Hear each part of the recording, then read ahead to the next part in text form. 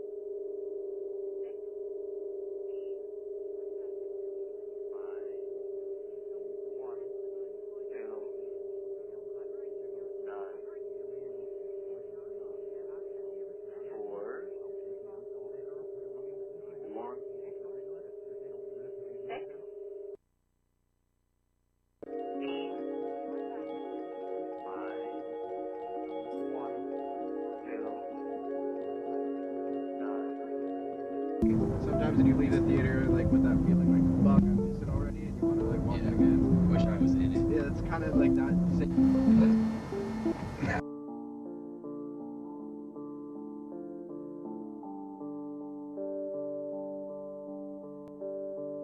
Wither away in that comfortable place where I stay.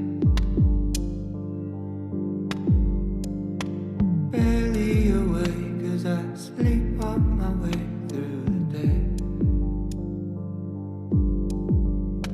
Don't ask how I've been if you run into me, it's so fake. First it's all quite piss poor and that's not the answer that you need. I've lost my appetite for the bait. Time after time it's a waste.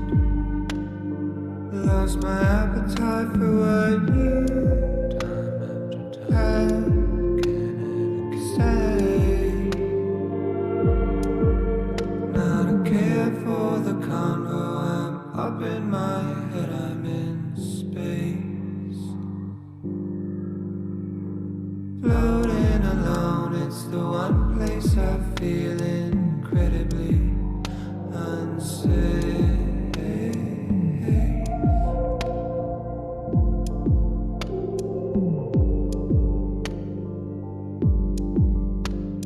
This heavy heart that beats in me will weigh me down a full 6 feet. If not these 750 milliliters, one for each of the secrets that I keep. Could you turn it down? Turn it down. It's all too loud. Too loud. Oh. June turned me into a shell. Inhale, God. 6-year exhale. Left a residual self. Scraps of compassion. Missing action. No care for the combo. I'm in space. Floating alone, incredibly unsafe.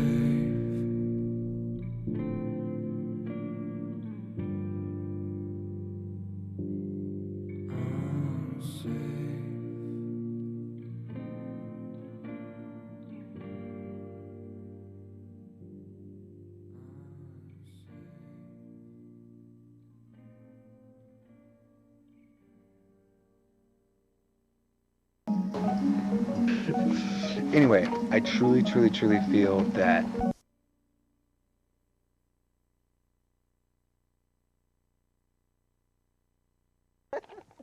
oh, keep going. Anyway.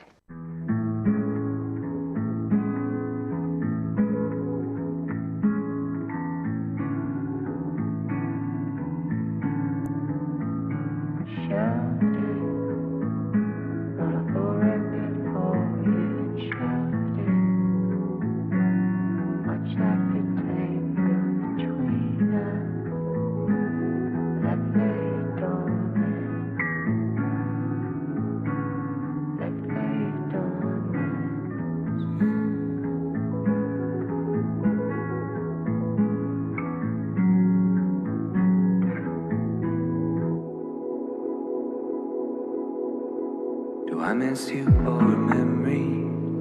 Someone or something I couldn't call it. Is it your smile in the morning? Or just the prime of our 20s? I shouldn't bother. I'm just searching for a feeling, and maybe it's past and I can't grasp it. A moment set somewhere in between where we met and where we left it. Almost as if every passing bird flies directly through our shadow. I really shouldn't. Where you at now? Did you save the 10,000? Did you find a passion? Alleviate some pressure? Have you got any new friends? Did you find a new man yet? Does he treat you special? I hope he treats you better than I did.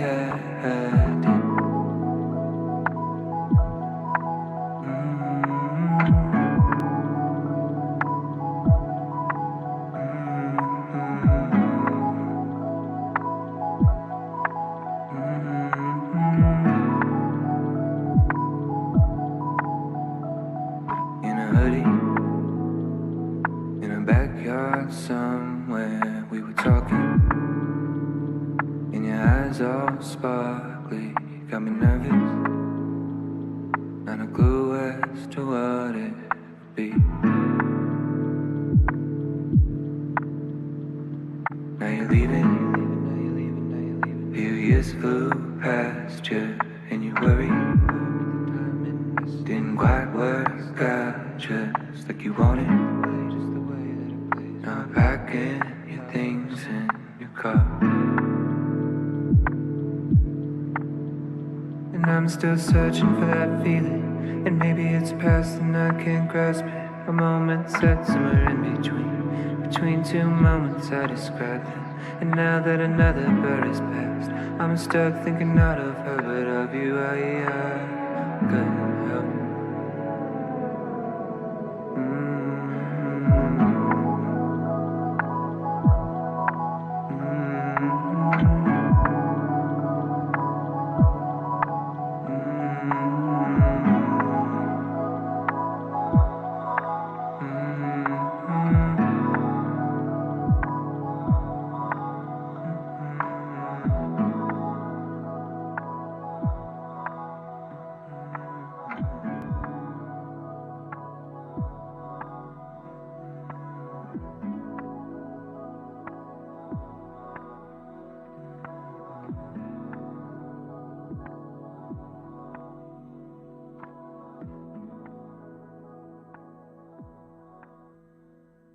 Hey, don't move on my toe.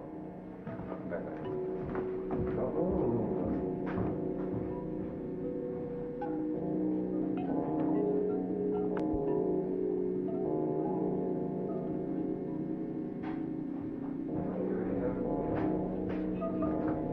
Still got a vibe, or just have a glass of peanut butter? Oh, yeah, give me a glass, bitch. This looks so awesome. Oh my god. I love you, Grandma. Look, this is amazing.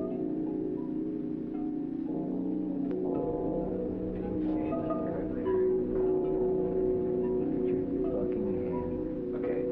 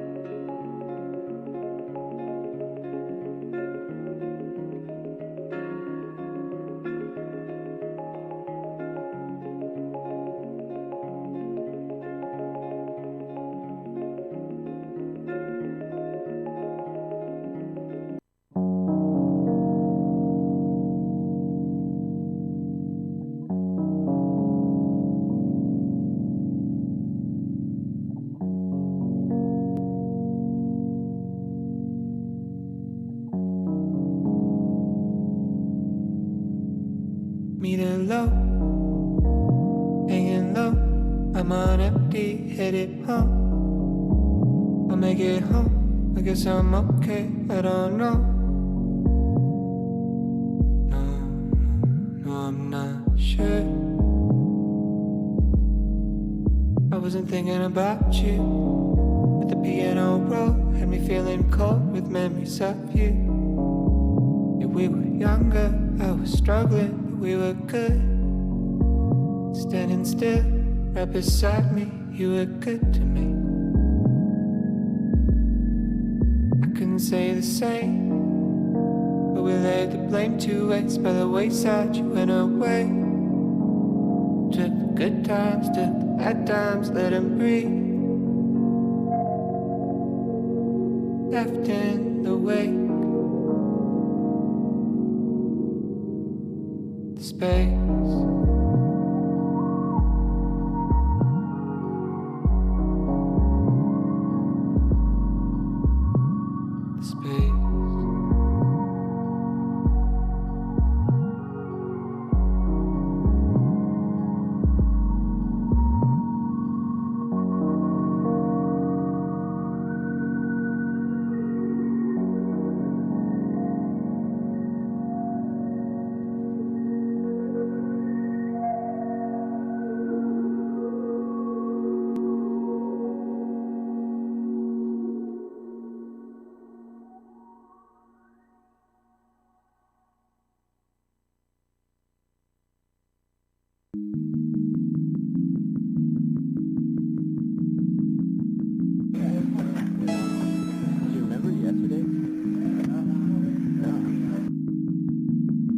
for always being such a great late-night hangout.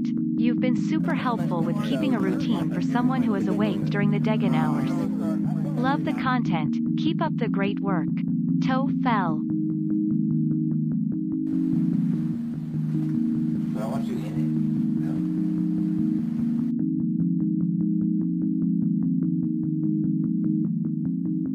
it. Play that on my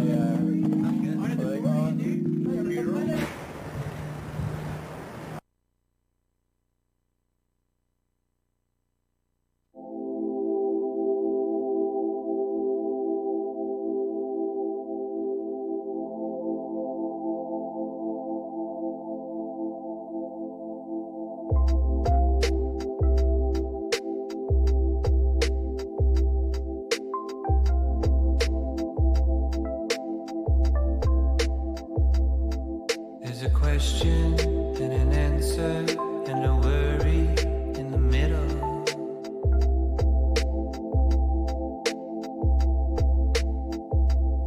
There was a promise of forever and a wishful intention.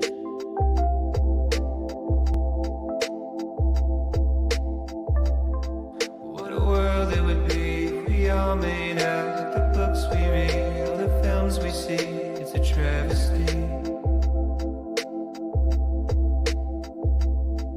As the moon drifts by with the shifting tides, and you're lost in life, so the love floats into the ether. And there was something that you heard and heard, and despite your parents, you placed your bet on love.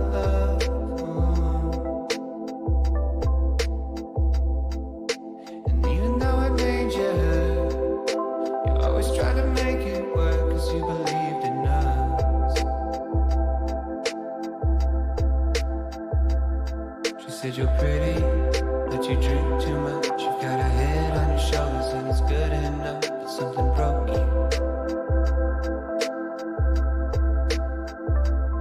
I said I'm sorry, and it's well in advance, but I will hurt you more than anybody has. Yeah, it's a sure thing. Oh, is it a sure thing? She said, I know that you didn't know back then. You're getting all that you should know by now. Never was about the pain you held, not in the way that you shut me out, not in the way that you hate yourself, or all the ways that you let me know it was that you and I, we were on our way. Kind of feeling that was unexplained, and you still feel like it felt back then. It's what you tell me when nobody's listening, and you ain't happy where you're at right now. Talked about it for a couple hours. Change in the past few years, a couple deaths and a few relationships, a little older and a little scared of making all the same mistakes I made. You said you're weary because you think too much. You've got a mind of your own, it's free enough, but it'll drain you. I know you're sorry, and it's right on time, because you told me what would happen if you stuck around. I know you warned me.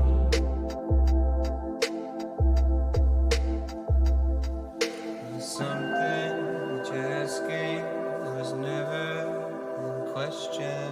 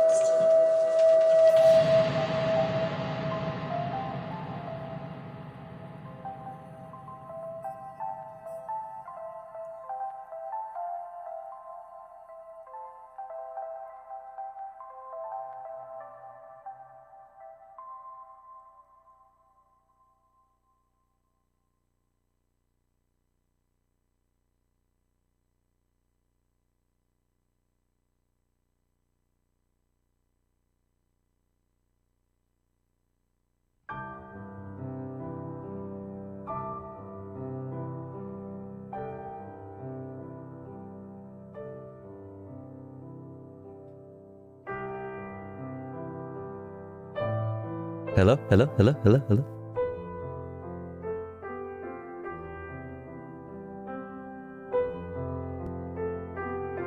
Hello? Hello, hello, hello.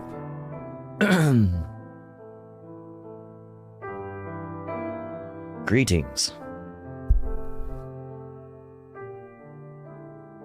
Greetings.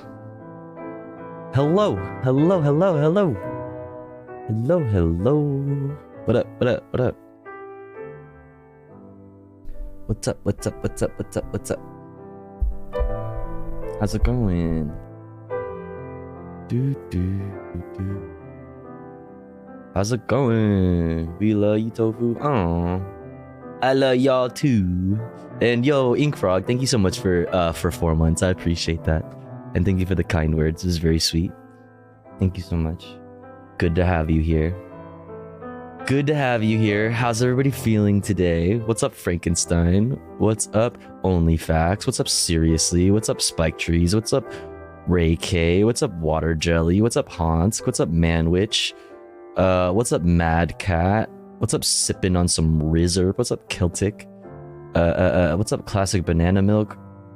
What's up, What's up, who else? Fellini Fiend, Alan Drax, Irked. Who else? Xenomonic, Tech Tink, Fellini Fiend, Boba-Tato. Hello, everyone. Hello. If I missed you, I'm sorry. What's up, Tenacious V? What's up, Gochu Guru? What's up, Vapor Glitch? How's it going?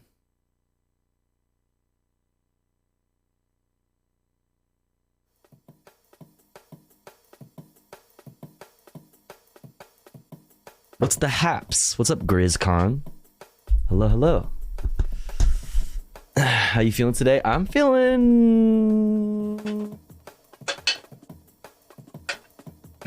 How am I feeling? I'm feeling awake.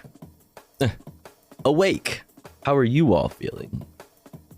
On fleek? Okay. Have you got weak yet? Have I got weak yet? Oh, have I got weed yet? No. Listen. Times are rough. I should be getting paid hopefully soon by Twitch. But, you know, until then, I'm just kind of shit out of luck. Until then, you know, because obviously things like food has to come first. Tonight was D&D and I needed to prep for the next section soon. There's sections in D&D? That's cool. I've always wanted to play D&D. Twitch, what the fuck? I wish they would...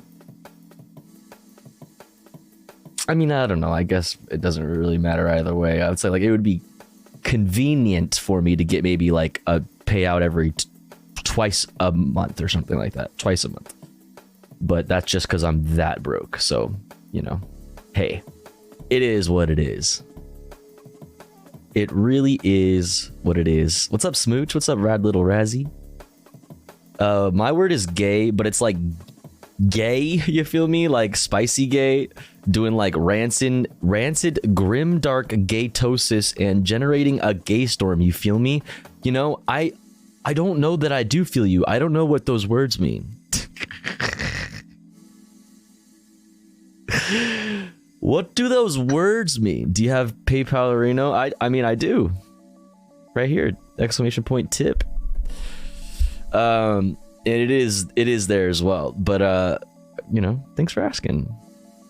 How's everybody? What's going on? What's up? What's going on? Yeah, I prep before each session. I've been running a D&D module. A D&D module book, so I prep them chapter by chapter for my players to go through and take their time with. So you're the whatever it's called, the MD, no, reverse DM. You're the direct message. That's pretty cool. I hear that your experience with D&D depends very much on the quality of your DM. So that's cool. You sound like really into it, and like you know, put a lot of thought and stuff into it. So that's cool. Yeah, I'm the dungeon master. That's fucking sick. They're called Game Dom. Yeah. Right. The Dominatrix. The Dominatrix. That is very true. I mean, I would love to play. I just need somebody. Well, I've talked to like Gremlo said he would. Gremlo said if we ever did like a streamer D&D, he would be what's it called? DM. But like also I don't know about being the one, like me being the one to like rally a bunch of people together. I'm not very good at organizing my own life or my own self. So trying to get other people to like, you know, coordinate like day, time, like stream and, you know, like who's Discord, you know what I mean? Like, I don't know. You should get Brennan Lee Mulligan. Who the fuck is that? What's up, Sarsec? I never played D&D. Me neither, but it seems really cool. I raided, I mean, for those of you that were here yesterday, you might remember that we raided Lucid Fox this morning or last night or whatever you want to call it, whatever it is for you. And they were showing their like new like bookshelf they got, and they had it like they got a bookshelf like for all their tabletop games, and they had like a whole bunch of D&D stuff. And it seems like really interesting to me that there's like this, like there's just more and more to this D&D shit that I just like don't know about, and it's really interesting. What's the problem? All you have to do is respond to all your messages, Tofu. Yeah, exactly. Yeah, exactly. Oh my god, speaking of responding to all my messages, oh shit, hold on. God, I'm the fucking worst, dude.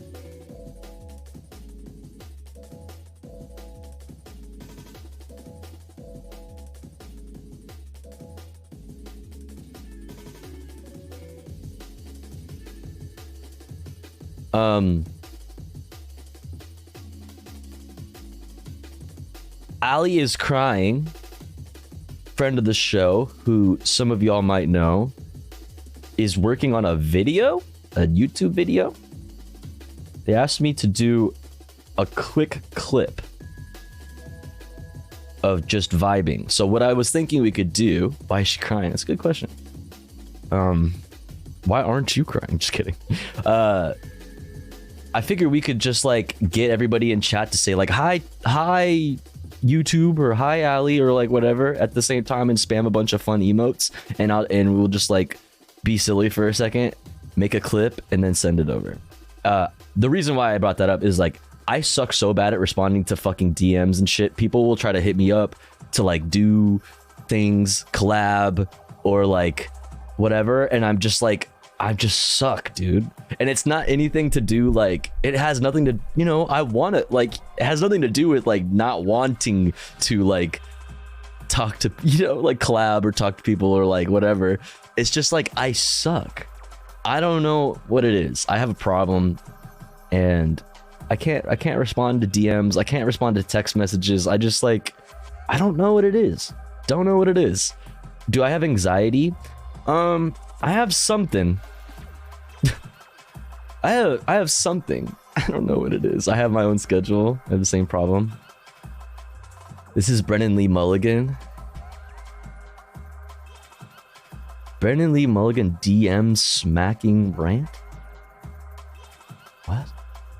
Before we finish this up, though, we do have the important question. Ooh. What are your favorite GM snacks? Yeah, Brennan. Let me be clear. Come on, This was put into this fucking questionnaire to come for me. And I'm gonna explain something. If you're at home and you're afraid to tell your gaming group that you're a snacker, I've got your back, okay? Because it's okay to fucking snack, all right?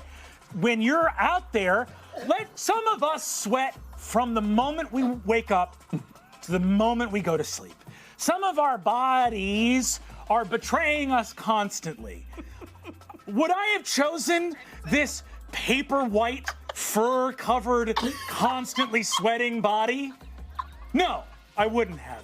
Does it require constant almonds? I don't know what's happening here. What is this? So is this Dungeons and Dragons? Are we dungeoning and dragoning right now? Like, what is this? I don't understand.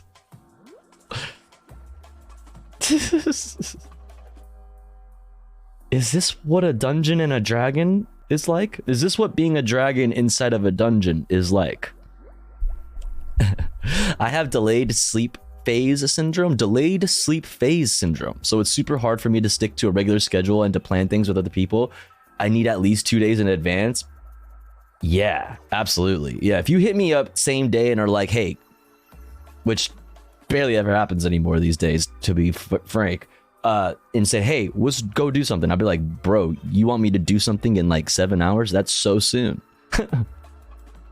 The fuck? I'm gonna freak out. I'm gonna have a fucking mental breakdown thinking about it.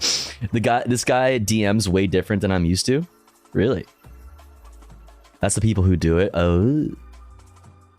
Yeah, I've got the same problem. Yeah, those are DMs. Okay.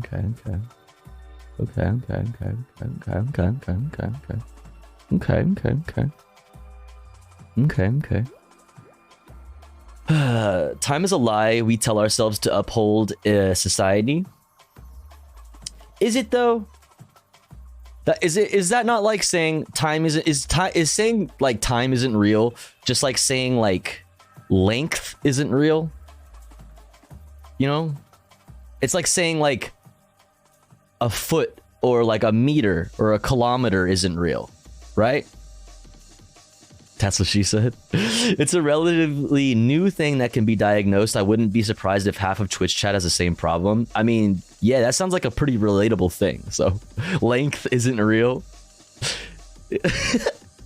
It's just a measurement, right? Like, it's like from here to there. Like, it's like you can't say that like me coming up with a set of numbers or like a set system to describe what, you know, the distance from here to there, right? I don't know. Girth isn't real. Hey girl, length is a state of mind, you know, right. Oh, you size is important to you? Oh, well, size is just a societal fucking, you know, a construct, right? And you are just a fucking, you know, you're just too close-minded to understand that. Synaptic Plastic says nobody likes a size queen. Damn. Do you want to disenfranchise the Arabs of the Arabic numerals? I don't know what you mean. Well, time and length aren't real, Tofu. Like, did you know if you go really fast, your measure of time will be different than mine? Same for length. It's called relativity, okay? Yeah, well, that sounds like some nerdy shit, okay? You sound like a fucking nerd right now. Alright? Yeah, alright. Well, whatever. What's up, Jasmine? True? Yeah. That's probably true. That's probably true. Yeah, well, you sound like a fucking nerd.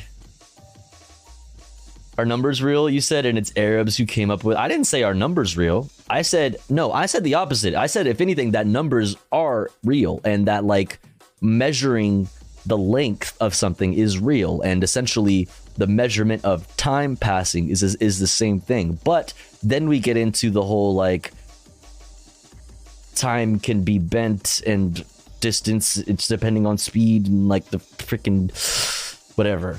Speaking of nerd shit... speaking of nerd shit, one of my players tried to break the fourth wall and we all just went silent like, huh? Wait. What's the fourth wall? What's the third wall? When you look at the camera in a TV show, which wall is that? That's the third wall? Numbers are unreal. Got it. Yeah, I have decided today. Spatial relativity. Fourth wall. The screen. That's the fourth. Okay. So when you are... yeah, which wall is this? So when you're in game, how do you break the wall in game? You'd like say something like when you are talking to each other, you're like, are you fully So is that the thing? You're supposed to be fully like immersed in your character, like even when you are like just going through the process, like talking to each other at the table, playing a game. That's the fourth, but now, but how does that work with D&D? Yeah, that's what I'm saying. So like, are you not allowed to talk to each other about the game while you're playing? You're supposed to be the character for as much as possible. Yes, really? What's up, Dad Beard? Welcome in. How have we gotten stunlocked already? Is a good question. The game, bitch, fuck you. Fuck you. Whatever, bro. What the fuck ever, bro. Streamers pretty much constantly break the fourth wall. Streamers, so where's the wall? I'm breaking the fourth wall by talking to you, right? The camera. Looking into the camera. Got it. I don't believe in walls. Yeah, walls are just a state of mind. Walls are a societal a construct, you know? Streamers are inside the walls. I'm inside your walls? What if I told you I was... Wait, I was gonna say, what if I told you I was the wall? Then that would mean you're inside me, and that would be a situation that we would need to address. Acknowledging events that characters wouldn't be aware of or happening. So that would be what I would call, what I would know to reference as, or refer to as, metagaming, right? You breaking my fourth wall, if you know what I'm saying. Hey, yo. We gotta build the wall, the fourth wall. We gotta build more walls than the fourth wall. There needs to be a fifth wall. Yeah, it's that too. Gotcha. Gotcha. D&D is basically LARPing, but we roll dice instead of going outside. That sounds like the ideal way to LARP. That sounds like the ideal way to LARP. Chat, before we get into things, I have to use the restroom, so we're just gonna run a quick ad break now. Before we get into the news and the headlines and all that stuff. If you want to avoid the ad, you just gotta subscribe for $5 or for free with a Twitch Prime.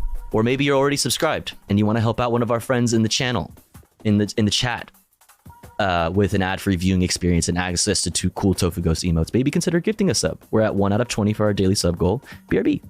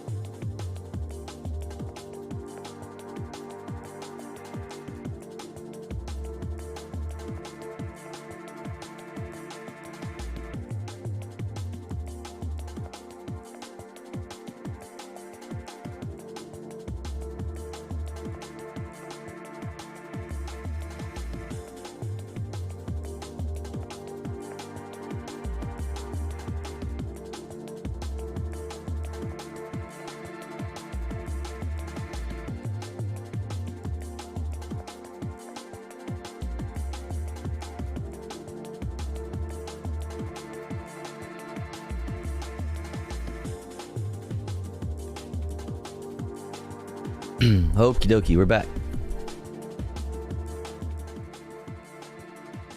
We're back. All right. Cool. Now we can get started. Let's get started with the shit. Let's get into the shits. Chat, we have not that much news. I always find a way to give us plenty of news, to be honest. I should just not even say that. It's Sunday, you know what I mean? So some of our main, you know, things, our main sauces are not putting out content today. But I have a couple articles we can look at, a couple videos we're gonna watch. Obviously, we're gonna get into the headlines first, then into some commentary, then we could do chess and fun stuff later. But right now, let's start off with what happened today in history. Today is March 12th, 2023. Let's see what happened today in history. What's up, Doodlebird?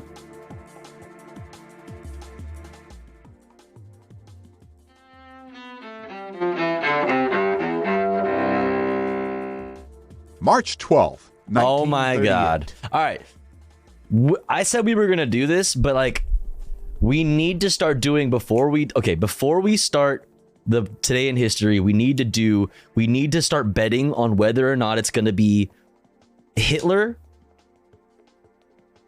/ Nazis or 9/11. It's like or neither or both. 4 options. Hitler, 9/11, neither or both. You know what I mean? So today looks like we need to do a gamba. In Europe, Nazi Germany's troops march into neighboring Austria. The next day, Adolf Hitler annexes his homeland. Austria remains part of Nazi Germany until the final days of World War II. 1933. My friends, I want to talk for a few minutes with the people of the United States about banking. President Franklin D. Roosevelt gives the first of his fireside chats on radio. Wait, did he say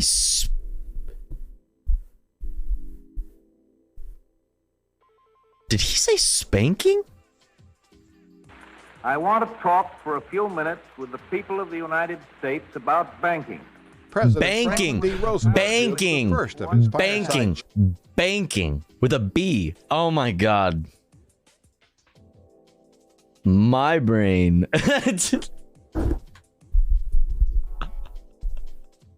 I thought he said spanking. Okay, listen. On radio, he tells Spank Americans banking, what steps right? he's taking to deal with the Great Depression.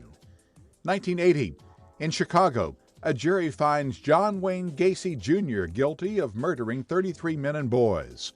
Bernard Carey is the prosecutor at Gacy's trial. Certainly in the history of this country, there's been no single murder trial with as many victims, nor I think we'll ever find a man as evil as John Wayne Gacy. The next day, Gacy is sentenced to death. He's executed more than 14 years later. 1912, Juliet Gordon Low creates the Girl Guides, which later become the Girl Scouts of America. The what And guides? The Girl Guides? At the end of the day, you're another day older. And that's all you can say for the life of the poor. In New York, the musical Les Miserables opens on Broadway. I've never seen this. It's a fairly cool. March 12th, Ross Simpson, The Associated Press.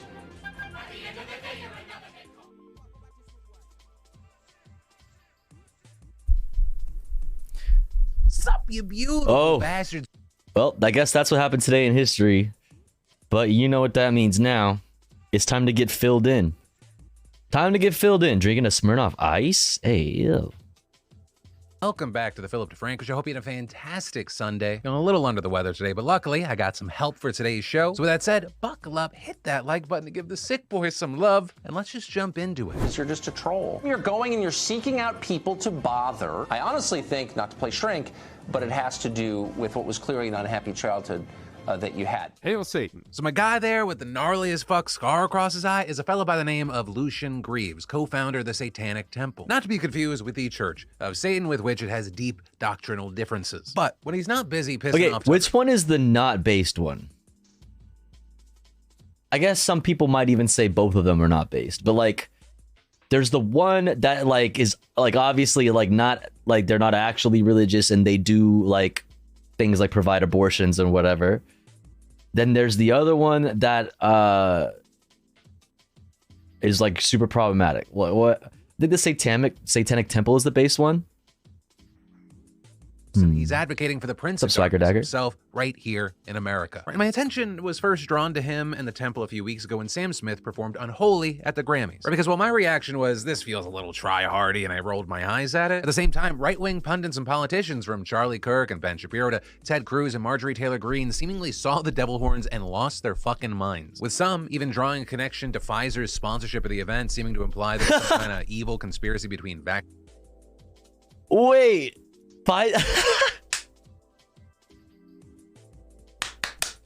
Wait, that's fire. Okay, Pfizer. Wait, that's fire. Pfizer sponsored the event, and oh my god, I didn't even know that. Producers, that's so Hollywood good. elites, and Satanists. And it's that kind of thinking that we saw during the Satanic This is Panic the devil. of the 80s. But also, even the more reasonable among us get our impression of Satanism from Among Us? in popular culture, with books and movies like Rosemary's Baby, The Exorcist, and The Omen, not to mention whatever your parents told you growing up. And so I thought, let's cut through all the bullshit. Let's just ask a Satanist himself, what do you believe? And so we started with the most obvious question. Do you actually worship Satan? And as Lucian explains, the answer is complicated. Well, we're non-theistic, which is to say we openly state that we do not believe in a literal Satan. Satan is a metaphorical construct to us. Satan is a literary character that kind of embodies our values and is kind of a narrative structure that contextualizes our works as a community. Now, naturally, when some people hear that, they conclude that the temple is just a joke, an ironic performance, some sort of legal loophole, but not a sincere religion. But Lucian says that although most Satanists don't endorse supernatural beliefs, they still take the values of their religion seriously, as well as its rituals and practices. At least as seriously as any other religion, which he argues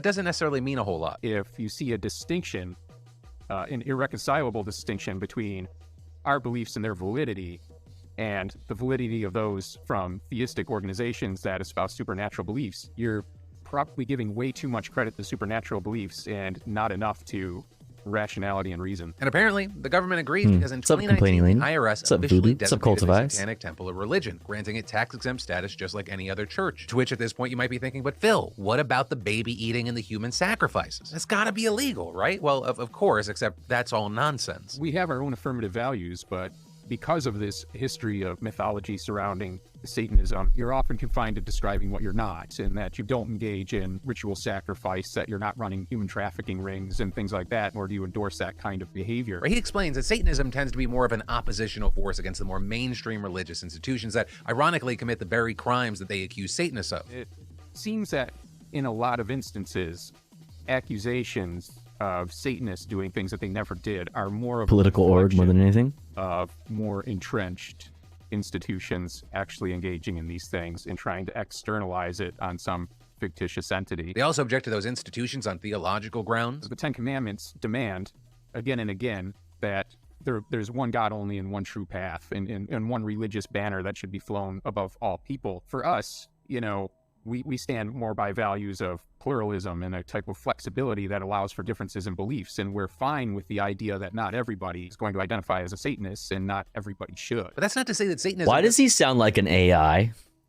Is the audio just like garbled from him being on like FaceTime or some shit? Any beliefs of its own. It does. In fact, its affirmative values are laid out in the temple's 7 tenets. And you can pause and read the list here. I'm not going to read them all out for you, but essentially they espouse the values of compassion, justice, bodily autonomy, free speech, science, and a belief in human fallibility, with a special emphasis on opposing arbitrary authority, be it religious or political or both. And that actually reflects the origins of modern Satanism and the romantic movements of the 17th and 19th centuries, with artists recasting the devil as a heroic rebel against God's tyranny, with arguably the most famous depictions that scholars still debate being Milton's Paradise Lost, in which Satan remarked, "'Tis better to reign in hell than serve in heaven." Satanists also look to Lilith, Adam's first wife before Eve, according to some Hebrew myths, as an empowering feminist figure, with her considering herself equal to her husband Adam, seeking knowledge denied to her by God and rebelling against patriarchal authority. So when Lucian co-founded the Satanic Temple with Malcolm Jari in 2013, he put those more left-leaning politics into practice. So to kick things off, he staged a mock rally in support of then Florida Governor Rick Scott to protest a law allowing voluntary prayer at public school functions. You had people expressing how grateful they were to Scott for allowing their children to worship Satan in school, as well as a banner reading, "Hail Satan, Hail Rick Scott." The temple then went to the grave of Fred Phelps' mother, at him being the late founder of the extremely homophobic Westboro Baptist Church. And there, he had same-sex couples kiss over it, with Lucian teabagging it in a ceremony to turn her lesbian in the afterlife, also vowing to turn...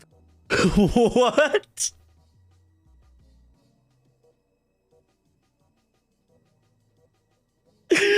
You what? You did what? Woo! Let's go, dude. You're a lesbian now.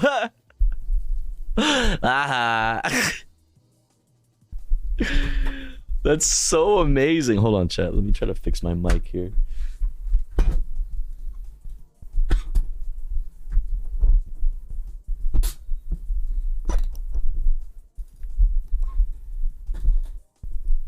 God damn it. Hold on.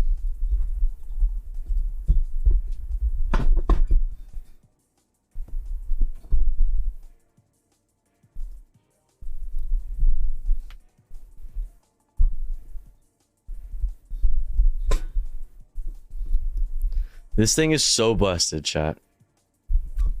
There, that's fine. All right.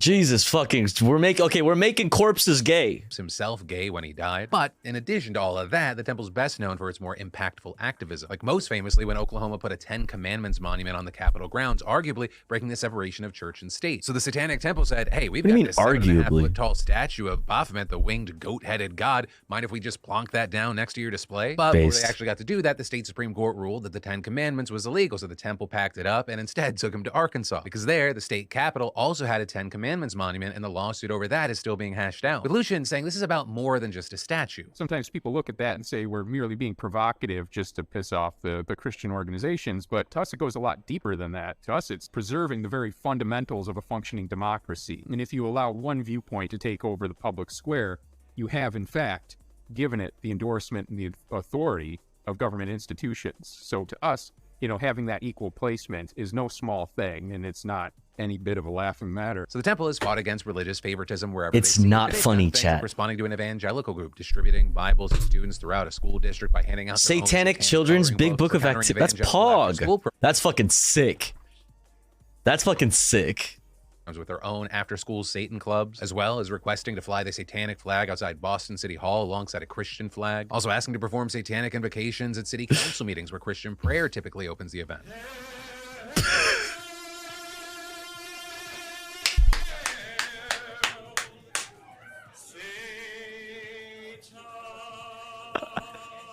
Hell yeah. The temple's also gotten involved in more high-profile political issues too, like in 2017 when it asked its members to order cakes praising Satan from homophobic bakers. And more recently, it actually sued states like Indiana and Idaho for violating its religious liberty with their post-Roe abortion bans. Right, because according to the temple, abortions are just part of a satanic ritual. And to that effect, it launched what it officially titled Samuel Alito's Mom's Satanic Abortion Clinic. And with that, people can get... Samuel Alito's mom's? To that effect, it launched what it officially titled Samuel Alito's Mom's Satanic Abortion Clinic. And with that, people can get telehealth. Bro, you said your mother. Oh my God. You want to take away abortion rights? Yeah? Well, your mother, your mom. Prescription abortion meds shipped to them discreetly through the mail. But that's also not the only service that the temple provides to the public. You also have what it calls Sober Faction, basically Alcoholics Anonymous minus all the Christian stuff. And notably, it actually fulfills any court orders too. That's also Gray Faction. Actually cool, because the 12-step program, like NA and stuff, is like super secretly fucking religious and creepy and weird.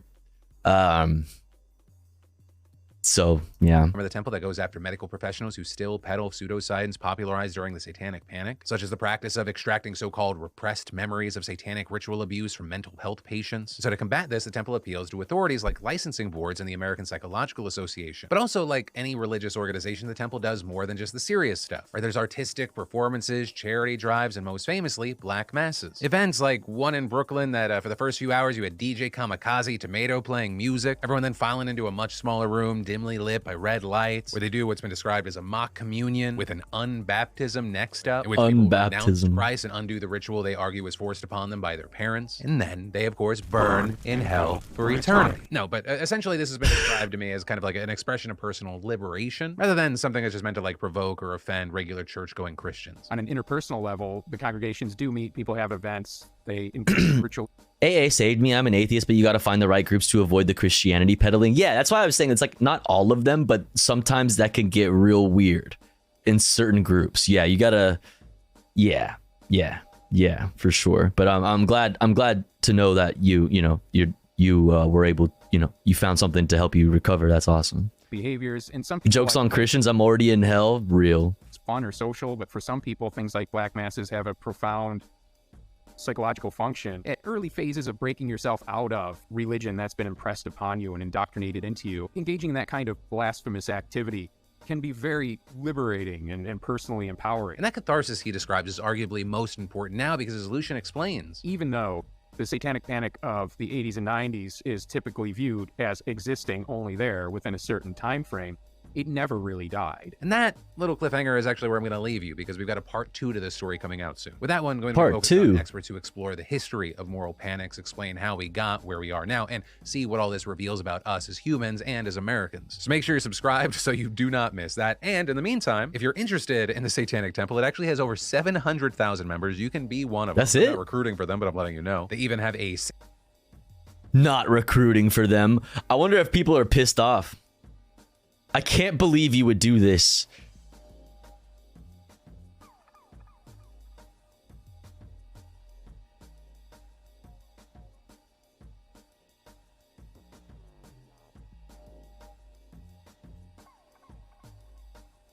It's all positive, actually. I mean, shit. I don't know. Con 2023 coming up this April in Boston. But with all that, wait, I would totally go to Satan Con. What are your thoughts here? And then, are you looking to level up?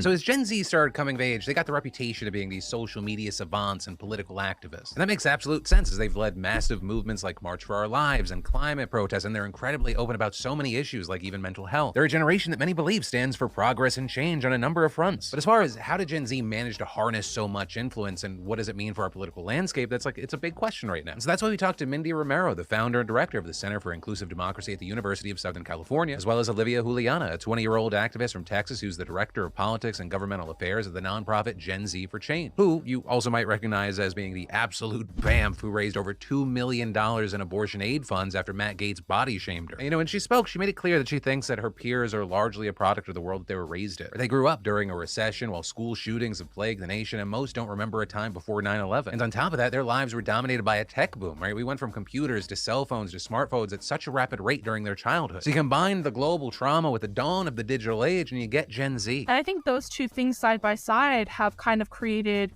this generation that were the victims of a lot of horrible tragedies, who at the same time are also hyper aware of everything that's going on in the world and what powers they actually have to stop those things or to make their voices heard. Right, and the awareness that social media creates is very key here, right? She sees it as a tool that essentially allows everyone to burst their own bubbles. Even describing her own experience where she started getting politically active while in high school, which was during the peak of a pandemic, while you had people out there protesting police brutality, and we were heading into one of the most consequential presidential elections ever. But with her growing up in a conservative family and neighborhood, she said that kind of stuff just wasn't something she frequently touched on until she became active on places like TikTok. Social media gave me the opportunity to learn about those things. It gave me the opportunity to understand what was going on in the world and see things I might not have seen in my little small rural, Texas community. But it also gave me a voice to express things that I really never got to express because of where I grew up and my surroundings. And she's now part of a group of young activists called Gen Z for Change, who aim to mobilize civic engagement through social media activism. And what we're talking about today, it's not this unheard of thing, right? Gen Z has rightly gotten a lot of credit for their civic participation. We've seen countless headlines about how young voters helped fight off the red wave in the 2022 midterms, and it's true, they did. Their votes helped swing key races, and turnout among young people was the second highest it's ever been for a midterm election in 30 years, with 27% of people under 30 casting ballots. But still, that's standout, right? Even though it's a near record participation, it's still not super high. Right? According to the Pew Research Center, the overall turnout was at 45%, so young people fell quite a bit behind that. So Romero explained, we still need to see much higher turnout for young people. yes, we should celebrate that it was the second highest, I think, in 30 years or so, but it's still a really low number. And so, I mean, ultimately, headline, yeah. Then people might think that that turnout of young people is already at the number it should be. Though it's very important to note here that Romero doesn't think that young people are the... I don't know. I don't know that it's giving that.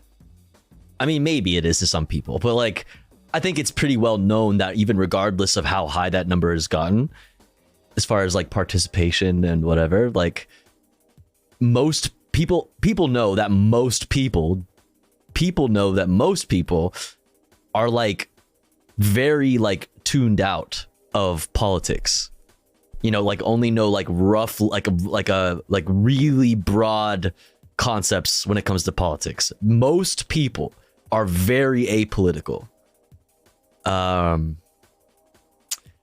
So I don't know.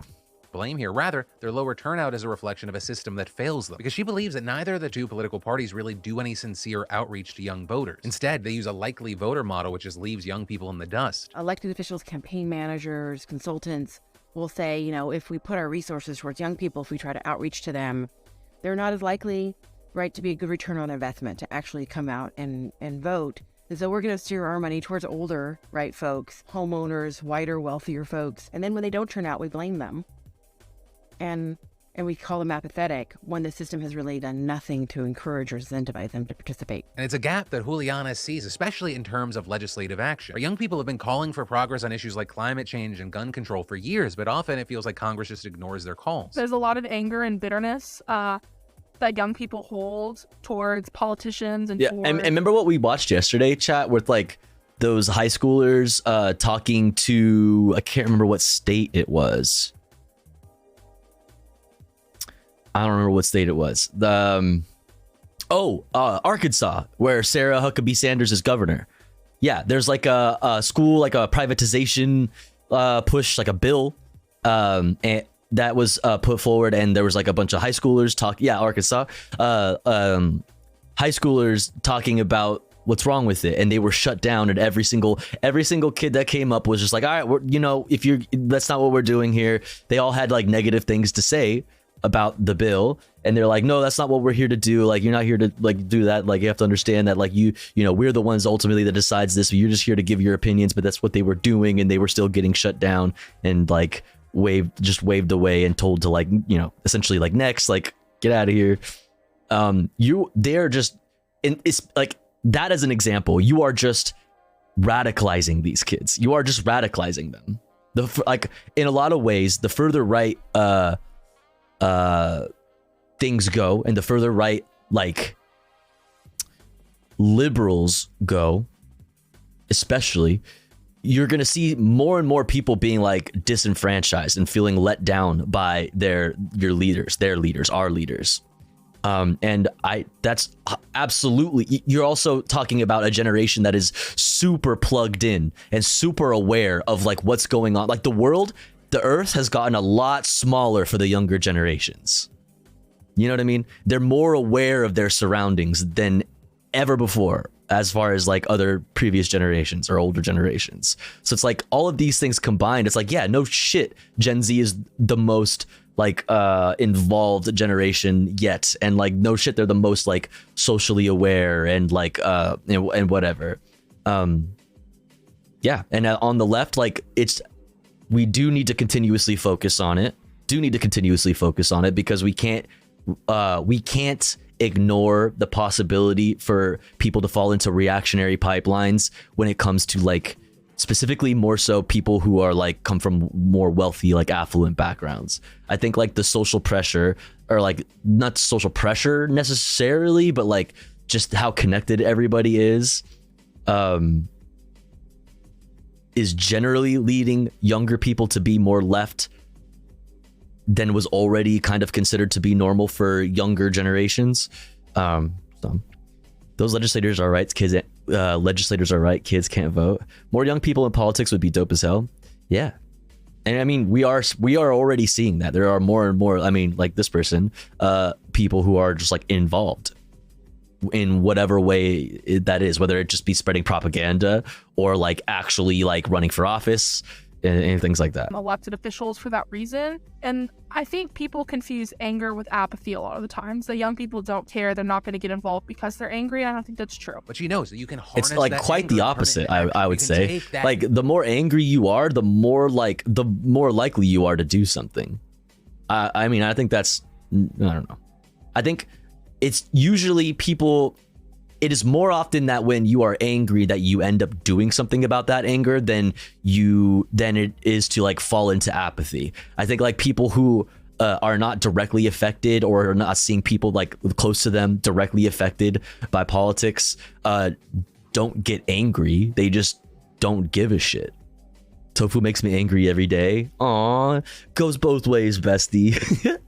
Yes, use the anger for good. Yes, I can feel your anger. Negative energy and turn it into something positive, and that's why she's so passionate about using TikTok and social media to speak directly to her peers about issues they care about, especially as young people are far more likely to vote if they hear from other young people. We have a lot of research that shows that peer-to-peer contact, mobilization, outreach, that's the most effective. Campaigns need to do it because they're the main source of information and Be right back. platforms and so forth. Because it's not that young people don't care, right? Young people care a lot. Some just participate in other ways but don't think voting actually helps. Right? The system just hasn't made a good case to them for voting about the issues they care about, which is a gap that Romero thinks campaigns have almost no excuse for. Because even though there is some variation, a lot of the issues Gen Z cares about are in line with the rest of the country. So politicians just have to direct their messaging to younger people. That's important because sometimes people will say, oh, young people are over here, you know, and they're so different. There's a lot of overlap. I think just making the case and coming at it from where that young person is, making the case for why the political electoral system matters in combination with other things that they're doing. It's an approach that can work in peer-to-peer outreach and one that can work for politicians themselves. Because Gen Z does actually want to hear from elected politicians. They just want it to be sincere and not like the forced TikTok. Chad, I forgot I was going out there to get more coffee and I didn't bring my coffee. You're leaving people with no food in their mouths. Gen Z just wants leaders to be straight with them. We're not asking politicians, you don't have to pretend to be a huge Taylor Swift fan. You don't have to pretend like you understand who Trisha Paytas is. Just be yourself and like be honest and genuine with who you are as a person. And I think people will gravitate towards you a lot more. And I don't think it's that difficult. Just don't play a character. The outreach to young people it's not where it needs to be. And when it is there, it's not often that it feels sincere. And as Romero explains, sometimes it's campaigns asking young people to volunteer and put their boots on the ground, but their generation gets almost nothing in return. Often it's about like, hey, help us. What's up, James State? Right? Help us, at this event or whatever. If you think about that, it's a little insulting, right, to young people, right? We want your labor, but we're not going to fight for your vote. And to kind of add to the insult here, Democrats really kind of celebrated and even patted themselves on the back for getting young people to vote for them by such a wide margin. Right? In the House, people under... Yeah, that shit pisses me off because we all know what's happening there. Anybody with fucking half a brain knows what's happening there. It's not pro-Democrat, it's anti-Republican votes.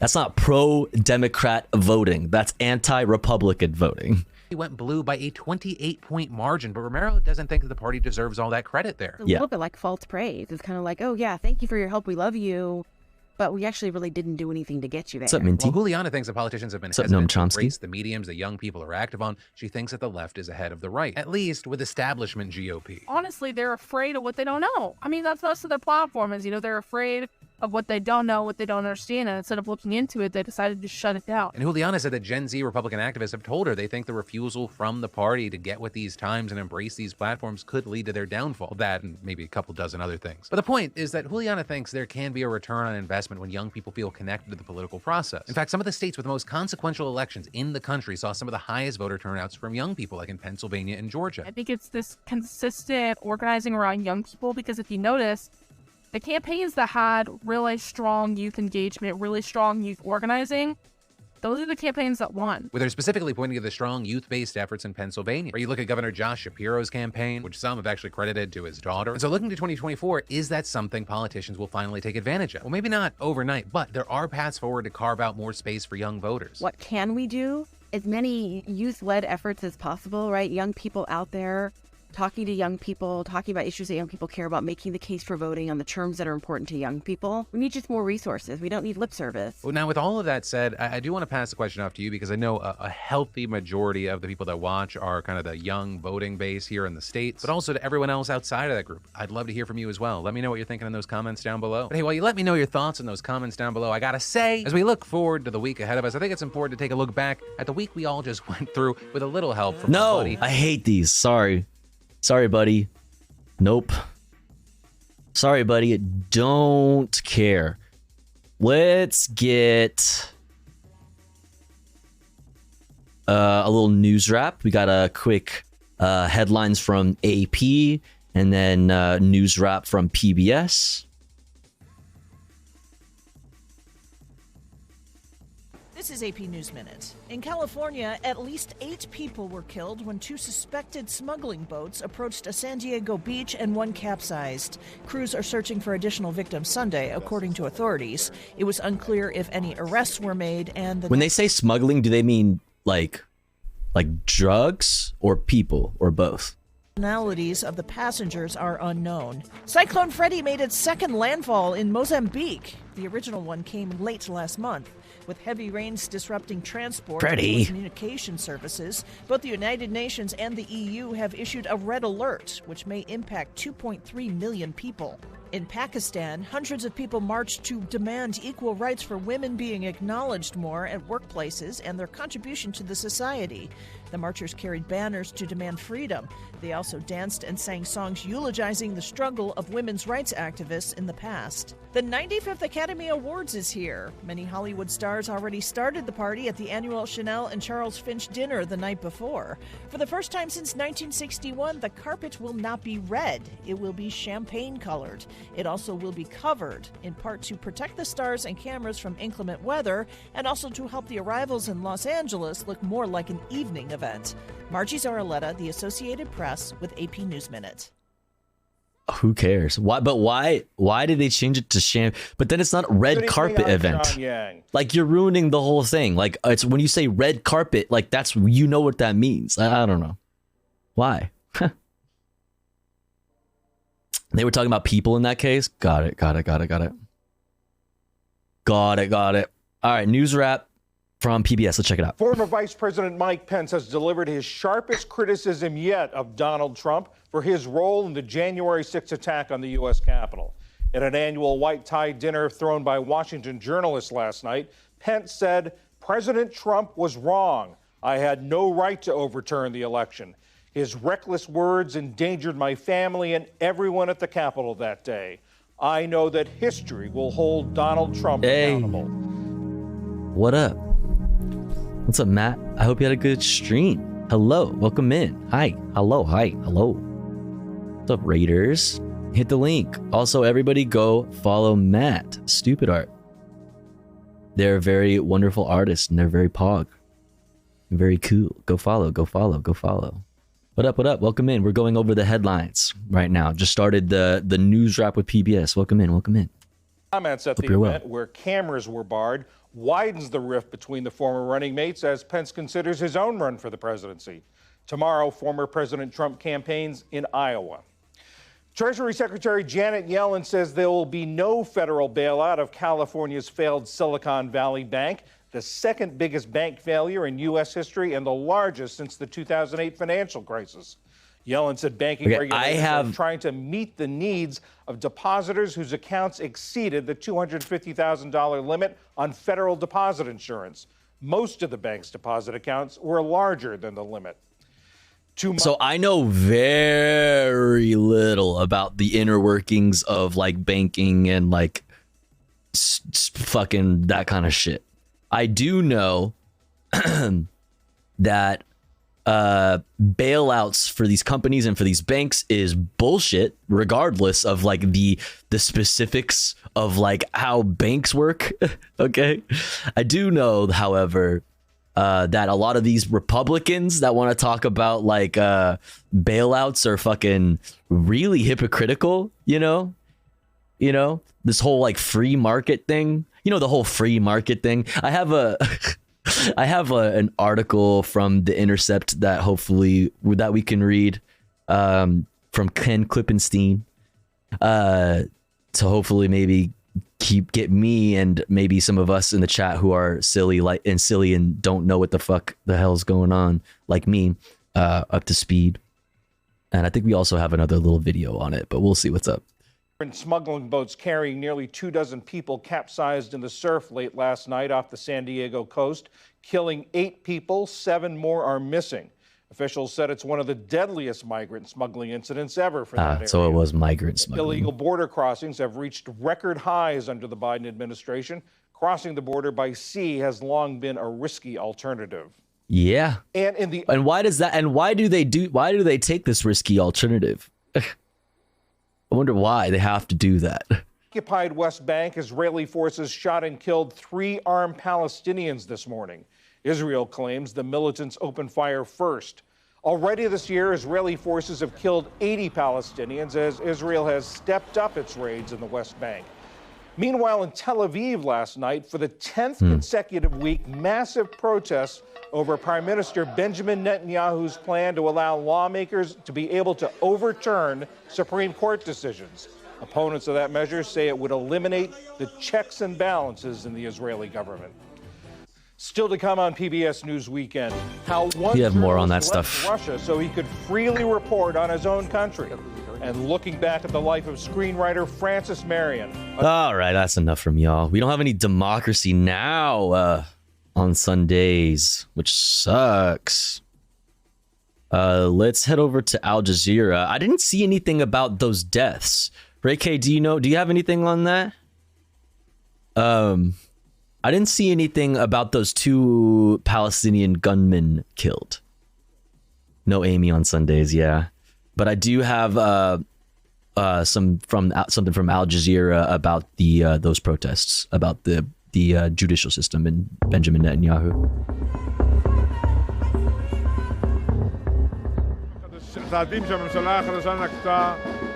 The steps taken by the new government create a real, tangible, and immediate danger to democracy in the country, and we will stop it without a doubt. Sometimes you see in this kind of demonstration and protest that it gradually fades away. The opposite is happening. The more the government is trying to push the very, what they call legislation, judicial reform, which is more than constitution vandalism, the more people in the streets and the more the police is using force against them. It's really important that we raise awareness all around the world, so not just in Israel, but all over the world. If anyone tries to do what they're trying to do here, people will go out and demonstrate. What's this? What's the red? Is this like they're like doing the Handmaid's Tale thing? What is the red in the white hat thing? What's that? The reform in the law and to protest against our Prime Minister. Crime Minister. Where are y'all at with all the fucking illegal settlements? Where are y'all at, huh? It's interesting. Crime Minister. Yeah. Yes, the Handmaid's Tale. Libs still protesting, Palestinians still dying. Libs don't actually care. Oh, okay, well, same old thing. Libs love to do that shit. Yeah, Libs love the Handmaid's Tale. Still need to finish that series. I've never seen it. Or it's a book too, right? We call him Crime Minister. He is becoming a dictator. And we don't want dictatorship. We want democracy back.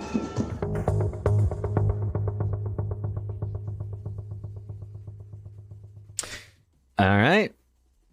Pretty lib stuff there. Let's see what we got next. UK protest backs health staff as doctors prepare to strike. And it's leading to hundreds of people dying needlessly every week. The message is thousands came to defend Britain's National Health Service. It came ahead of the latest strike in the sector, pushing for better pay and more investment. Now, this demonstration has been called by various healthcare unions and campaigning bodies, but behind them lies a huge workforce, and they've been warning for some time that the whole system's being underfunded, leaving them demoralised. Save our NHS! Jordan Rivera is an occupational therapist at a public hospital. She's been busy supporting colleagues taking strike action, and before this protest, she told Al Jazeera nobody takes the decision lightly. At the minute, it feels like that's the only way to fight for the NHS, actually. And we're not just people who work in the NHS, we are patients as well. These are our family members who are also... What are they specifically protesting? It feels like the message was pretty vague and aimless. The Israelis, not the British, might be bad timing. No worries, Berserk. They are protesting changes to the judicial system in Israel and by Netanyahu's administration. Yeah, so like what Ray K is saying, real democratic to control 5 million people without letting them at least vote, let alone other rights. It's really funny to see them talk about like, dictatorship and freedom and democracy when meanwhile like Palestinians are treated as less than human. It's just like classic liberal shit, just classic liberal shit. If there was no NHS there. Campaigners accuse the government of pushing people towards private healthcare and allowing the NHS to decline.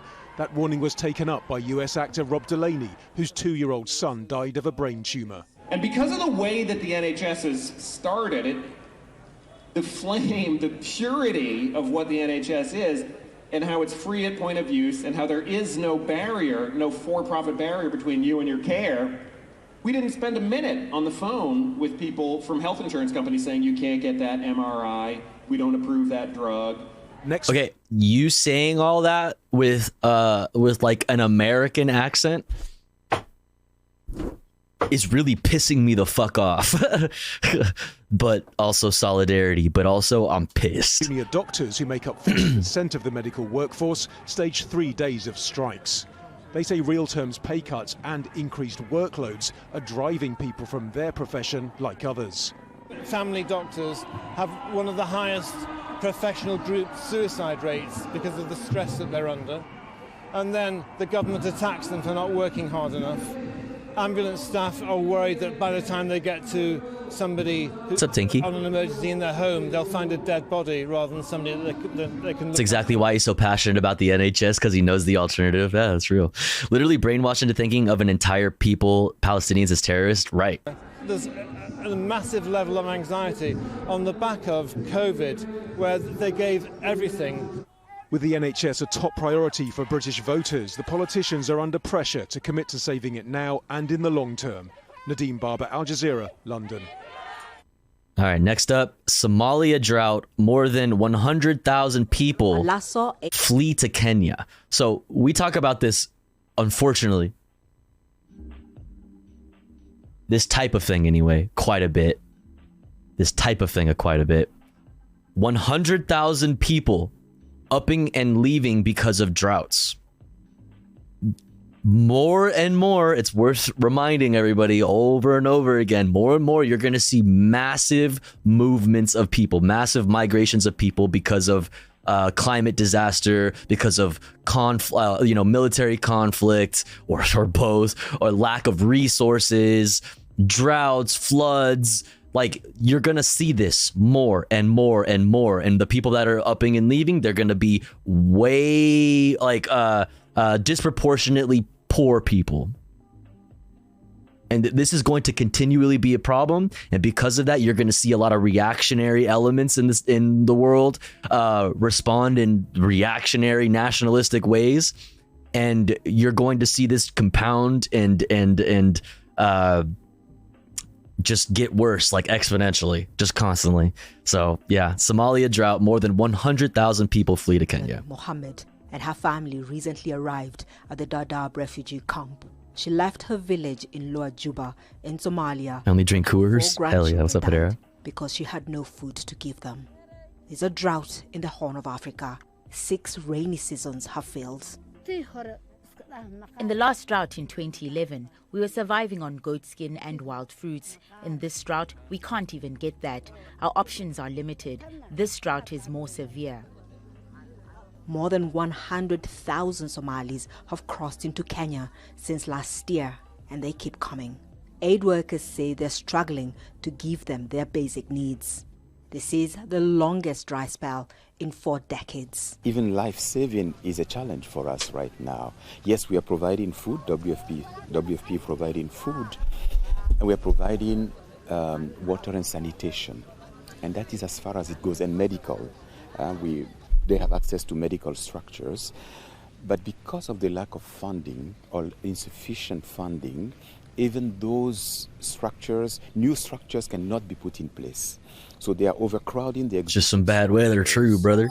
Ismail Ali Mohammed is pitching a tent on the edge of the camp. He has to scrounge to have a roof over his children's heads. People have been dying. The journey from Somalia was desperate. There was nothing to eat, no water to drink. I know people who died on the way. Such shelters are scattered across the area that hosts more than 300,000 refugees, majority of whom have fled from conflict and drought. Most of the people who are coming to this area on the outskirts of Dadaab camps are not registered as refugees yet, so they are struggling to survive. They have very little water and food. The refugees get cereals, cooking oil, and some cash every month, but the new arrivals have to wait a little longer to access the services. There's also a vetting process to ensure those who are coming in are not a security threat. Those like Ismail Mohammed, who are making the journey to these camps, say they just want to stay alive. Catherine Soy, Al Jazeera, Dadaab refugee camp. Fucking sad. This is happening everywhere. I mean, you could also make the argument too that this is like, that's what we're seeing. Like those migrants that were found dead off the coast of fucking San Diego or whatever, and their boats capsized. Like, you see all the situation like in Italy, and now with the UK with their like what the fuck is the fucking word I'm looking for? What's the word I'm looking for? I guess they're immigration laws, but specifically, why am I blanking? Why am I stupid? When you seek it, oh my god, why am I blanking? Asylum, thank you. Asylum, yes, thank you. God damn it, my brain. Brexit.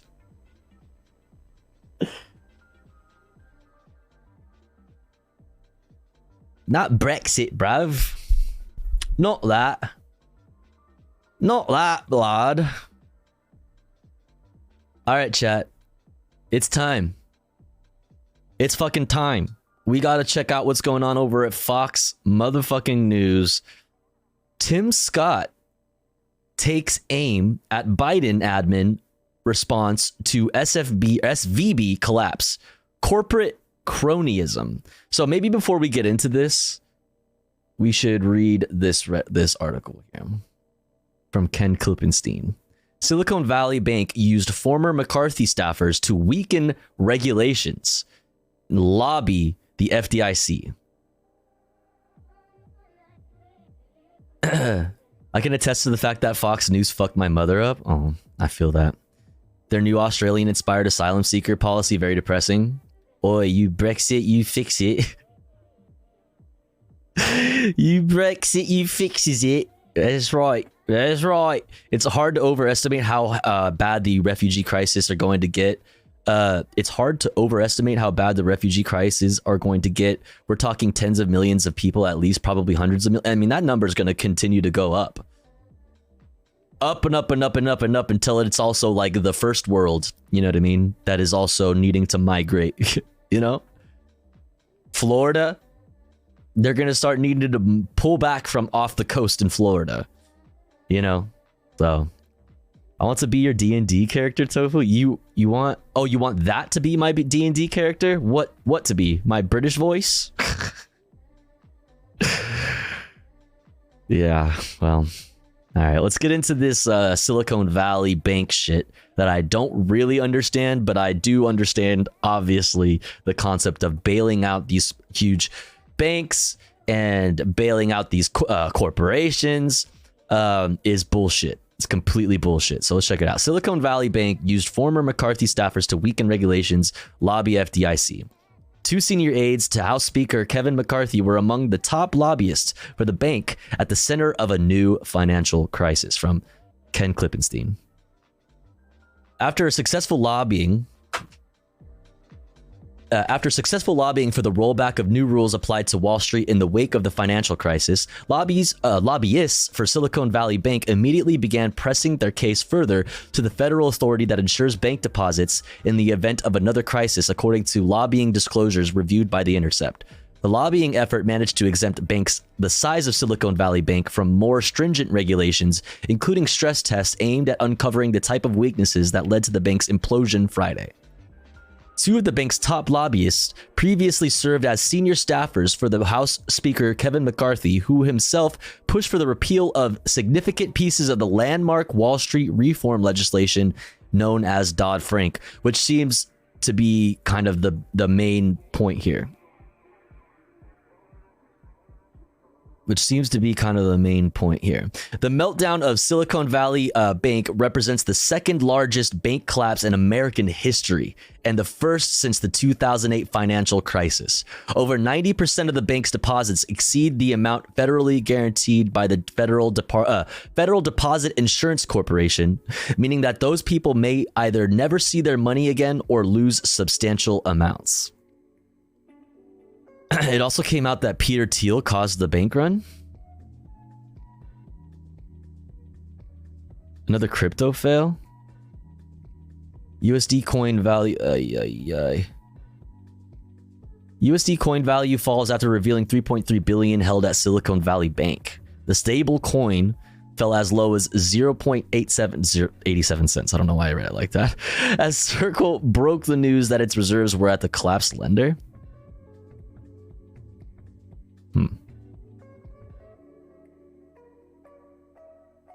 All right, where was I here? Silicon Valley Bank President Greg Becker himself pushed for weaker banking regulations, telling Congress to lift enhanced prudential standards given the low-risk profile of our activities, as the Lever reported. A chief culprit, economists say, is legislation President Donald J. Trump signed into law in 2018, which rolled back key parts of the Dodd-Frank banking regulations passed in the wake of the 2008 financial crisis. That 2018 legislation, called the Economic Growth, Regulatory Relief, and Consumer Protection Act, passed with strong support from the Republican Party and critical support from some Democrats. Among those leading the charge was McCarthy, then House Majority Leader. What's up, my yay? We're going to move this Senate bill directly to the president's desk to ensure these reforms help the economy grow further by making community banks stronger, McCarthy said of the legislation in 2018. This is going to free up a great deal of capital, and this will help a lot. 2 former staffers for McCarthy are registered lobbyists for Silicon Valley Bank, according to the disclosures, including one of whom lobbied on the 2018 Dodd-Frank repeal law that experts say made the current crisis more likely.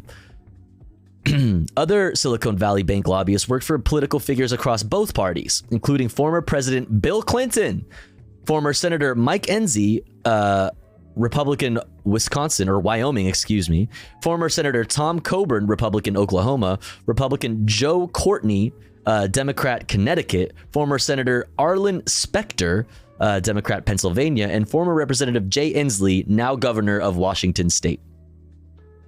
Brian Worth served as Coalition's director for McCarthy from January 2011 to May 2014, when McCarthy was House Republican whip. Since March 2017, Worth has been a partner at the Franklin Square Group, where he's worked as a lobbyist for Silicon Valley Bank. Wes McClelland served as a policy advisor and senior policy advisor for McCarthy from April 2011 to September 2015, and joined Franklin Square last January, where he has also lobbied on the bank's behalf.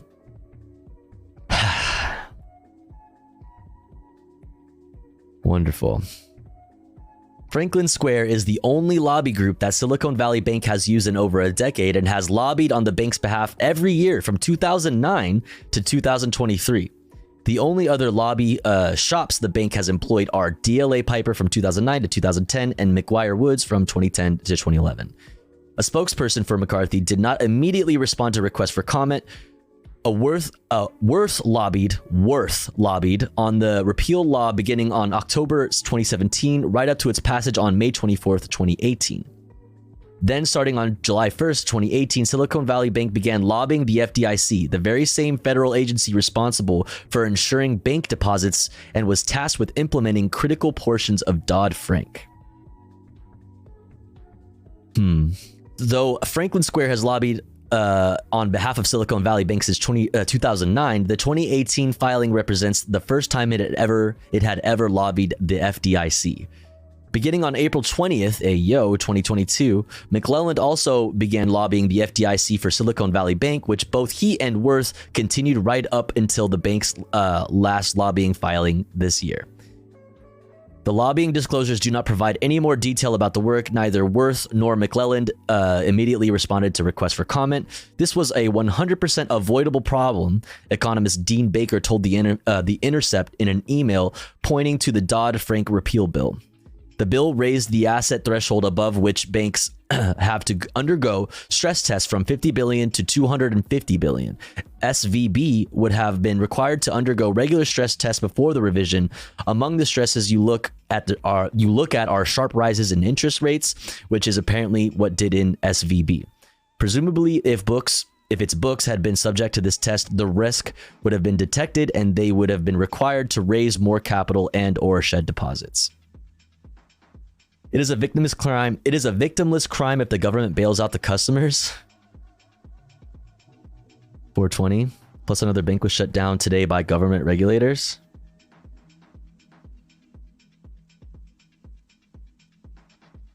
Days after Silicon Valley Bank fails, regulators close Signature Bank. Regulators shut down the New York Signature Bank on Sunday, the second bank to be shuttered in a matter of days, with President Joe Biden attempting to assuage fears over the stability of the financial system by vowing to continue efforts to strengthen oversight and regulation.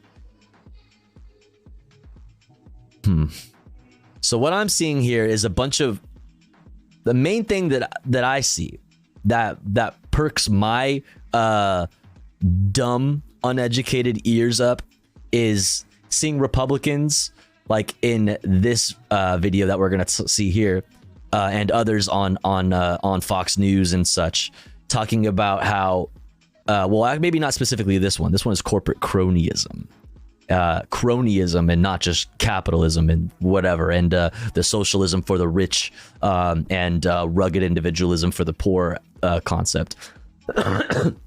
We're seeing people say that Silicon Valley Bank went woke, and that Democrat policies are to blame for these types of failures. That's what interests me. And then seeing these same people that are railing against student loan forgiveness and any other type of like policy in that vein, railing against it as like handouts and socialism and such. Like they are begging for bailouts. Which sounds to me like socialism for the rich. Let's go over to my friend. Hold on.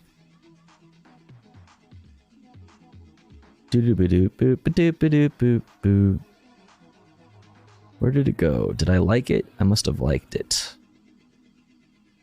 Aha. Senator Bernie Sanders, United States Senator for Vermont, made this statement. Let's be clear. The failure of Silicon Valley Bank is a direct result of an absurd 2018 bank deregulation bill signed by Donald Trump that I strongly opposed. 5 years ago, the Republican director of the Congressional Budget Office released a report finding that this legislation would, quote, increase the likelihood that a large financial firm with assets of between 100 billion and 250 billion would fail. Unfortunately, that is precisely what happened. During the debate over the legislation, I had said, are our memories so short that we learned nothing from the 2008 Wall Street crash? Have we learned nothing from the savings and loan disaster of the early 1990s or the thievery of Wells Fargo of the over the last couple of years, or the dishonesty of Equifax, or the accounting fraud at Enron, Arthur Andersen, or the failure of long-term capital management, or the billions of dollars in fines that financial institution after financial institution has paid out for illegal or deceptive activities? Sadly, the Republican Congress and the Trump administration answered all of these questions with a resounding no. Now is not the time for U.S. taxpayers to bail out Silicon Valley Bank. If there is a bailout of Silicon Valley Bank, it must be 100% financed by Wall Street and large financial institutions. We cannot continue down the road of more socialism for the rich. And like I literally just said 2 seconds ago, which is kind of fucking funny, which is probably where I got this from subconsciously, and rugged individualism for everyone else. Let us have the courage to stand up to Wall Street, repeal the disastrous 2018 bank deregulation law, break up too big to fail banks, and address the needs of working families, not the risky bets of vulture capitalists. Word. Wasn't that an MLK quote originally? Maybe. What's up, Llama? What's up, Always Be Gaming? What's up, Coffee Man Can? What's up, Visual Genius? That was a perfect clip until you broke character. Fuck! He said, have we learned nothing? And he said, Republicans said no, which means they didn't learn nothing. Hence, they have learned from okay, Forlord. But we create jobs. Yeah, well, you know what you also create? These nuts in your mouth. I don't know what that really means, what I just said. But anyway, this is what I do understand about this. I may not be very educated on how specifically banking works and these things, but this is something I can understand, right? Now is not the time for U.S. taxpayers to bail out banks, period. Whatever happened to the free market? Whatever happened to the free market? What happened to that? The fucking invisible hand is supposed to slap bitches up and throw them into the fucking, into a grave, into the grave if they fuck around. They're supposed to find out when they fuck around. But then you have things like lobbyists that also work for politicians. And it's like there's like this crazy crossover. You know what I mean? Of these huge financial institutions and these government institutions. It's really interesting. And yeah, fuck around and get bailed out. Narrator had never existed. Sanders is always talking the money and the rich, which is the bottom line of what we need to change first and now. Find out how much money we can make on the dip, you mean?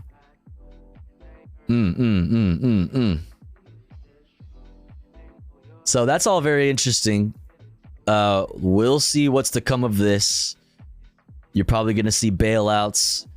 You're going to need more socialism for the rich, while the rest of us just get fucking nothing. Just get fucking nothing, you know? Whatever. Anyways, let's move over here to Tim Scott on Fox motherfucking News talking about this situation and calling it corporate cronyism. Let's hear them out. Welcome back to Sunday Night in America. The economic news is mixed. Jobs numbers are good, but inflation is high. The stock market is volatile, confidence is low, and a large bank just failed. Fed Chairman Jerome Powell was on Capitol Hill this week, and some senators are wondering if he knows what he's doing.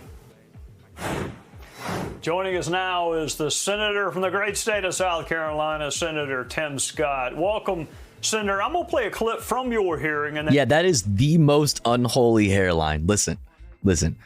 I don't know. I'm fairly positive that this is a mask.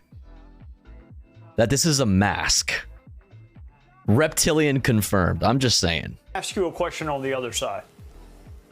Yes, sir. At a time when our economy is suffering from historically high inflation, I expect our central bank to focus its time and resources on bringing inflation down, not on policy outside of its mandate. Do you agree that the Federal Reserve does not have the authority or statutory direction? That's not a mask, Tofu. That's just another person's face. Oh, fuck. As you know, there's a tightly focused role that we do have that I believe that we have, but I would agree with your statement. What prompted your question, Senator? I know, I mean, you've served on that committee for some time. You follow economic things very, very closely.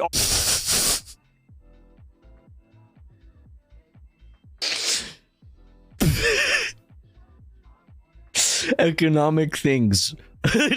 You're like into economic things, and you follow economic things quite closely, as far as I know. Have. What concerns do you have with the way the Fed chairman is doing his job? Well, think about this way, Trey.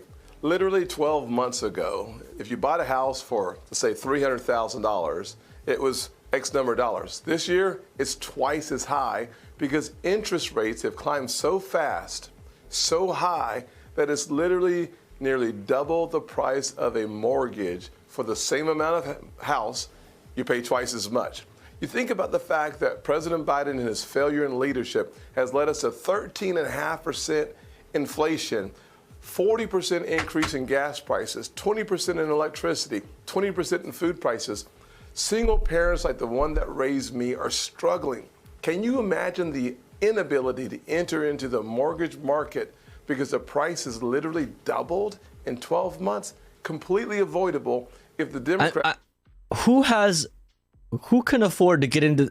Who was able to get into that market before even? The radical left would look in the mirror and blame themselves. They have not taken any responsibility. Yeah, I can't imagine that because I already couldn't enter the market. That's what I'm saying. Like, you mean now they're not able to... People aren't able to enter the market? It seems to me like it's kind of been a thing. The state of our economy. Let me ask you about this bank failure in California. It seemed like it just like arose overnight, which makes those of us that don't follow it completely overnight. Yeah, totally. It just happened out of nowhere. Nobody could have seen this coming. Nobody did any sort of like legislating that could have like exacerbated these types of things. I don't know. News like you kind of wonder what the regulators were doing. What can you tell us about the bank failure in California? Yeah, we can tell you that the regulators seem to have been asleep at the wheel without any question, number one. Number two, I would say this, that we just heard recently that they're going to really have the greatest form of corporate cronyism that we've seen in a very long time. They're going to insure all the deposits, even the ones over the $250,000 limit, which means that the most sophisticated investors are now going to have the insulation of the federal government. That is... Okay, I mean...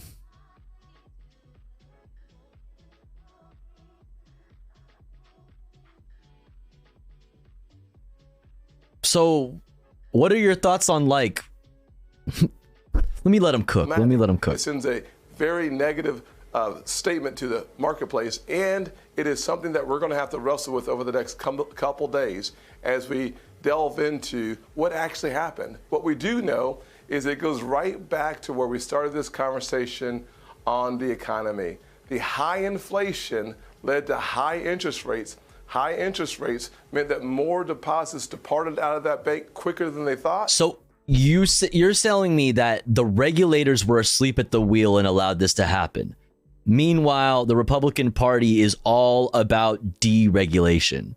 And the inflation is not like the reason why it's happening under Biden's in Brandon's America is because of a lack of regulation, is a lack of fucking oversight. It's just deregulation for deregulation's sake and just letting them fucking run amok.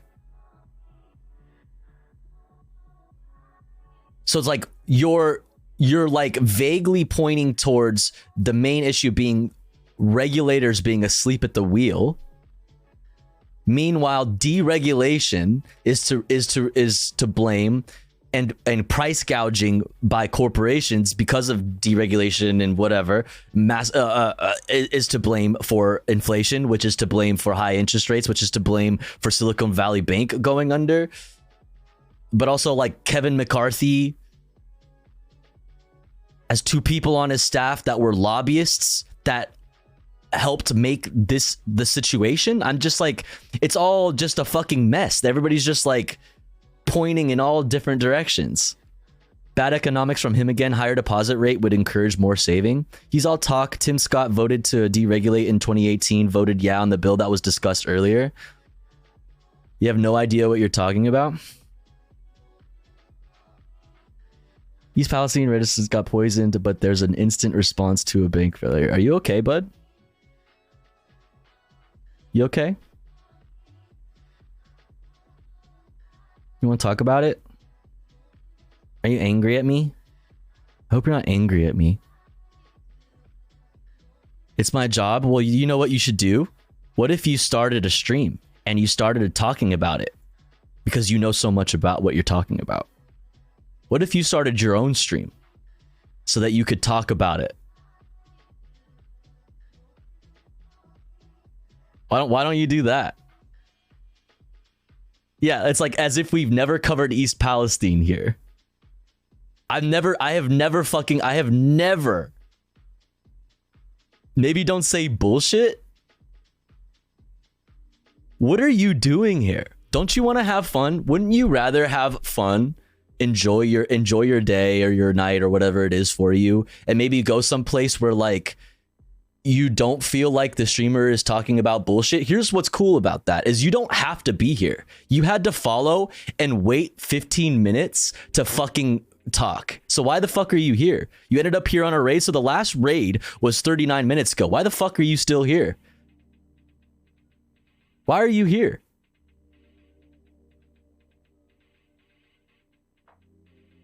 Fucking smart guy. Like, I've never fucking said that I was an expert, okay? I have literally said that I don't know much about banking and much about specifically the stock market, but I do understand general concepts about, we'll say generally, like I fucking said, what you were here for, clearly, socialism for the rich and rugged individualism for the poor. I cover things in order to learn about them also. I have never said that I was an expert on anything that I talk about. I'm a person who is here to learn about the news with a community. Get the fuck out of here, bro. You're fucking lame. Out of here, bro. Also, the last raid was Matt, and I doubt that his views would be different from yours. This guy's just being a dick. That's what I'm saying. It's like you're here to be a bitch. You're here to be a fucking little whiny bitch. So it's like, go somewhere else, dude. You don't have to be here. Fuck the fuck. Leading to the collapse. We have. Don't make me tap the sign. Don't make me tap the sign. Do you see what this says right here? That says comfy vibes only. Fuck off. Fucking smarty pants. Can't wait to see your stream. Failure at the Fed, failure at the regulators, and failure with the management of that bank. We have a lot to uncover. The one thing we know for sure, the American taxpayer should not be on the hook for this failure. We're going to do everything in our power to make sure that doesn't happen. Speaking of the American taxpayer, I'm going to throw you a curveball because I know you can hit it. You're an athlete. Ukraine. We hear about the cost of war in Ukraine, and I sit there and think, well, what's the cost of doing nothing? Is it not possible to support Ukraine but also want fiscal responsibility and accountability? I mean, can I not do both? Well, Congressman, the answer is yes, we can do both. I think what I've heard all across the country on my Faith in America tour is the frustration of the American people because of the absolute lack of leadership of President Biden on domestic issues. Think about the security issues that we face here in America. The border, it is wide open. It is unsafe. Just deflecting to bullshit. Classic Republican move. Look, what about the border? What about this? What about that? Like, bitch, what do you think we should do about this? Did you point out, did you have a solution? You pointed out that the regulators were asleep at the wheel. What is your solution for that besides like pointing at the border? When like deportations and people being turned away at the border and stuff like that are at all-time highs, because like you should be stoked on Brandon's border policy, immigration policy. You should be hyped. Led to more than what does this have to do about Ukraine? So I mean, they're just like they're basically saying that we shouldn't be worried about Ukraine. We should be worried about domestic issues, which generally I agree with. But the thing is that their specific domestic issues are fucking bonkers bullshit. Bonkers bullshit that just like puts more money into law enforcement and stuff like that. It's just like we need to have a fucking a heavily militarized border. Oh, there's crime in Democrat streets. The crime in the streets in Democrat cities. We need more cops. It's just like that's all they when they talk about domestic issues, that's what they talk about. Because when they point to things like East Palestine, they don't fucking actually talk about like the regulation that would be required to prevent things like that from happening, or being the support that unions need, the support that labor needs to prevent these things from happening. They don't want to talk about that. They just want to point at it so that they can be like, fuck, look, Brandon's America. Look at all this bad shit happening. Brandon's America. Look, Brandon did this. 100,000 overdose deaths in this country. We hear a lot about the Mexican cartels who are the ones who transport that fentanyl across our border. Think about the 4.5 million illegal immigrants crossing our border, and our president is silent and absent. Bro, see, that's the funny thing about that is like, that's what leftists are saying, but like in the opposite way, is that like Brandon ran on a progressive immigration policy, or at least one that was more progressive than Trumpy boys, the Trump administration's. Completely bullshit. Completely bullshit. Think about East Palestine. Here's a crisis in our country, and the president has yet to step a foot into East Palestine. True, but what would you have him do there? True, I agree. That's true. He went to Ukraine. Or was it Ukraine? I don't know. He went overseas when he should have been in East Palestine. I agree. But what would you have Brandon do? What would you have Brandon do? Because all of the things that Brandon should do are things that you don't actually want. So it's like, it's such empty posturing of like fucking Brandon, fucking Democrats. It's like, what would you do differently? This is your policies at play here. This is your shit. You love this. Americans who are frustrated because of the lack of leadership on domestic issues that only exacerbates the situation we see today in Ukraine. Here's where we need the president to lead. What is our nation's vital interest in Ukraine? And it should start with degrading the Russian military is in our vital national interest. In addition to that, we are not going to simply degrade the Russian military. We are going to have accountability for every single dollar spent. There is no such thing as a blank check.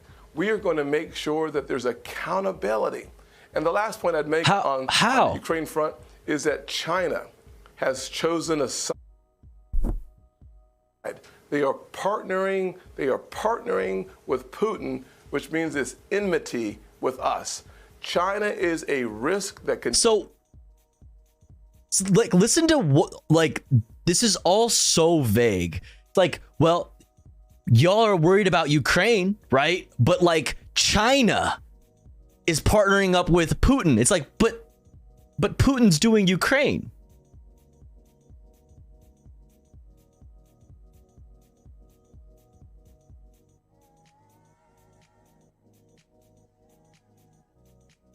It's like, so what do you want to do about China?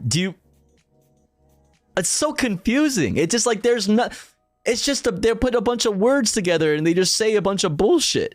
Used to arise an adversarial position they have taken against the American. So we should, instead of supply. Listen, I am. You know my stance on Ukraine. We've had many stun locks here on that, right?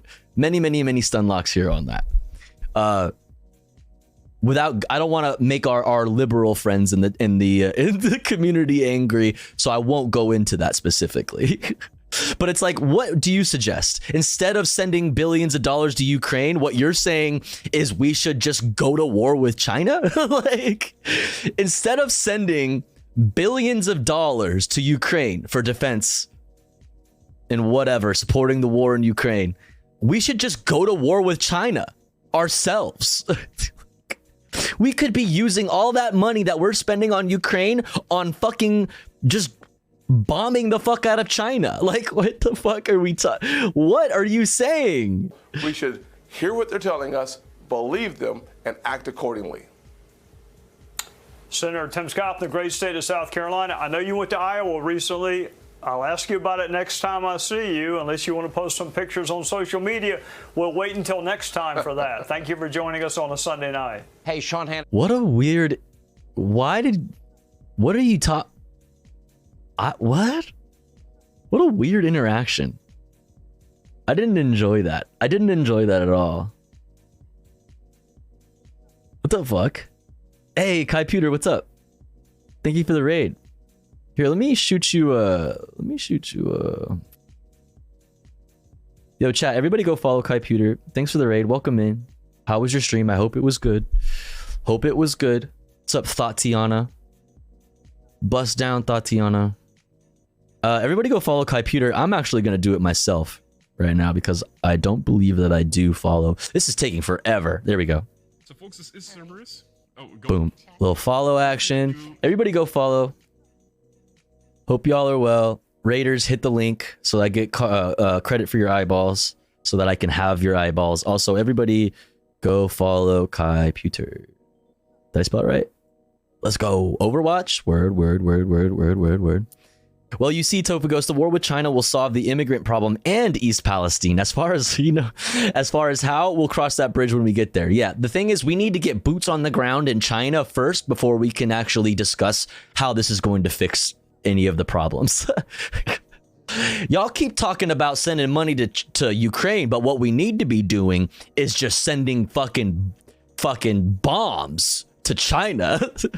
Did everything turn okay outside your house that one night? Not really, but I don't want to like, I can't really, I don't want to like, it's, if I talk about it too much, it might be like kind of doxing, you know what I mean, for me. But it was pretty weird and pretty bad, and I'm actually still unsure about a couple pieces of it. Maybe further down the road, I'll tell you like what specifically happened. I kind of alluded to like generally what happened, but I don't want to like go into it too deeply. But we're fine. We're fine. Thank you. Stream was good. Cybercrime news for the past 3 months in a row. Word has been a good time. Hell yeah. Well, welcome in. We are just finishing up fucking listening to these fucking goofballs over at Fox News talk about fucking nothing. But now we are actually, oh shit. Well, that sucks for you guys because actually, you know what? Since we had some people just come in, we can probably hold off. Yo, what's up, Inklings? Good morning. Welcome in. I do love to the only real issue we have with China is that they give money out to developing nations that we want to exploit. They do soft. What they do a form of like imperialism that is like soft imperialism. What they do is they say, hey, let us build up your infrastructure. You don't even have to do anything. You don't even have to pay us money or anything. We're just gonna build up your infrastructure. And like, you just gotta like do a bunch of business with us. You know what I mean? Like, we're gonna build your infrastructure and you're just gonna like be able to do a whole fuckload of business with China. Whereas United States kind of like, has historically done imperialism a little bit differently. You know what I mean? Economic imperialism. There you go. Yeah. Soft core imperialism. Their loans are better, but it's not out of the kindness of their hearts, right? Right. All right. I was gonna run an ad break, but we just had some friends come in, so I'll hold off till after this segment. You know what? Actually, we'll just do this first. Next, we're gonna talk about Cop City. We're gonna talk about Cop City. Actually, this is quite a bit. This video is 31 minutes, and then we have this article as well. Chat, we have Cop City news to get into. We have evidence that looks like Tortuguita's hands were raised and legs were crossed at the time of being shot by police. Who's surprised? Nobody. Not a single fucking person. We're going to get into that. And then after that, we're going to check in with the Majority Report and Sam Cedar and Emma Vigilant and friends, talking to somebody about Georgia's state of emergency over Cop City protests. All that after a quick ad break. I know I said I wasn't gonna, but we're just gonna do it because that's quite a lot of stuff. I don't want the ad to run automatically. I run ads while I'm away from the stream. That way, nobody misses anything, even if you're unsubscribed.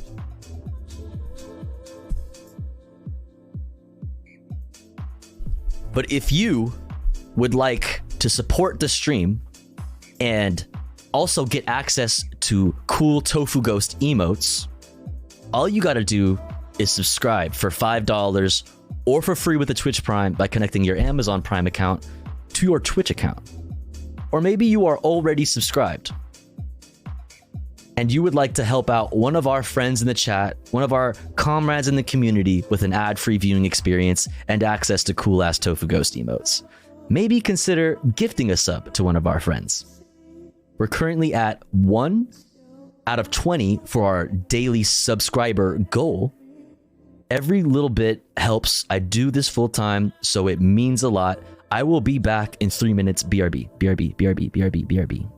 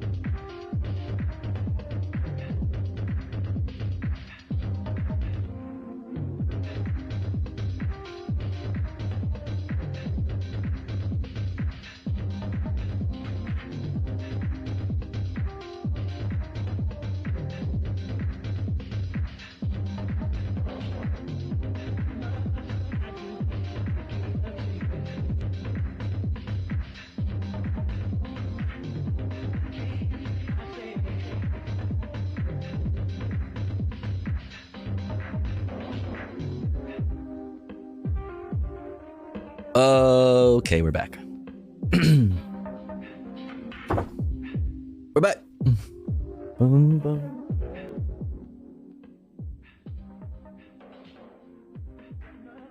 Welcome back. Thank you, Inklings. All right. Next up, some Cop City news. Let's read this article before we watch the Majority Report video. What do you motherfuckers say? Actually, I don't care what you say, because we're doing it. Because we're doing it. Whether you like it or not. All right. Manuel Terran's hands were raised during police shooting, family says, otherwise known as Tortuguita. Imagine police killed your child, and then imagine they won't tell you anything. That is what we are going through. This is from Atlanta News First. Tofu, you ever watch Breakthrough News? I do. The problem with Breakthrough News, it's not really like a problem. It's just my issue with Breakthrough News is that most of their content is really long form. And I don't stream long enough to be able to stay on like one subject for like a long period of time. But yeah, I do. And we've definitely watched their content on stream and stuff like that. All right, Atlanta, Georgia. Manuel Terran's hands were raised when police fatally shot them at the site of Atlanta's Future Public Safety Training Center in January, according to attorneys for the family. An independent autopsy commissioned by Manuel's family showed that Manuel was probably in a seated position, cross-legged, when killed, and both their hands showed exit wounds in both palms. The family has been demanding that investigators provide transparency in their investigation.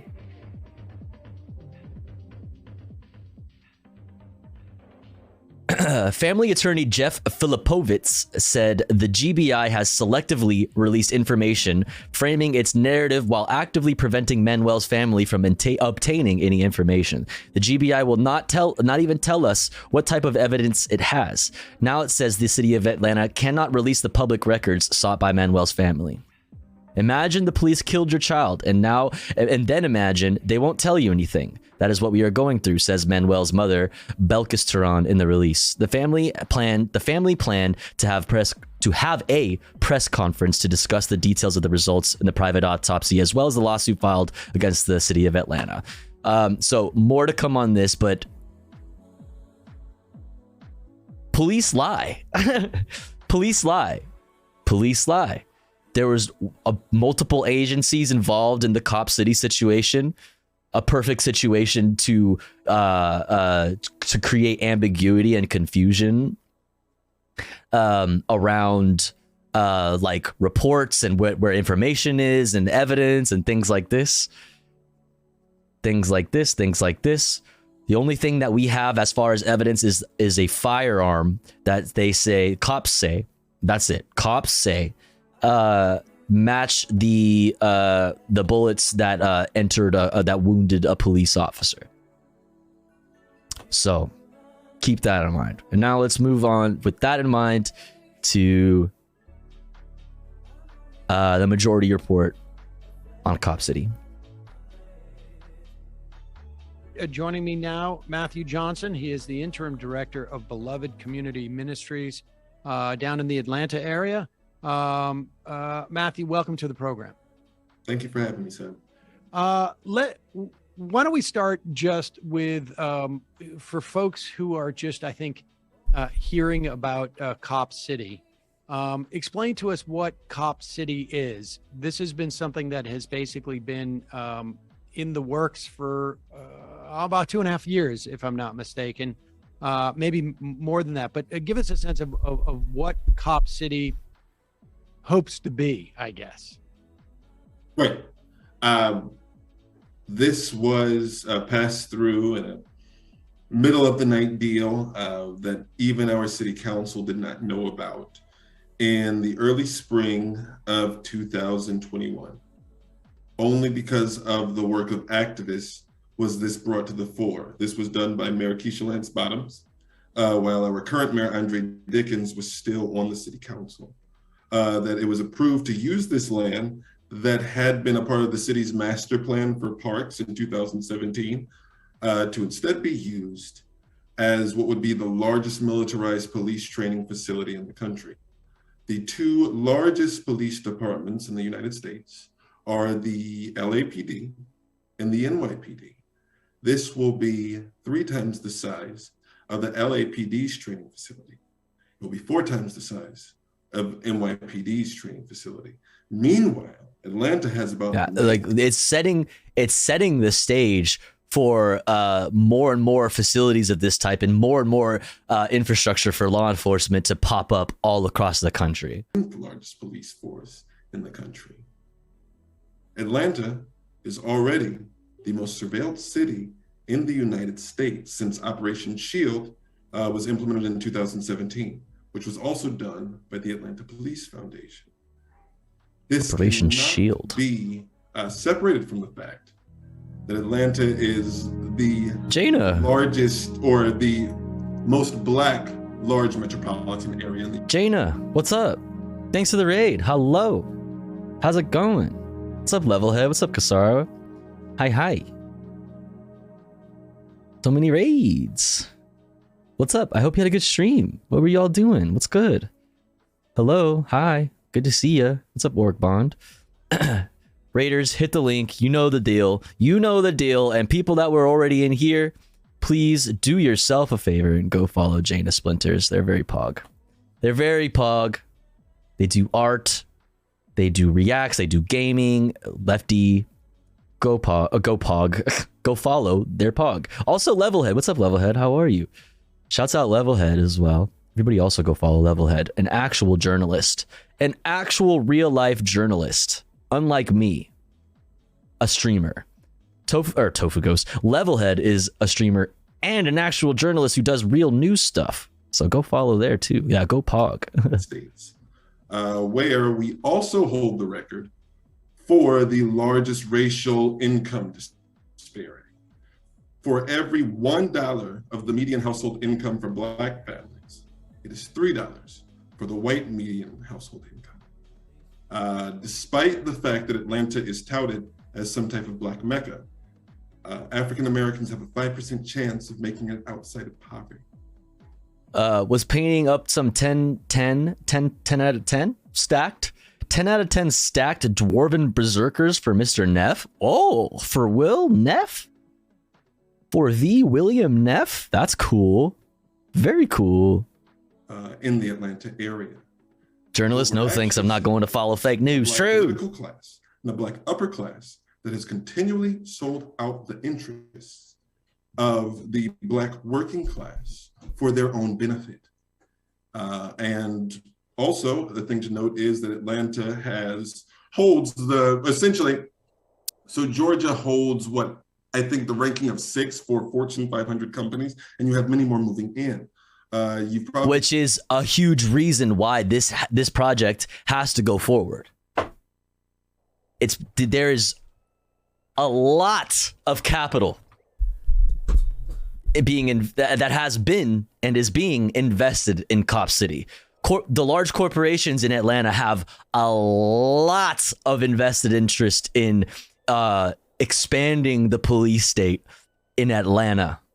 The ever bluifying, the ever bluening city of Atlanta, Georgia.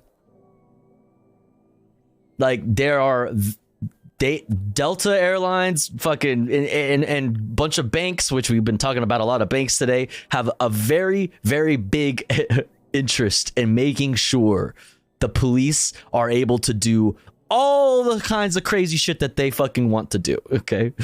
About it more so in rap songs than anything else. Bankhead Highway is having 90 acres taken out to be Microsoft. Yeah. Also planning and training cops from other countries. Well, other cops from and soldiers from other countries like Israel, like specifically the IDF. Maybe you've heard of them. Maybe you've heard of them from maybe the fucking millions of times that we talked about them on this broadcast. IDF already trains New York Police Department, Los Angeles Police Department.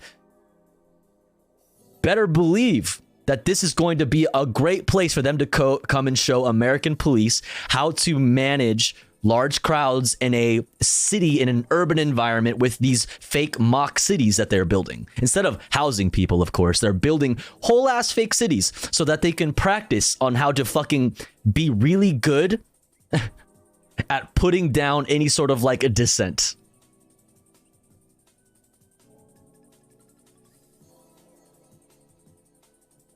I don't think Cop City is a terrible idea. Just the implementation. One way to improve it would be to wait until cops are in Cop City and then build a dome around it so they can't get out. I was like, where are you going with this? What the fuck? Yeah, bro. At first I was like, wait, Noam Chomsky? You better change your damn name right now. What the fuck? You've been based up until this point. What's going on? Yeah, but I support that, brother. Absolutely. Goddamn right. Housing, and people are being continually pushed out. So what we're seeing is that this is a confluence of factors that are probably far more impactful on the crime rate than anything else. And we've had a rising murder rate, although over the past 3 years, there's been a $32 million increase in the police budget. So it's not really keeping us safe. Defunding? Defunded police? Mod check? Where? Show me. Where? Really clearly protecting private interests. And so now let's bring this all together, right? So now there was this idea to build the militarized police training facility that we call Cop City. That will be built in an area that's 80% Black, that already has significant flooding issues. Sewage from the Atlanta DeKalb water system floods the South River every time there's a 1/10 of an inch of rain.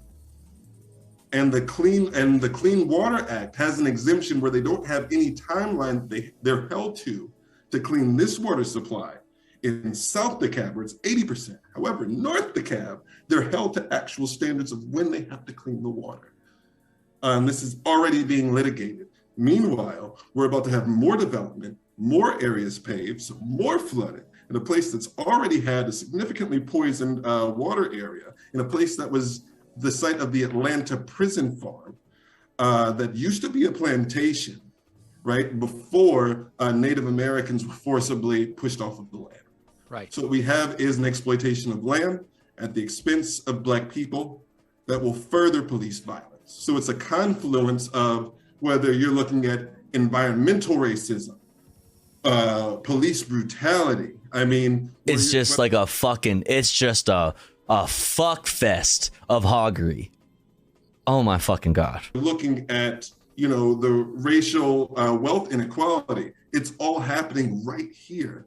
and you're having a forest movement and a forest protection movement right next to a major city, which essentially never happens. Right. So that's why this thing is blowing up. Sorry, I might have been running. No. I mean, I think this is important context, because when we talk about why you would build a nearly 400-acre facility that it purports to create its own urban environment where you're literally training officers, cops, for warfare, when you hear the context in terms of the wealth inequality and the dispossession of political power that the Black community is dealing with in Atlanta, it's not that far of a leap to understand why the city will be looking to create essentially a force to control people in an urban environment. I mean, there's you really have two ways, I guess. Maybe there's more, but then they're not necessarily, and I don't think that they're as viable of dealing with this type of inequality, this level of poverty in instances, and this lack of a mobility.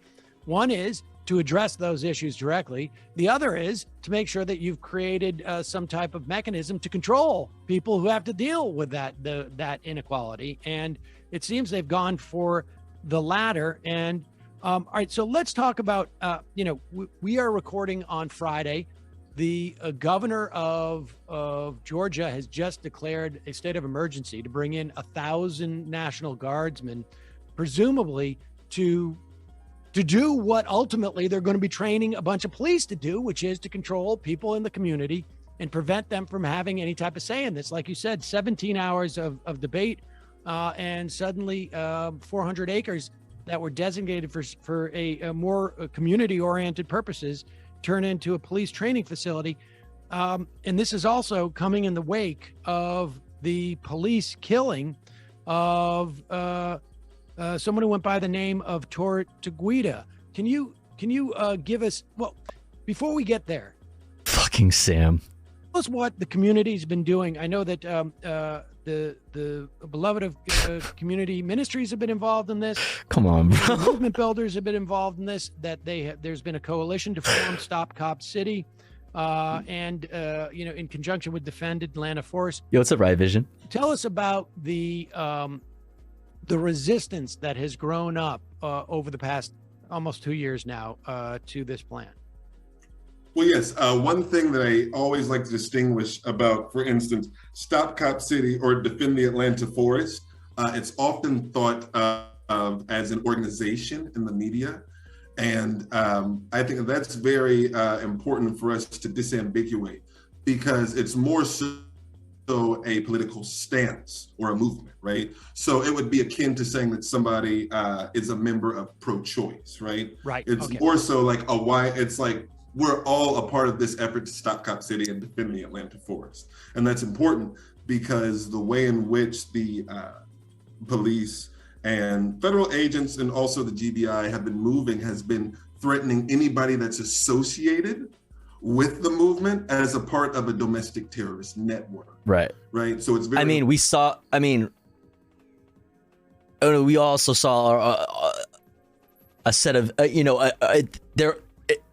a different set of issues, maybe slightly overlapping, but a different set of issues when it came to like the differentiating between Black Lives Matter, the movement, and the certain organizations by the name of Black Lives Matter. Note that this is not an organization, because they're trying to essentially create connections that aren't there. This has been a decentralized and autonomous movement. Oh, I'm sorry, go ahead. Well, no, to be clear, I just want people to understand that is not a theoretical situation. There have been 18 people who have been now charged with being domestic terrorists for supposedly belonging to a so-called domestic terrorist group, when in fact what we're talking about is really just people who are on a side of an issue. Just protesters. They're just protesters. Yeah. Like, that's it. That's it. Make this stuff up. Good old Georgia. Nevertheless, here we are. And what's happening now is I think that they've been losing. I should try streaming politics so Tofu could come in and argue with me, but Tofu doesn't argue, just a lazy lurker. Not true. I don't go places where I disagree with people. I don't go to like I know you're joking, but like I don't go to like liberal streams and be like, nah, you know what I mean? Like I'm not and I know you're joking, you're not saying that, but like that dude earlier, it's like I don't go places like where like I disagree with everybody. It's like this, I'm not here for a debate, you know. I'm here to like enjoy myself, remain informed, create community, this and that. It's like I don't hop into like people's other people's chats and be like, actually, you know, ways, and they're starting to show it. Just to give a little bit of context, this has been a decentralized and autonomous movement from the very beginning. Now, mind you, before any of this has happened, we have canvassed the neighborhood. We have been petitioning elected officials in DeKalb County, unincorporated DeKalb, where this land actually is, as well as in the city of Atlanta. There was 17 hours, a record amount of public comment, where 70% of it was against Cop City. However, it was almost an inverse correlation with the votes of the city council, where 10 out of 14, about 70%, voted for Cop City. Yeah, my leftism is a little bit different than yours. We are going to fight to the death now. Yeah, regardless of if our utopia looks exactly the fucking same in the fucking end, the leftist world that we envision for our future is exactly the same one, or at least mostly the same. But we disagree on how to get there in the meantime, even though none of us will ever see utopia in our lifetimes. So fuck you. It goes back to the study in 2016 that established that there's virtually no correlation between public opinion and legislation. In fact, that study also found that about 90% of us have virtually no say in our government, right? So we're looking at, once again. Why is that though? Why is that? You have no say. You can vote and stuff, but why is it that you have no say? Because you don't have fucking money. Because you're not a fucking billion-dollar corporation. Because you're not Delta Airlines. That's why. Issues of wealth and influence. What's up, Matku? Power. So we've been going through, all of these channels.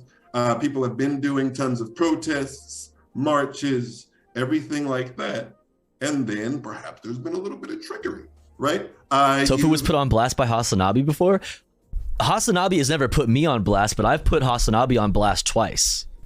Actually,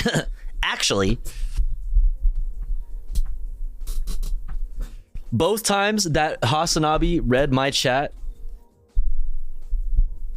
it was because I was calling them out for giving somebody more respect based on the fact that they had big muscles.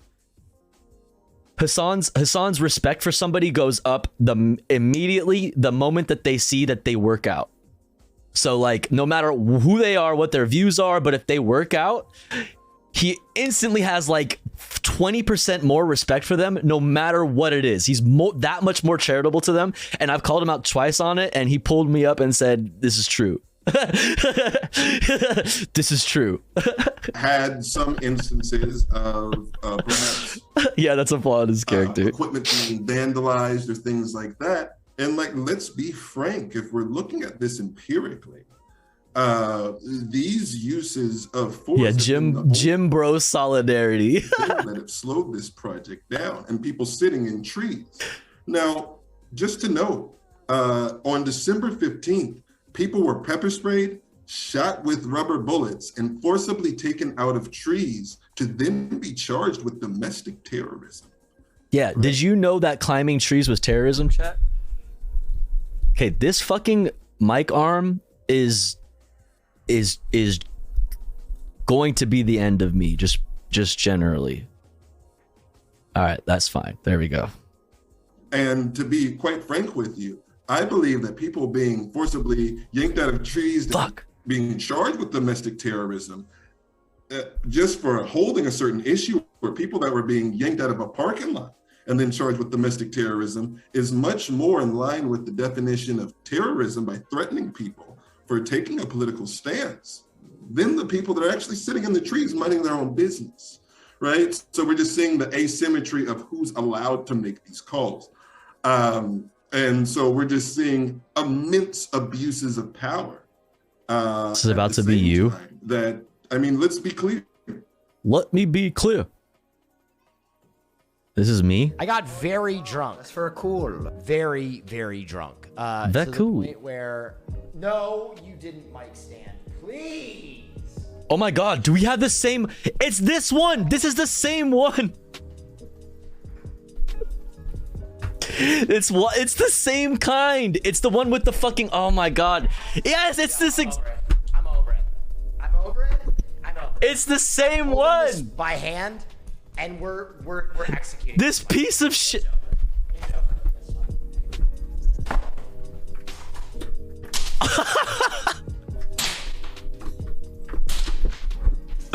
In the banana PJs.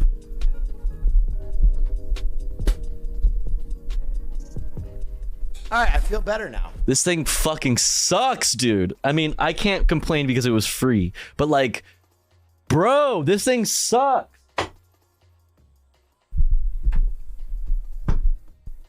It's killing me.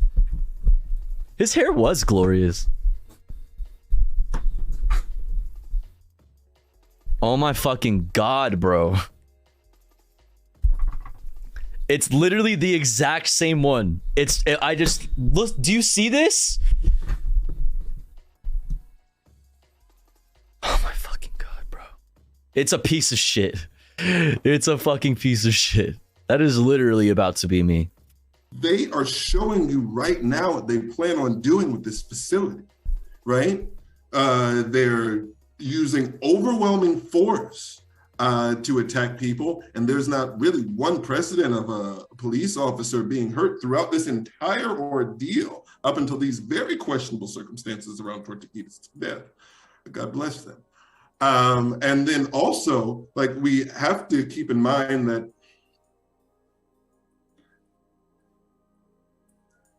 especially like as we've moved forward. I added it to a list that is not immediately available here. I need to make a Throne wish list that is immediately available here, but I added it to an Amazon wish list that is not immediately available right here in the stream, but that's all I'm going to say about that. Movement and gained ground, the violence and the harassment has had an uptick.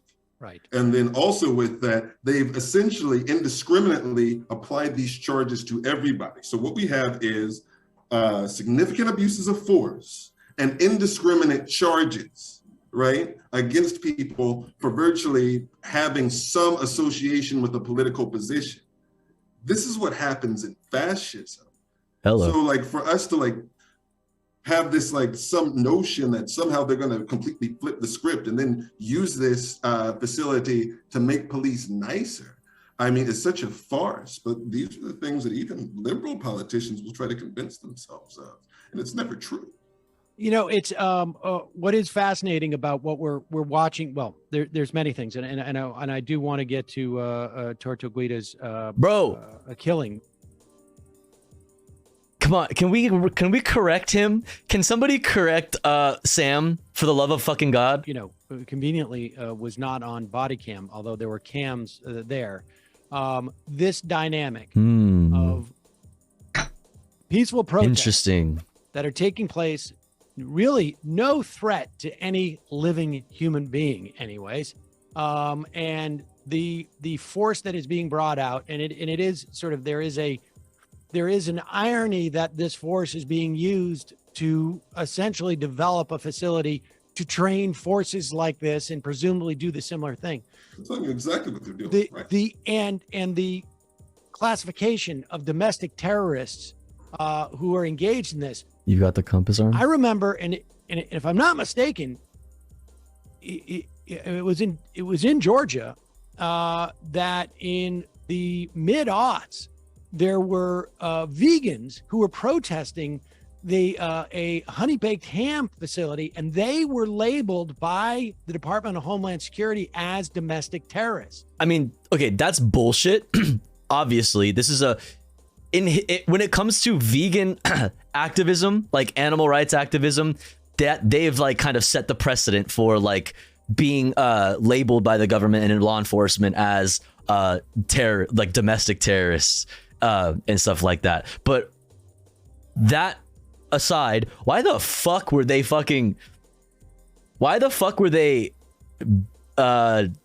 protesting honey baked ham? Vegans have a badass activist history though. Yeah, no, I'm a big fan of their work. Yeah, I mean, vegans, like vegan anarchists are really the ones who fucking are really out there in the streets doing shit. ALF, like, yes. So like, as far as like political action, you really do owe a lot of fucking respect to vegans for that, for sure. But like, what specifically, why were they protesting honey baked ham? I don't understand that. PETA is not fucking PETA. If real vegans know that PETA is bullshit. What is this? I love this, the URL name, litigious deaf kumquat baby rage. Twitch.tv/ the cool. Where no, you didn't mic stand. Please. Oh my god, do we have the same? It's this one. This is the same one. It's the same kind. It's the one with the fucking, oh my god. Yes, it's this. I'm over it. It's the same one. By hand, and we're executing this piece of shit.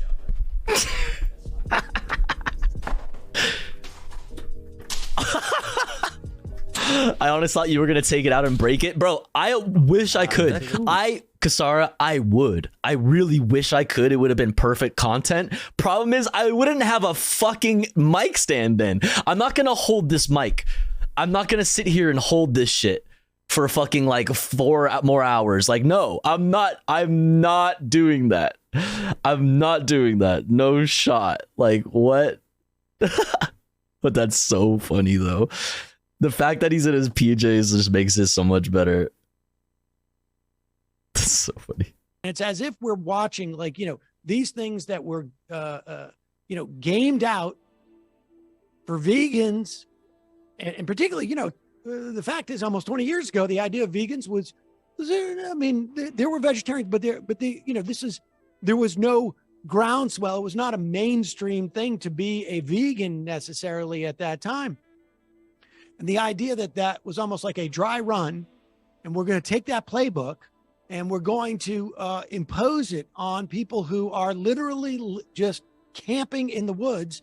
I watched a clip from The Daily Show of like a visit to the encampment, and it was, there's been of the vegan. Oh, that's old school. There's people camping out. I mean, I've been to more threatening, RV stops, frankly, in the past, and to mobilize 1,000 National Guardsmen just gives you an a taste of what's going on here. So explain the circumstances in which one of these protesters, Tortuguita, was killed by police in a raid on this camp. Yes. Well, I think there's a couple of things that have to be noted about that instance.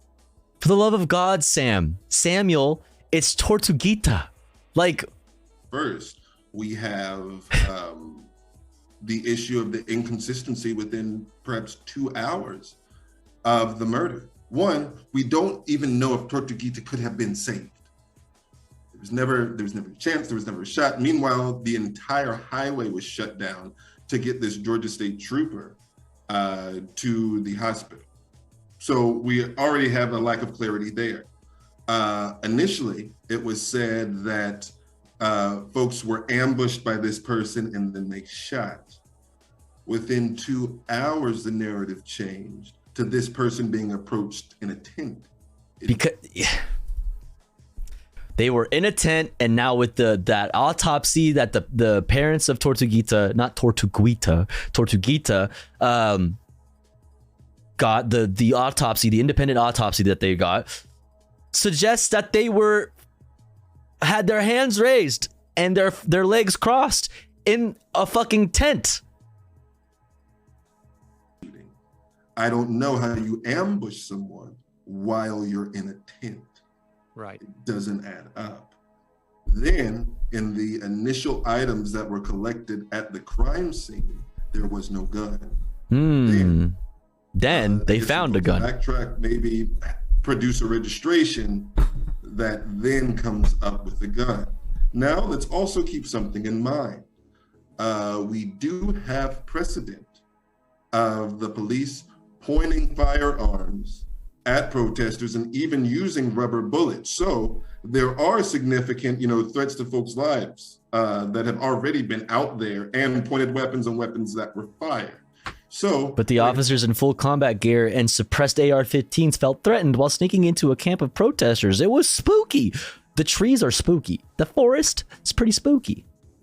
If we live in a society where people can constantly make excuses for police officers that have very specialized training to handle crisis situations, to shoot kids, then I also think that there are some circumstances where someone who has a gun may adequately feel fear for their life and shoot back.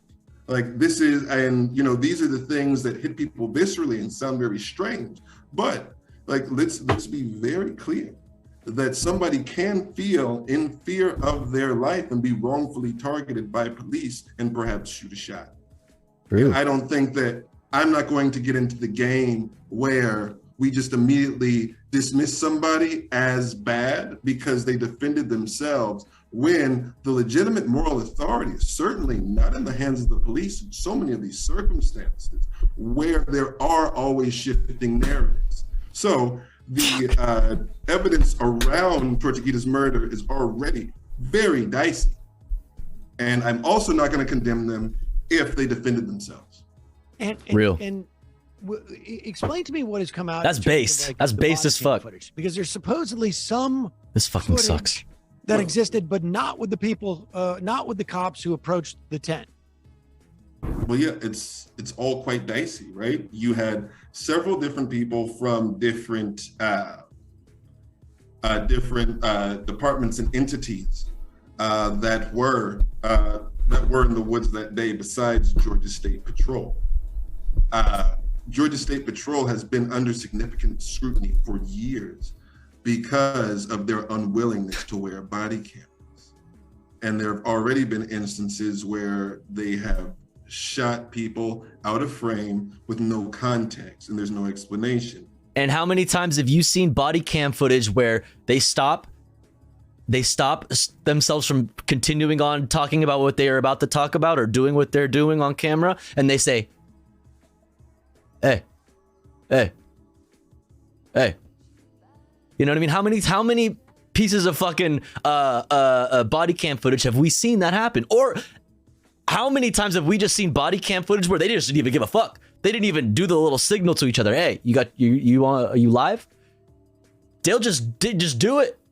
They just do shit. They just do shit because they don't expect that any of this is going to fucking matter. They don't expect that they're ever even gonna have to give up footage, or that any of their comrades in the fucking police department, their fucking fellow gang members, are going to fucking rat them out. Cops are fear cameras. Cops are fear cameras of mass destruction and often confuse those cameras for firearms. Rubber bullets. If you've ever been shot on bare skin with a paintball, you know that shit hurts. Now imagine if it was a steel ball with a rubber coating. Those things crack your skull and make you go blind and all. Those things are real bullets, just with rubber on the outside. Yeah, they will fuck you up. They will fuck you up. Yeah, that's no fucking. That is drop the R. Oh, cops fear cameras of mass destruction. Gotcha. Yeah. Mm-hmm. I'm sure they're just telling their friendly fellow officer that they've got a little food on their lips. Hey, you got something right here. Yeah, a red dot on that camera. Can you make it go away? Cases where no one else fired a shot. So this has been an issue of contention where they will not wear them. And they coincidentally were the ones who were, I guess, like you could say, theoretically on the front lines. They were closest to the incident, and they're highway patrol. Why are they in the forest? Right. We already have people. But that's the point. There was like how many different agencies? There was multiple agencies present. So now there's going to be communication errors, and that's by design. That's something that they know that they're doing when they do it. It's a convenient way to be able to cover everything up. There's like a lack of sharing of information, of documentation, and like, it's just a fucking shit, like a fucking shit show, but on purpose, so that they can do this. With SWAT and militarized gear and camo, like, I mean, there's no precedent of any police being attacked, but they had a huge bomb squad RV out there. I mean, I couldn't exaggerate how much militarized equipment they had around the forest in the past 8 weeks, and it's only expanding. Why do police need What's up, Rick Live? What's up, Anarchist Tech Support? What credible threat is there, like, in our population that would require that of police? But vegans, vegans. It's too dicey. We're treating policing in this country as if it's some type of video game, constantly making like clear villains out of anybody that is pushing back. Thanks for hanging, Riot Vision. The will of a state that's becoming more paranoid and more dangerous, and killing people at will and then making excuses for it. What? How many people now were living in the forest as a means of protecting the property from being developed, and how many are there now? Like, give me a sense of what's happening in the wake of this killing, and now I guess I guess it remains to be seen what the response is going to be to the state of emergency that's been called, and the mobilization of 1,000 troops. I mean, it's nuts to me. They're obviously trying to bring in sort of, this is almost a shock and awe campaign, as it were. What is the state of the protests that are going on, to the extent that you can? I think the bot's broken and I can't add. I was just going to tell you, I can't answer the first part of that question. And then also, I really can't answer the second part of that question, because here is the thing, right? Generally, people ask protesters how they are going to respond. But quite frankly, we never really dictate those terms, because it's the state that's using the violence. Right. And I'm not going to condemn people for defending themselves. I'm not going to do it. And I mean, folks have been so heavy-handed, and I think that people have the right to protest this encampment. We went through all like legal channels and discourse. And if we have any value in civil disobedience, exactly, and human, what do you expect to do the people to do when they told you they didn't want this and you did it anyway because the corporations wanted it? The corporations wanted it, so who gives a fuck about the people who live there, who are gonna deal with the fucking helicopters flying over their heads with the sounds of gunfire and fucking engines and God knows what? Like, what else do you do then? Well, the fucking system didn't work. It didn't work. The government did not fucking was not beholden to their constituents. So what do? So what do you do in that situation? We would not expect that of people, because what we have seen empirically is that all of these legal channels that were laid out for us have not worked. And then to ask people to be silently mowed down and treated as if they are nothing and if their humanity does not matter, I'm not going to do it. I have an anti-violent stance, not a non-violent stance, when people are forced with continued violence and force. What my understanding is that I like that. I like that. I have an anti-violence stance, not a non-violent stance. I like that. These 380, 400 acres or so, somewhere around there, is in a sort of almost like a quasi no man's land in terms of jurisdiction, where as far as I can gather, there is some like sort of like it is in a weird sort of place jurisdictionally. And so once the city council refuses to basically, really have a legitimate process, 17 It was based. hours, I hate conservatives. Welcome in. Hope you're having a great day. Really truncated process, and particularly when it's hard to understand what the point of a public comment period is for when the public comments are overwhelmingly against it, and there's no response to that.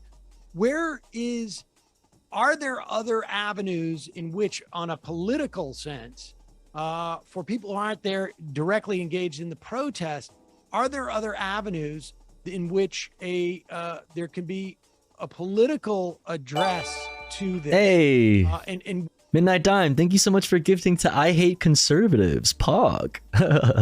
Thank you, Midnight Dime. I really appreciate that. Now I Hate Conservatives can hang out with an ad-free viewing experience and access to cool-ass emotes. Thank you so much. Would they be because of those jurisdictional? Holy Forlorn, what are you... Holy shit! Yo, buy a new mic stand and not weed. It is for the...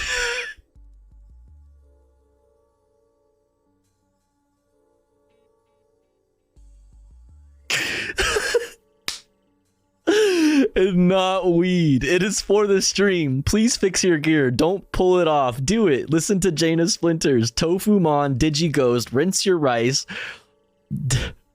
Shout out to Izzy for the... What is this? Yo, Forlorn, thank you so fucking much. I don't know that I've ever seen this emote. I think this is the I don't know that I've ever seen this cheer emote. Holy shit. Mic stand buying stream? Yo, listen, as soon as I get paid, I'll do that. I promise, Forlorn. I'm buying a new one. I'm buying a new one as soon as Twitch pays me out, which should be within the next 3 days. I will definitely be buying a new fucking mic stand because I can't live like this. Yo, Forlorn, seriously, thank you so much. That's very fucking generous of you. Holy shit. Thank you so much. I really, really appreciate it. Thank you so much. Very, very nice of you. Holy shit. That's a lot. That's a lot of titties. That's a lot of titties. Yeah, and when I get a new one, I'll fucking break this one. I'll pull a Will Neff, bro. I'll go all Will Neff on this bitch. You could call me Tofu Neff. I'ma fucking take this mic arm and I'm gonna send it straight to fucking hell. Straight to fucking mic arm hell. Because this thing is a bitch and I hate it. Dude, thank you so much, Forlorn. That is very fucking generous. Seriously, I really do appreciate that. Very fucking nice of you. Thank you, thank you, thank you, thank you, thank you. Holy shit. I didn't even know what it was because it's just like, it doesn't look, it looks weird. Because of the red color. Like, I was like, what is this? And this emote. It's like, what does this mean? Thank you so much. I appreciate it. Rip its head off. Hey, Anarchist Tech Support. Thank you for the 100 titties. Good morning, bloody anus. Yo, Alan Drex, thank you for 8 months. Thank you. Thank you so much. 34 slam hype train the love 34 slam hype train the love 34 slam hype train the love 34 slam hype train the love 34 slam. Yeah. Thank you so much, chat. Thank you. You're so cute and nice. Let's fucking get a little fucking, what's it called? A little hypees in there.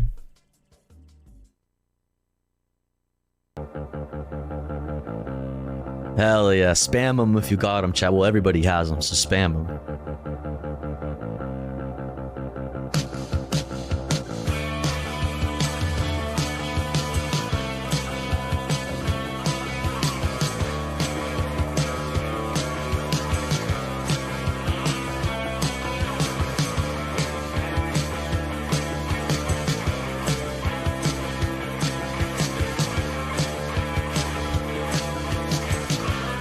Hey, Kasara, thank you so much. Microphone stand, not weed. Thank you, Kasara, for the 500 titties. Thank you.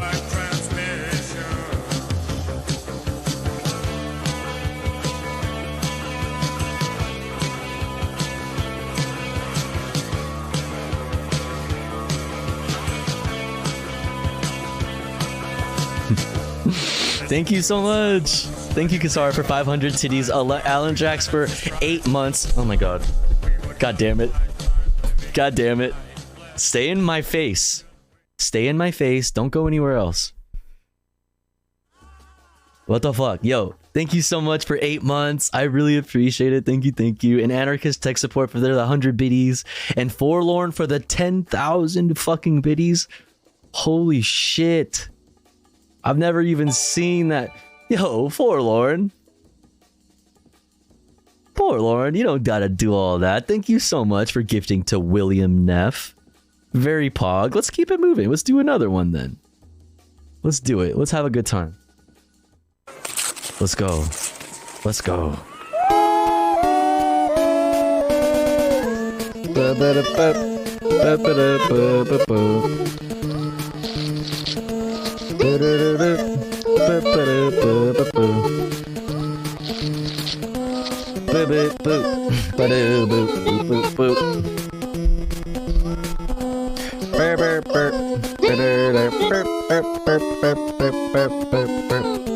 Wiggle it up, wiggle the vibes away.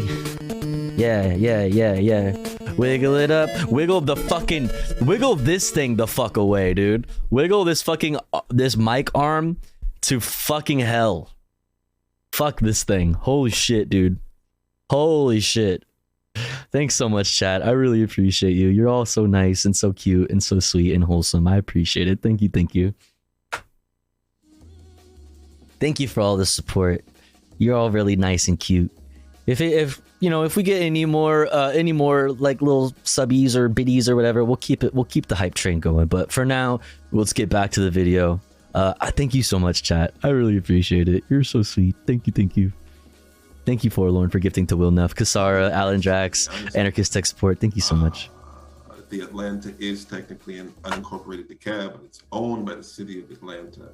In terms of getting the approvals for the land disturbance permit, I think that is in the hands of DeKalb County in terms of who owns it and who could rescind the lease. That is the Atlanta City Council.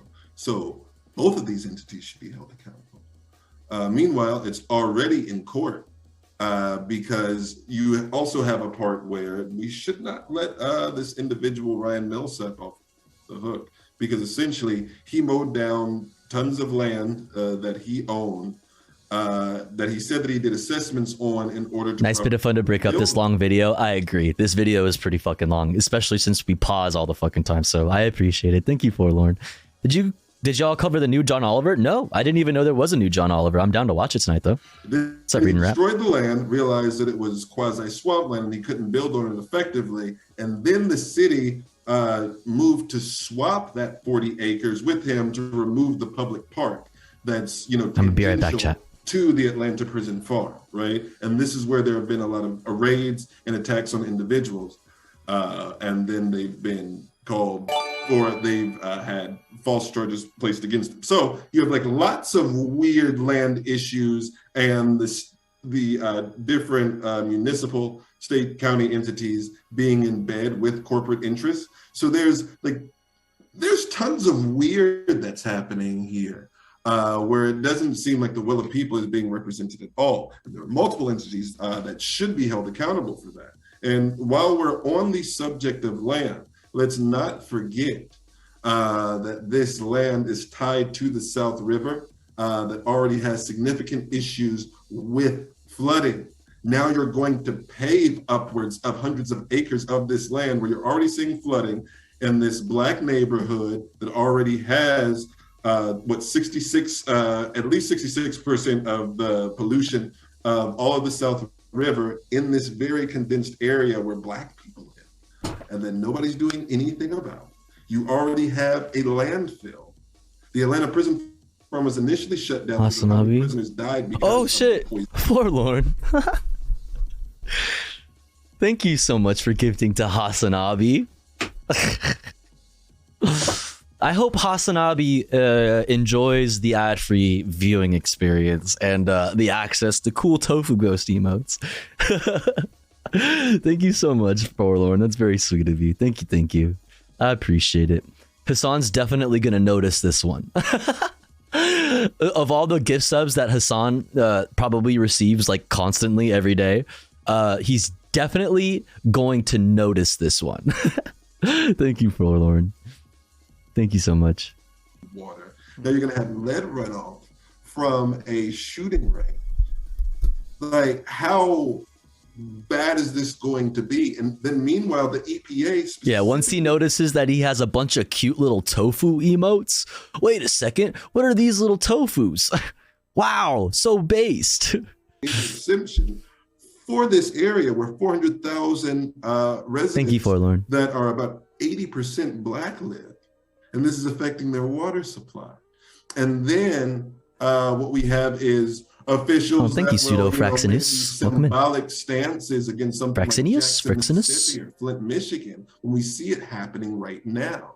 Atlanta, although it has the second longest driver commute, doesn't have nearly the same problems with the air quality as Los Angeles. And that's deeply tied to our tree canopy. And it's true. Word. That's a great point. That's actually a really great point. That's actually a really great point. All the fucking trees that surround Atlanta. Yeah. The largest urban forest in the country that's in this Black neighborhood. And like large parts of it are in this Black neighborhood that's now being replaced for the largest militarized training facility in the country, perhaps the world, for police. Like, how tone deaf could these folks be? And I mean, how much clearer could the indications be that I mean, if it's going to be the biggest in the United States, I would put money on the fact that it's probably would be the biggest in the world then. You know, the problem with that though is that like saying that would be like to like a I don't know, like a center right person, they'd be like, oh, that sounds like cool, all right, yeah, that's the biggest. Cool, that's good, right? Like, it's certainly not working. Just inserting the boot straight down their throat.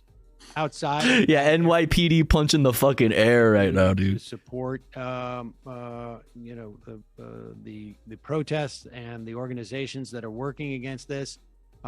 There's some who are saying that this is going to be that it is developing into the next Standing Rock, where you know you had people all around. Centrists also love more police. True. Support of local residents. We should say again. I mean, and you mentioned this, that this is also land that was essentially stolen from the Muskogee Creek people, and so what can folks who are outside? He's really Sam is really frustrating me right now because he's like reminding me like of like my stepdad when I was a kid and I was into Pokemon, and he would always say it wrong, like Pokemon, and I'd be like, it's Pokemon.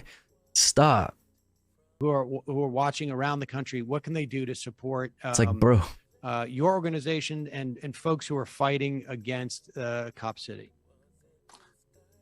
Don't worry too much about my organization now. We'll be all right. But there are some things that you should really pay attention to. Please watch the Defend the Atlanta Forest page on Instagram. Watch the Stop Cop City page on Instagram. And watch the Atlanta Solidarity Fund. What we're dealing with right now is what maybe one or two of the folks that were arrested last week got bond, and it was $350,000.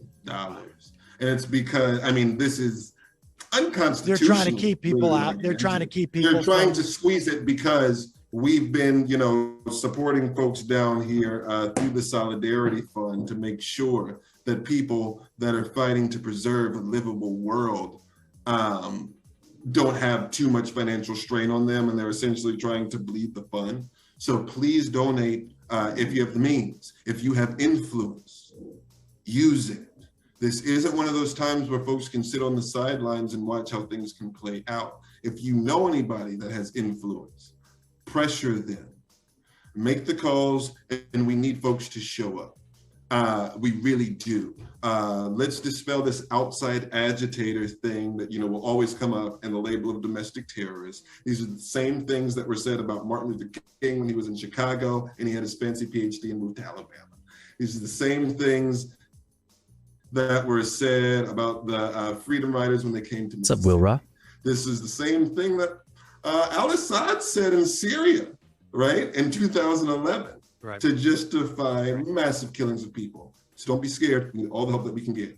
Atlanta is a city filled with, influential folks, especially, Black folks, people of culture and things. This is not the time to sit on the sidelines and protect your interests. This is not the time to cozy up to high people in high places. It's not okay. We need the support of people that have influence everywhere. Real shit. Matthew Johnson from Beloved Community Ministries. Thank you so much for your time today. We'll put Real links, shit. to those Instagram accounts and to the Solidarity Fund at majority.fm in our podcast and YouTube descriptions. Thanks again. Really appreciate the work. Much obliged. Have a good day. Thank you. Thank you.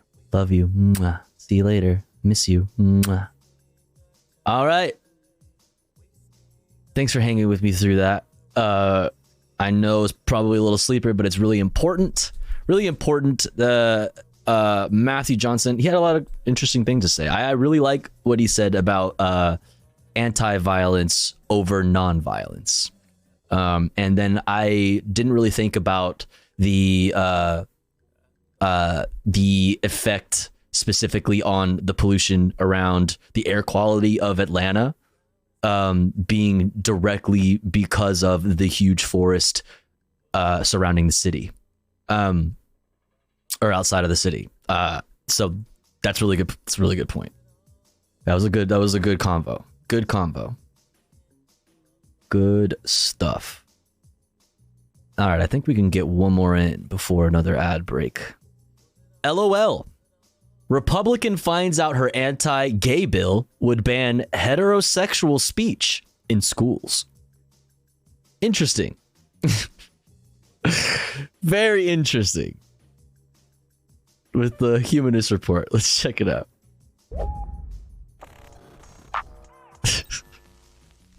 Okay, so I love this story so much because it shows you how hollow these anti-LGBTQ plus Republicans are.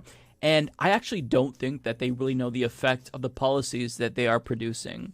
So we'll see a video here in a moment. But let me that would like require some the ability to think outside of like what is right in front of them, and like one and two would require them to not just like act on on their reactionary impulses. Like they don't actually, it's all that would require them to not be fully 100% aesthetics when it comes to their politics and their policy platforms. A little bit of context. GOP lawmaker blasted by fellow Republican over proposed Missouri Don't Say Gay law. So, I mean, these are popping up everywhere. Not necessarily that surprising, but the author of the bill, or I should say the sponsor of the bill, just cannot defend her position. So a Missouri lawmaker unloaded on a fellow GOP colleague. So on a fellow GOP colleague. Presumably we have Republican on Republican violence here, which is always good to see. Behind a bill modeled after Florida's Don't Say Gay law, State Representative what no Ann Kelly critical sponsored thinking House does to Bill a 634, which would ban sexual classroom instruction by school personnel or third parties relating to sexual orientation or gender identity shall occur. But under questioning from GOP colleague Phil Cristofanelli, Kelly didn't appear to understand the implications of her own bill. So, Morning, robot. Cristofanelli, a conservative Republican who is openly gay, asked if under the law, Martha Washington could be identified as the nation's first president's wife. So that makes sense, because it's always curious to see a Republican questioning their colleague if they are being homophobic. But here you have somebody who is self-interested. He's gay, and he thinks that this is homophobic. First of all, Cristofanelli, You might want to leave the Republican Party if you are concerned about homophobia, but that's imagine like, that's interesting. You might do better as a Democrat, right? You know what I mean? You can still be conservative. You know what I mean? You can still be conservative and fit right in with the Democrats. They'll even give you all kinds of props and lift you up as some kind of like good example, just like because of the id poll. For a different day, let's watch this exchange because it was just so incredible. In fact, let me zoom out a little bit so you can see. Like, I want to zoom in so you can see, but my box is blocking it. So let's press play. I'm just going to read you the language in your bill. No classroom instruction by school personnel or third parties relating to sexual orientation or gender identity shall occur. Lady, you mentioned George Washington. Who is Martha Washington? His wife. Under your bill, how could you mention that in a classroom? So to me, that's not sexual orientation.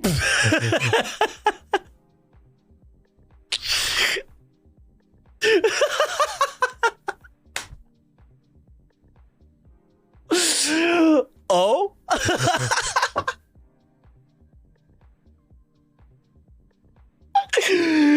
That's not what that is. What? You dumb bitch. Holy fucking shit. Holy fucking shit. Oh my god. Really? So it's only really certain sexual orientations that you want prohibited from introduction in the classroom. Do you have language to make that better, to make it where you're not talking? Lady, I didn't introduce your bill. Okay. And I didn't write it. You wrote it, and so I'm asking what it means. Which sexual orientations do you believe should be prohibited from Missouri classrooms? We all have a moral compass. Oh? And my moral compass is compared with the Bible. Let's go. My moral compass is not a compass at all. It's a book that I've never read, but that doesn't matter. That doesn't matter. I use this book as a compass. I lick it and I hold it up to the wind and it directs me. Bro, what? Lady, I believe during your testimony, you said that you didn't want teachers' personal beliefs entering the classroom, but it seems a lot like your personal belief. You would like to enter all Missouri classrooms. You can believe something without putting that onto somebody. Oh, like the way that you are doing? And also, how the fuck am I putting anything onto you just by standing here? Here I am existing. Yeah, she glitched. Here I am existing. How dare you put your existence onto me? I did not consent to your existence. How dare you? The Bible says that your existence is bad. How dare you do that in front of me? Behave. And you can have beliefs and morals and values. But you said you applied your moral compass. You applied your moral compass to this bill. And your moral compass is the Bible. So how is that not putting your beliefs onto other people via the government when we have something called the separation of church and state? You dummy. You goofy. You're being shoved down our throats, Tofu. Hey, yo. That guide you through life. I don't dispute that, but I'm asking about the language of your bill and how it what are you talking about? Mention of the historical figure Martha Washington. Could you explain that to me? So why is she famous? Is she famous because she's married to George Washington? It seems like that would be a relevant fact in her biography, yes. Could it be mentioned under the plain reading language of your bill? Well? Is that a no? I don't know, sir. Okay. Oh, you don't know? Oh, you don't know?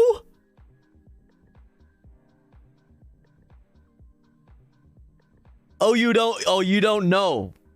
Then what the fuck is this bill? So basically your bill is bullshit? You didn't think about that? You just wanted to come in here and say I hate gay and trans people. You just wanted to come in here and be like, yeah, gay people, trans people, no. It's your fucking bill. That was incredible.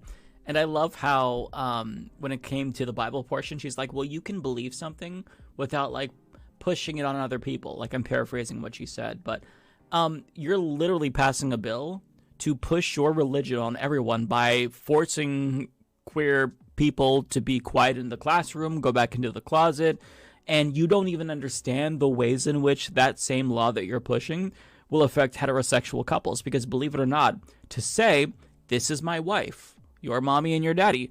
How dare you groom me? How dare you groom me with your fucking hetero fucking propaganda?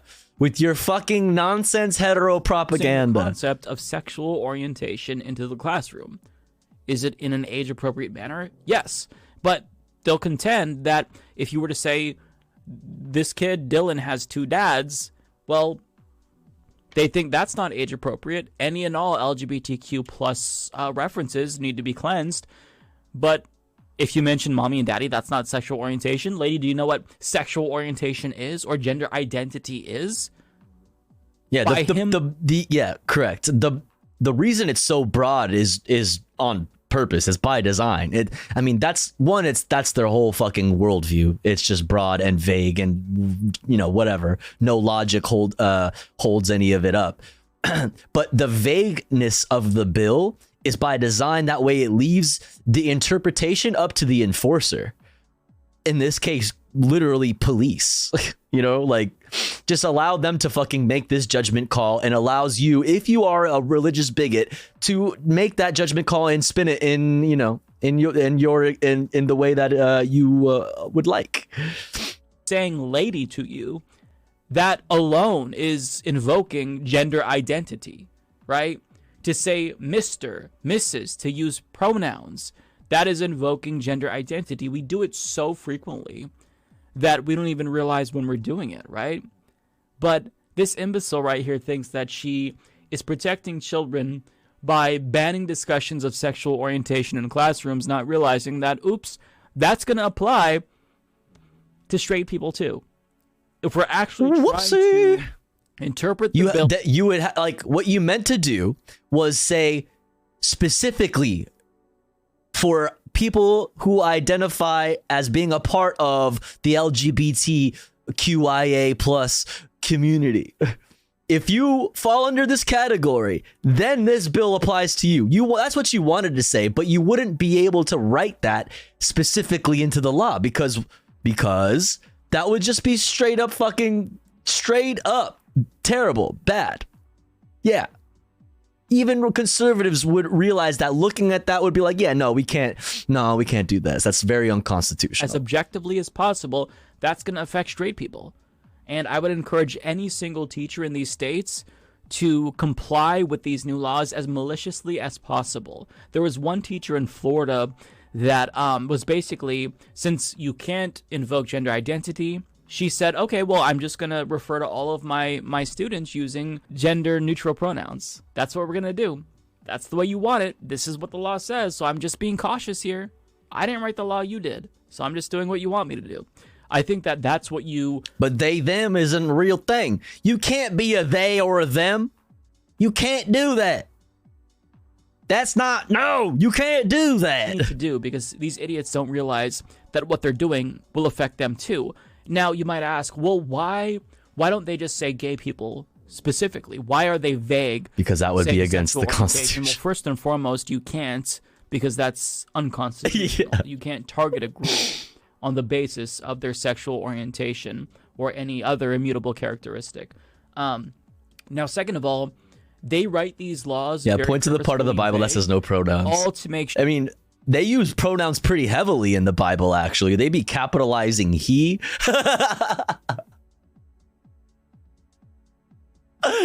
You know what I mean? They be capitalizing the letters for pronouns.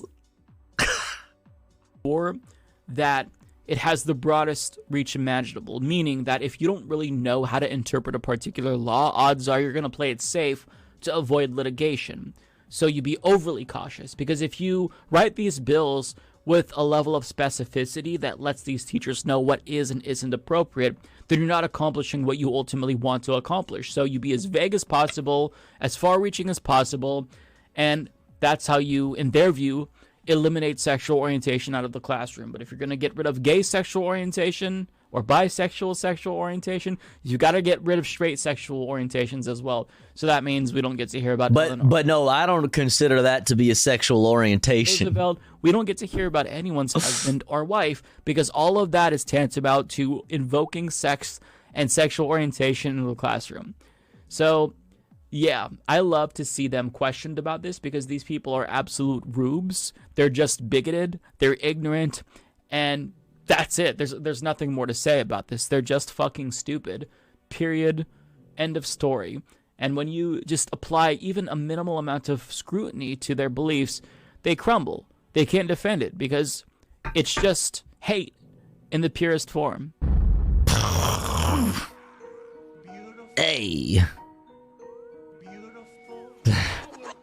All right, good video. Good video. What's next? What time is it? Oh, we're chilling on time, chat. Next up, I have a video about landlords from Democracy at Work, from our favorite Dick, Dick Wolf, Richard Wolf, if you will, Professor Dick Wolf. Cities after the threat of mega landlords. I'm very interested in to see what that's all about. Big Dick Wolf. Yep. Then after that, we have a Vice News segment on CPAC. We asked conservatives at CPAC what woke means.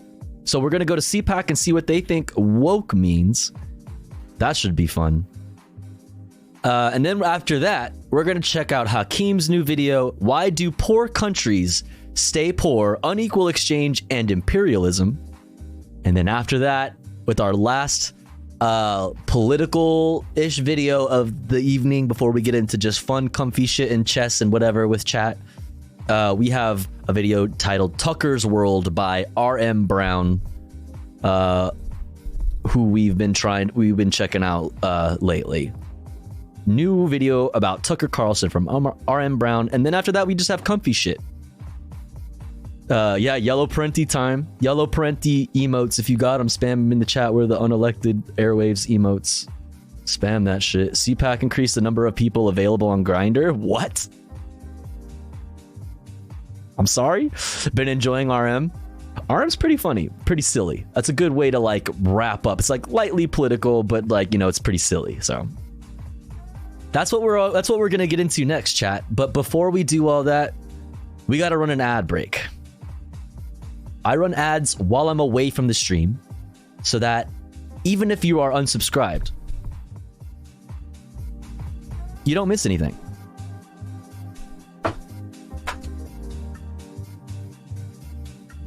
But if you would like to support the stream, support my channel, support me, the streamer, support our community here, all you gotta do is subscribe for $5 or for free with a Twitch Prime, and you'll get an ad-free viewing experience, access to cool-ass Tofu Ghost emotes, and such.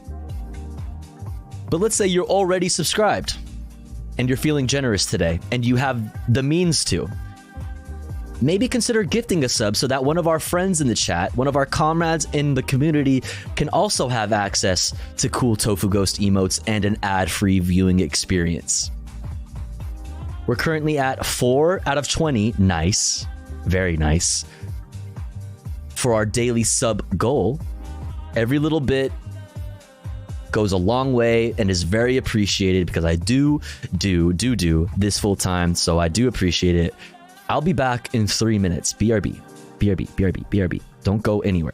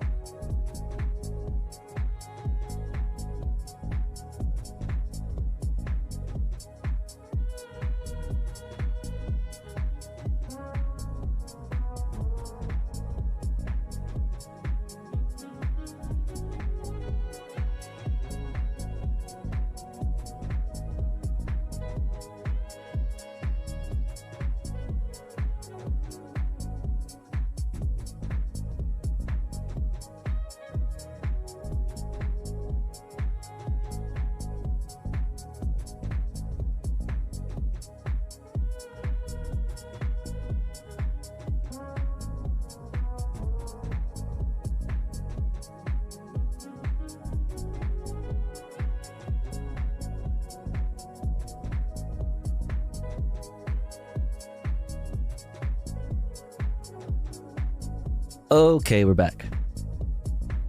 We're back. Oh, we got some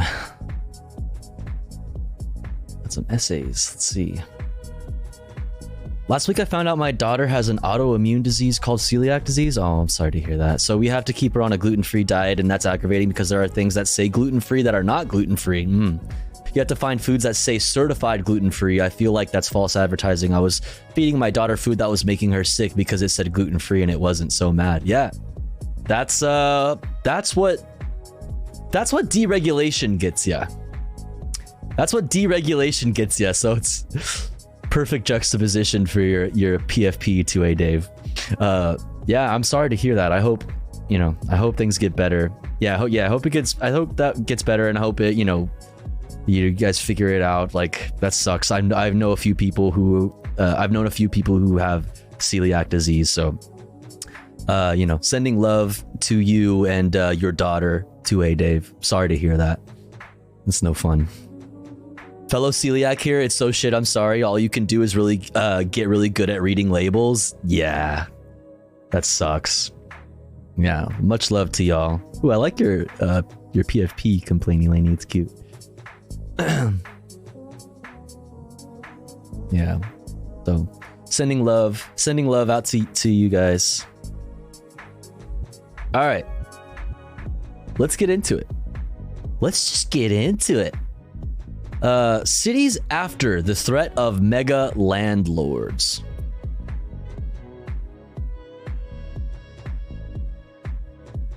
Where are we at? Yeah, cities after the threat of mega landlords, from Democracy at Work. Let's check it out. I don't think Dick Wolf is actually in this one. Nope. Thank you for streaming. Streaming. This is Democracy at Work, which is Professor Richard Wolf's organization, which is very cool and very based. I don't know who this person is, but let's hear what they have to say on the threat of mega landlords. After a radical exploration into the capitalist contradictions of our urban world and the many anti-capitalist futures to come. This is a Democracy at Work broadcast, and I'm your host, Miguel Robles Duran. In this episode, I will inquire into a rapidly expanding global threat to an elemental human necessity: mega landlords. As an introduction to the episode, I want to give you my definition. A mega landlord is a type of corporate landlord that leverages private equity to exploit the housing vulnerability. Wait, what is this? What are y'all talking about?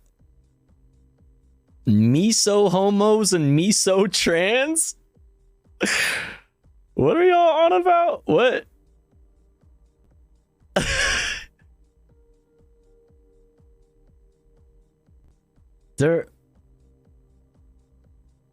Wait.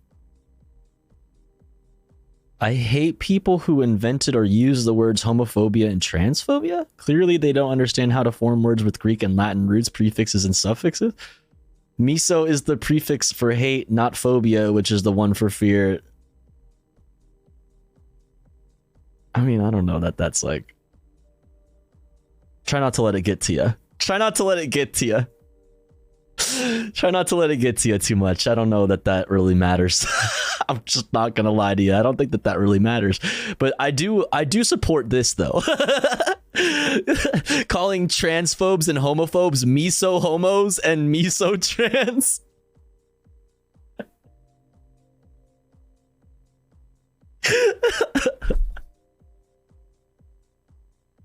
I support that. I support this. I'm a miso homo, miso trans. Let me just tell you. Right now, linguistics is gay, real. It's about basic language education. All right. Of large communities undergoing financial stress during and after a crisis. The profitable objective of the mega landlord is to transform entire populations of homeowners into renters and gridlock the housing market so that disadvantaged future generations become dependent on their rental properties for basic shelter. In my view, mega landlords are a legal new breed of urban terrorists. They must be urgently dismantled through concerted efforts of direct action, protest, media exposés, political pressures, and the passing of new legal instruments.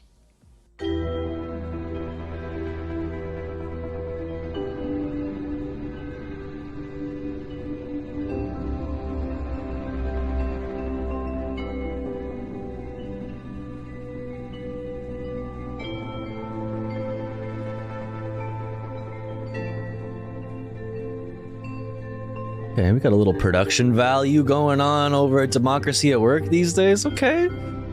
Not just Dick Wolf sitting in his studio. Love it, love it.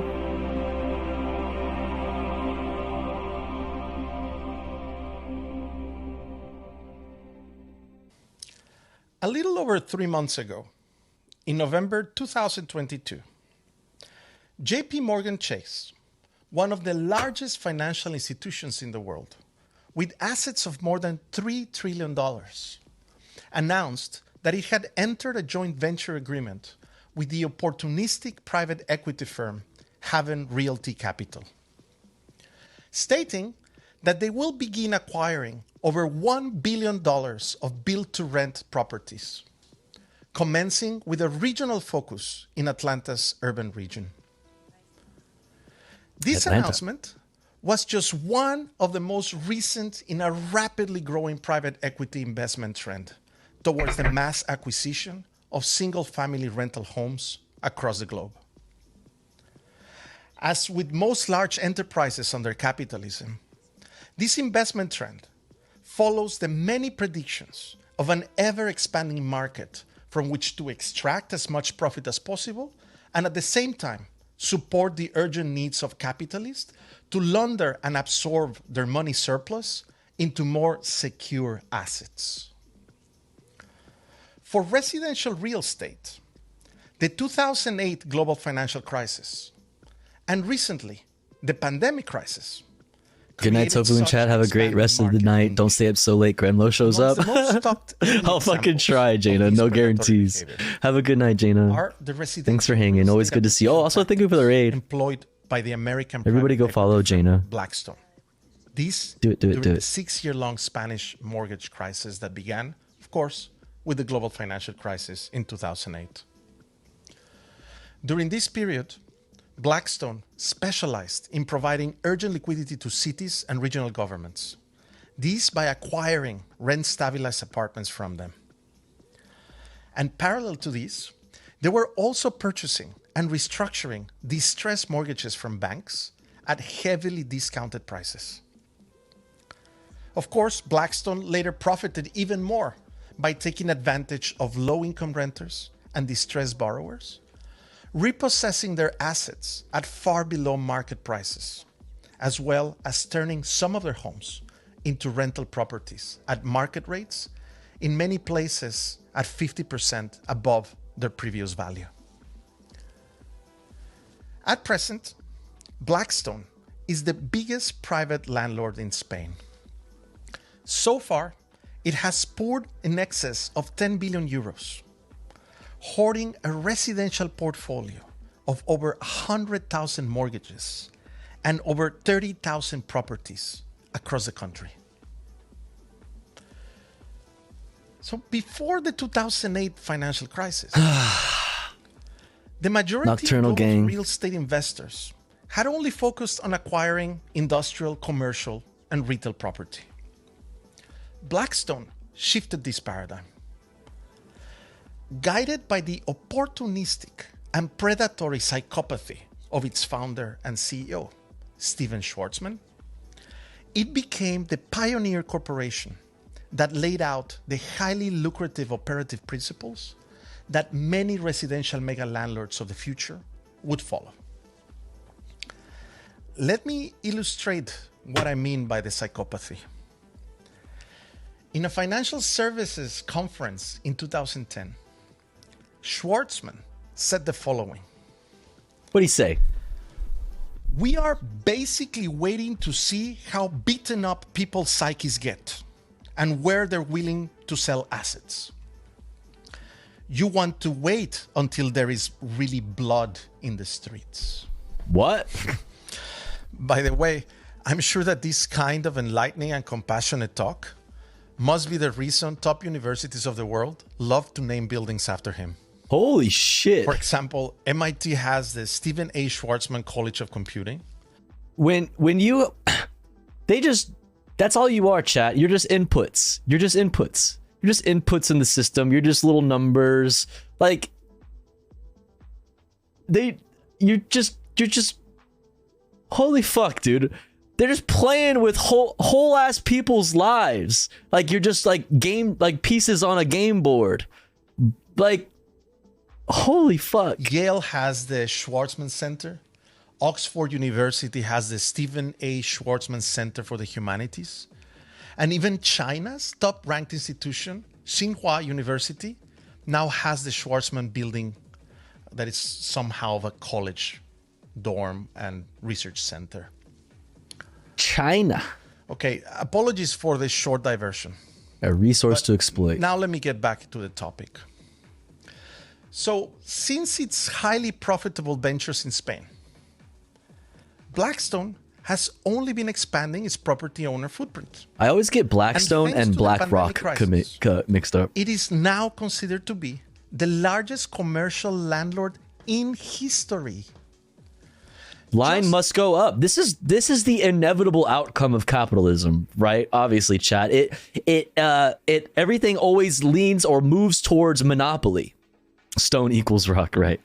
This is how it goes. This is when the line goes up. This is how that happens. Like, the big fish get bigger and the little fish get smaller until there aren't any other fish and it's just one big ass fish. It's a whale. 2021, its distributable earnings increased a staggering 85%, reporting the most lucrative results in its history. It has accumulated a global real estate portfolio valued at close to $600 billion. And it now has total assets approaching $1 trillion. To put this in perspective, this is approximately 65% of Spain's annual gross domestic product, GDP. This is the GDP of the 14th largest economy in the world. Today, Blackstone boasts. It's like don't.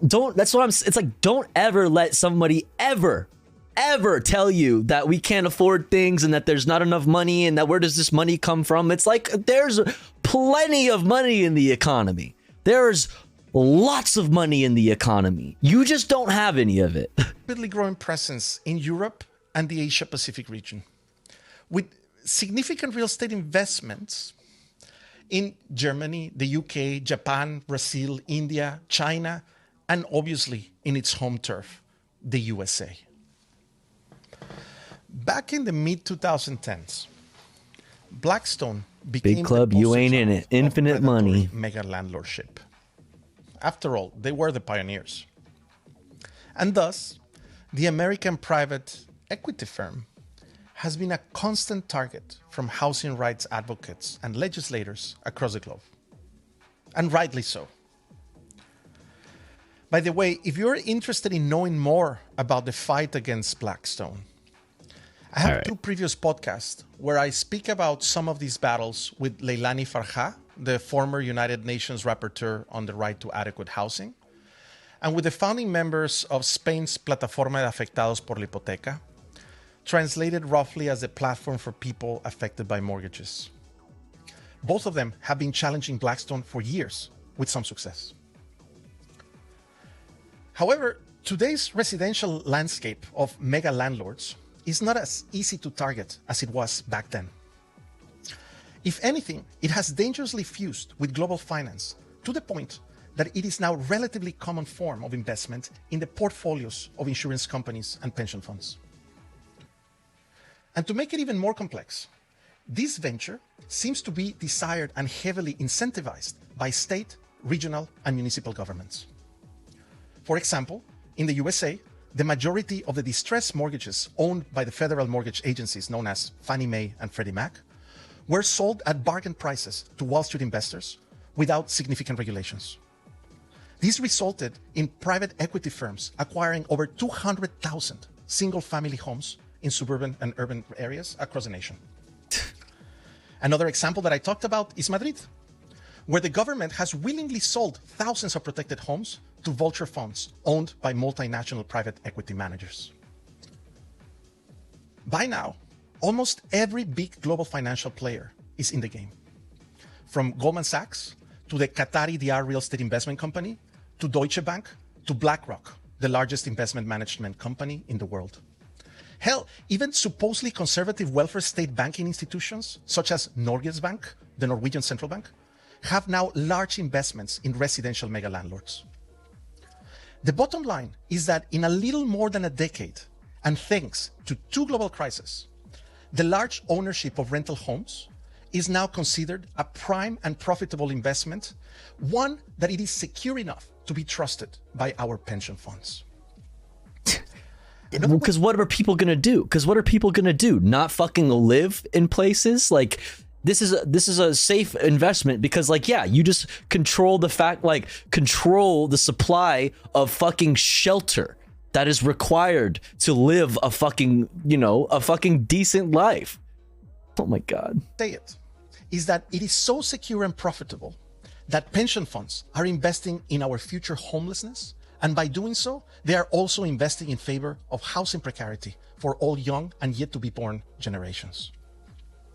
Another way in which we continuously maintain and add on to the permanent underclass of people who are forced because they have no other choice to work for fucking absolutely nothing. This is an extreme contradiction that I want to elaborate further.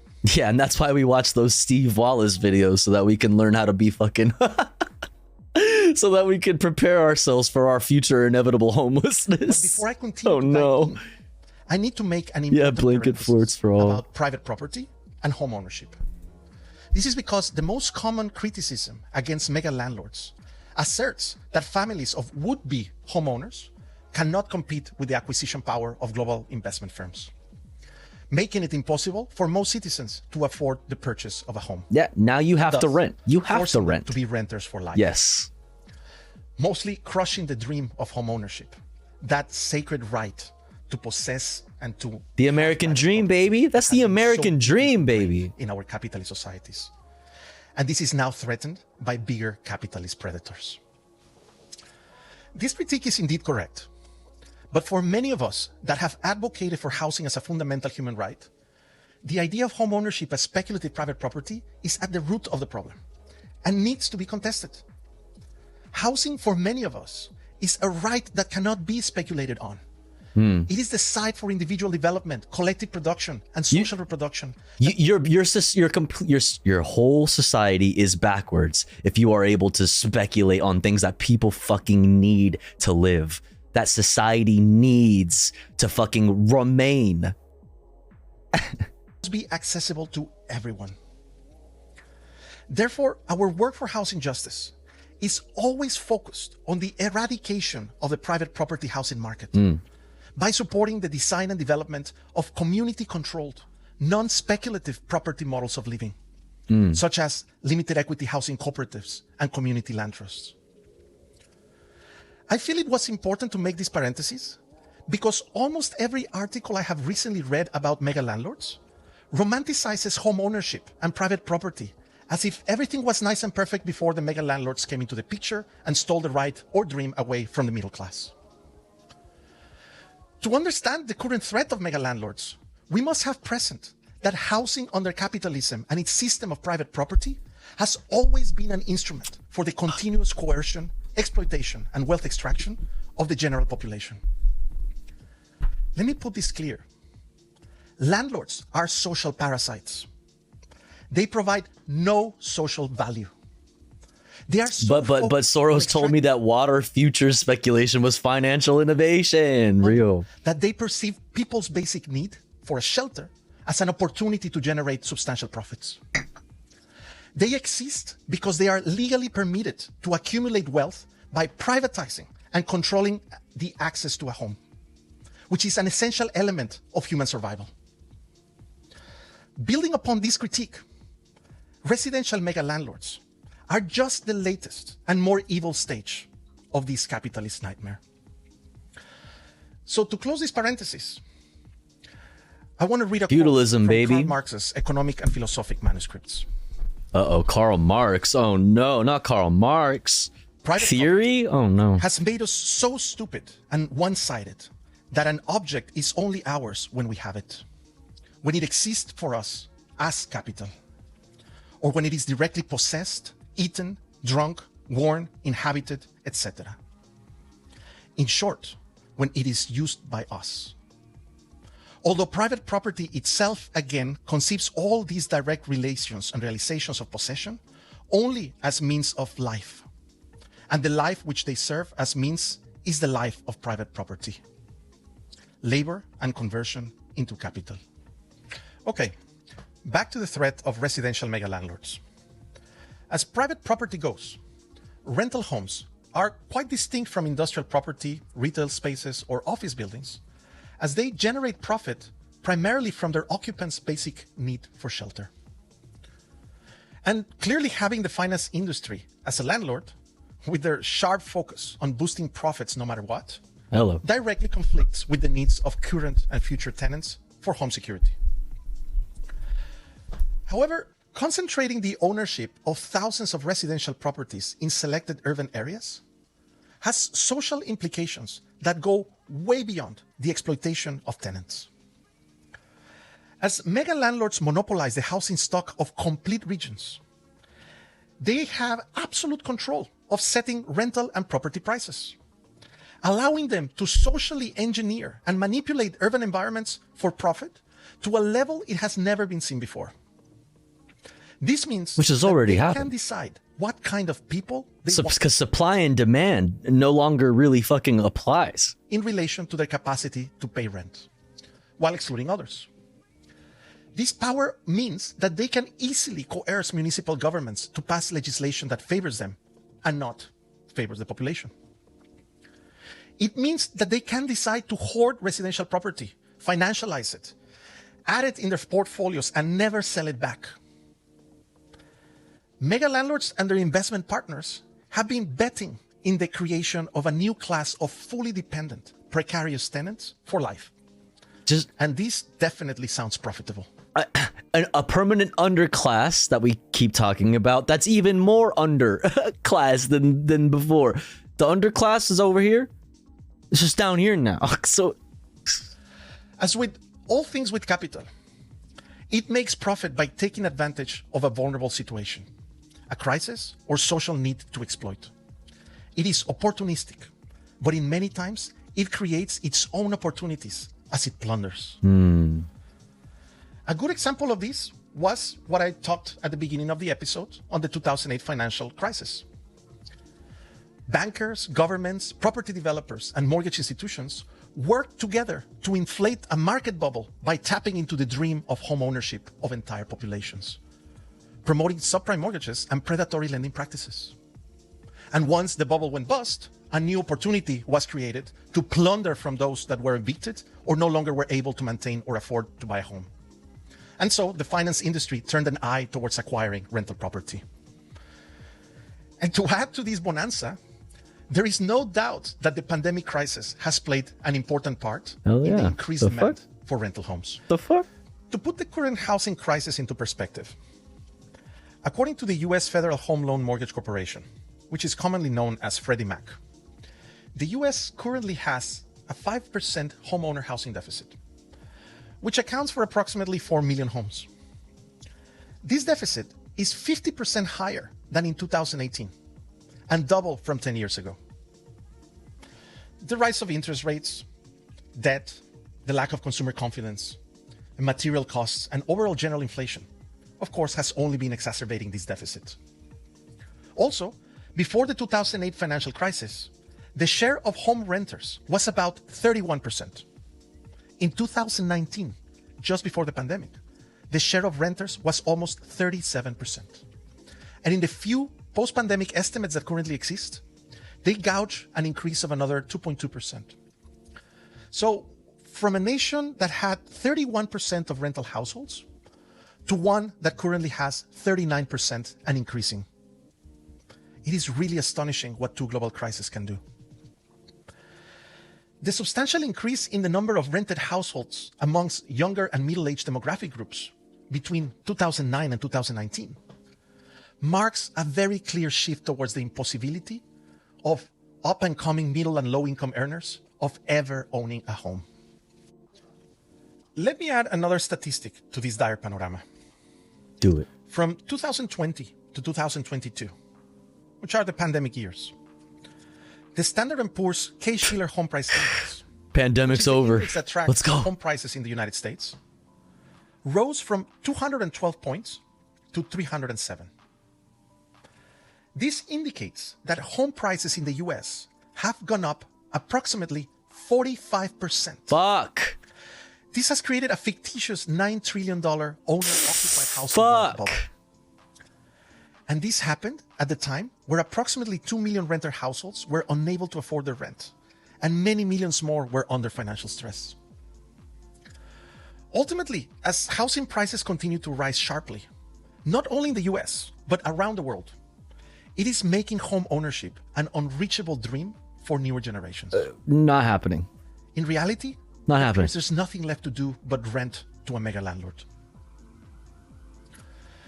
But it is important to stress that this is not a unique American phenomenon. This is a global trend. Wait, but I want to be special. I'm American. With the aid of your pension funds, of course. For instance, the European Public Real Estate Association reported that the market capitalization of Europe's publicly traded residential real estate sector surged from 3.5 billion euros in 2006 to almost, listen to this, 85 billion as of July of 2021. This is an absolutely staggering increase of 2,300% in 15 years. 2,300%. Same here. Wait, where's here, if you don't mind me asking? Has not gotten cheaper. For example, Oh, wait, are you in Australia? In a city I think like I remember Berlin, you saying that. rose 40, 45, Australia, okay. in the periods between 2016 and 2021.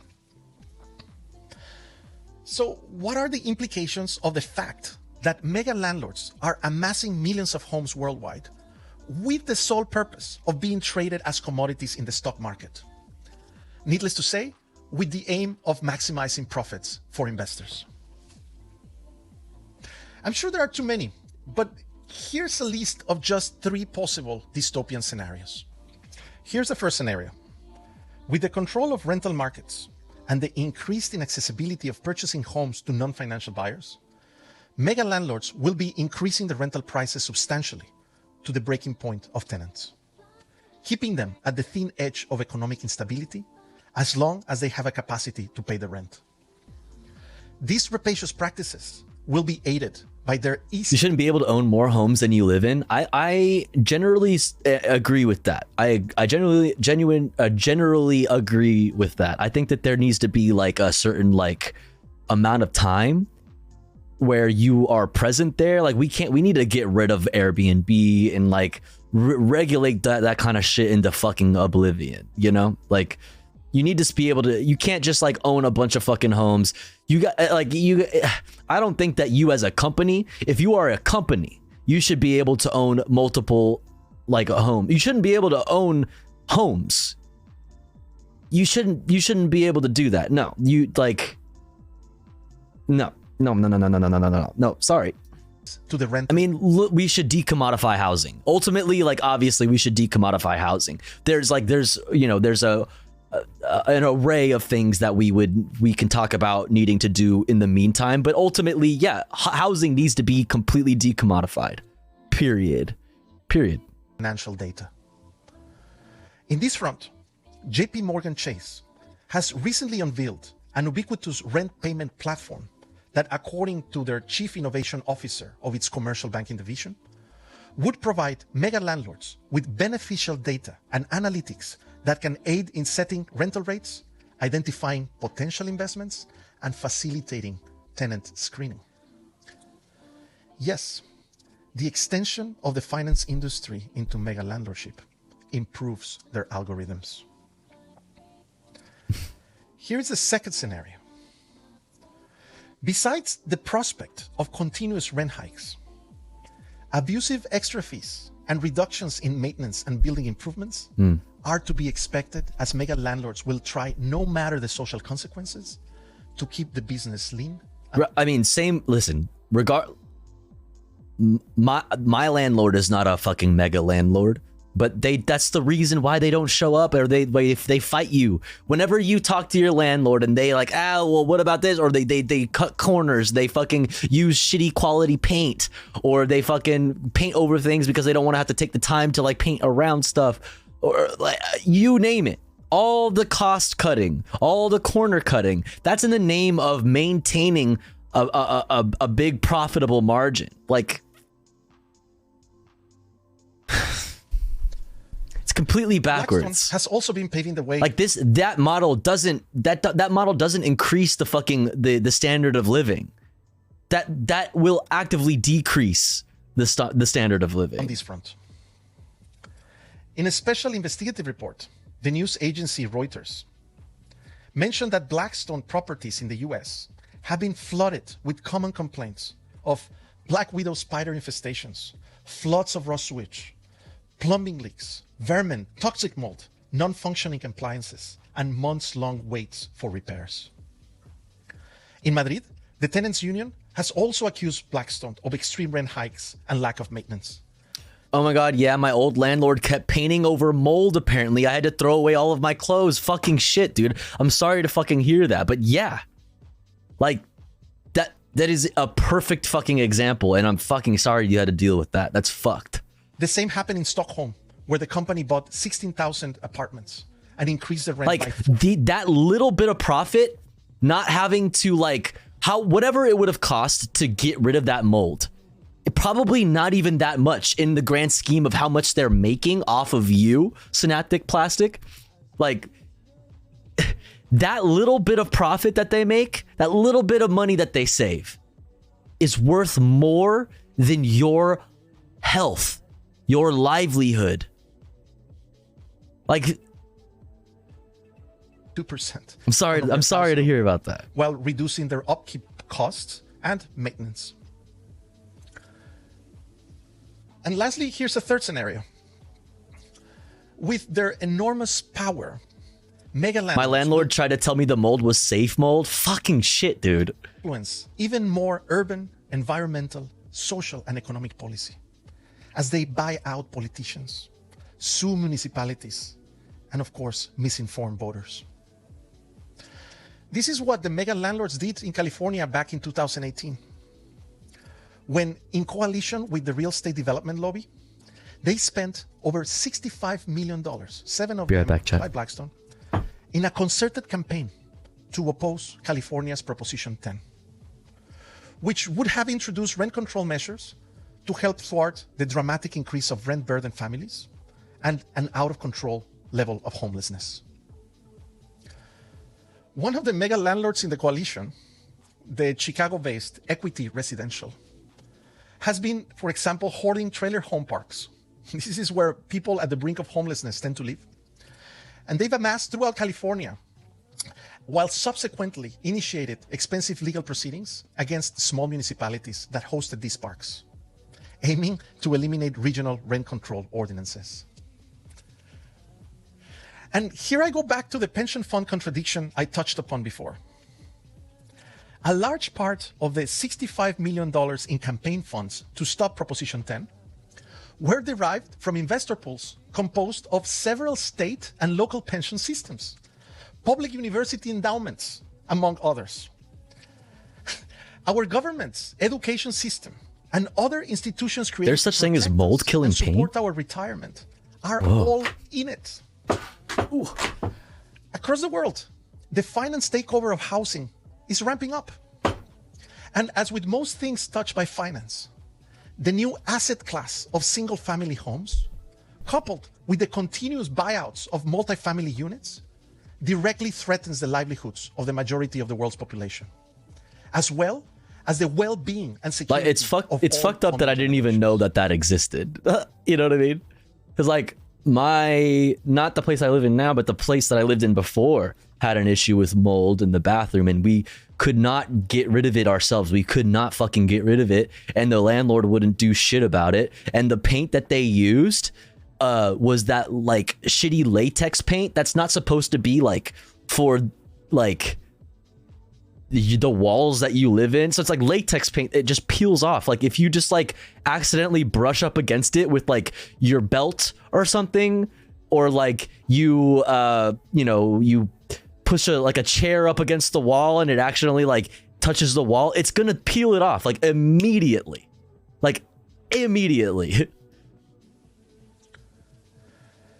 I want to end up with a question to you. How is this not criminal? Good question. I'm looking forward to read your comments below. And if you like this episode, please don't forget to give us a like. Until next time. See ya. Appreciate it. Good video. Good video. A little sleeper. I had to speed it up, but ultimately good and informative. Democracy at work is good. We love Dick. You know. Next up, we're going to go to CPAC, chat. We're going to CPAC. And we're going to ask some conservatives what the fuck woke means. We love Dick. Yeah. If you don't kill it fast with that antifungal paint, it can take over the wall. Over the fucking wall to the other side, fucking yeet the landlords. Yeah. I mean, that's probably what happened to us in that situation. Anarchist Tech Support was that, yeah, me so homosexual. We love dicks. It was that the reason why it probably kept coming back is because it was more than what you could see on the surface. It was probably, past the wall. Yeah. On the other side of the wall anyway. For sure. All right. We asked conservatives at CPAC what woke means. Let's check it out. What that mean? If you've been paying attention to politics really at all in the last few years, you know that imagine paying attention to politics. Could never be me. Are obsessed with a certain word. Wokeness is a virus more dangerous than any pandemic, hands down. Most of us know that woke. Wait, especially coming from Nikki Haley, like wokeness is you mentioning on Fox News that you're running for president because we need a woman of color in the presidency. Okay, hold on, wait. Is a term created by Black Americans, and it basically means being aware of what's going on around you, especially when it comes to issues of race and social justice. But last week, some of the most committed ultra MAGA supporters got together. Yeah, she loves intersectionality. Conservative conference, where definitions of this term were. Look at that fucking posture, baby. Hold up. Together for CPAC, the annual conservative conference. Sleepy Ben, this fucking guy just wants to be his dad so bad. It's madness, bro. He wishes so badly he was his dad. He wishes his dad loved him. Poor kid. This term were murky. I think the woke today are basically the ones who. Yeah, it is sad, Orkwan. The dominant narrative of that everything's a identity-oriented, virtue signaling position to have a different position of power. That whole narrative. I think that's people who genuinely believe that are basically brainwashed. Brainwashed. Is part of the Marxist agenda along with ESG. Okay, but what is Marxist? What is Marxism? Excuse me, Steve Schmid? Steve Schmid.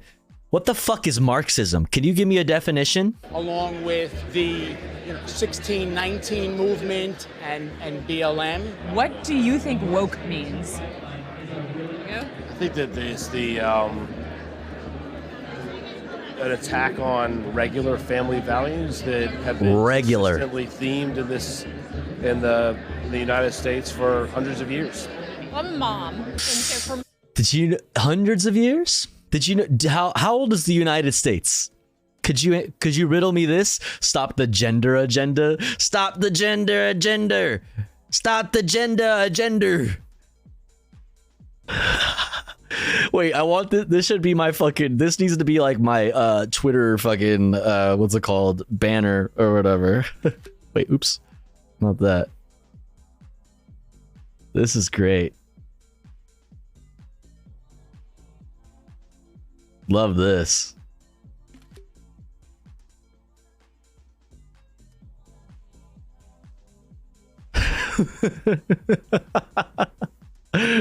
Oh shit. Let's give that a little whoop. Yep. Go. Oh, nope. Let's get that right over there. Yep. No more genders. Keep your genders out of my life. Beautiful. Let's go. Woke is probably a little bit different than just the huge general population. I think more about my children and schools that they're in, and children are now coming home and Sick-ass thinking painting. that they have to accept things that maybe we didn't teach in our family or in our home. So everything it's just being disruptive. Even if nobody is 100% consistent in how they define it, one thing you are sure to get here is a steady stream of over-the-top invective about it from the stage. In fact, anti-wokeness seems to be the glue that is holding an otherwise fractious GOP together at the moment. And the thing is, GOP anti-wokeness is really just new packaging for an old idea. We used to call it the culture war, and its main tenet seems to be that diversity is bad. We will teach our values and promote our history and our traditions to our children. We will, in other words, be proud of our country again. And at CPAC, it's easy to think that, quote, the war on woke is America's main issue. But out in the real world, most Republicans think that their leadership isn't focusing on what matters What's up, Speed Racer? the economy. It's not clear if anti-wokeness is the winning strategy that some Republican officials think it is. When I see the state of politics right now and kind of what's on the ballot for 2024, topics like woke is just a complete distractor from actual issues. Homelessness is up, people are out of jobs, people are struggling to pay the bills, gas prices are up. Those are the issues that I care about. I feel it's very disingenuous to say that the most important issue is whether or not we're putting transgender bathrooms. Republicans were running this idea for like the past, 3-4 election cycles. Look how that turned out. GOP voters.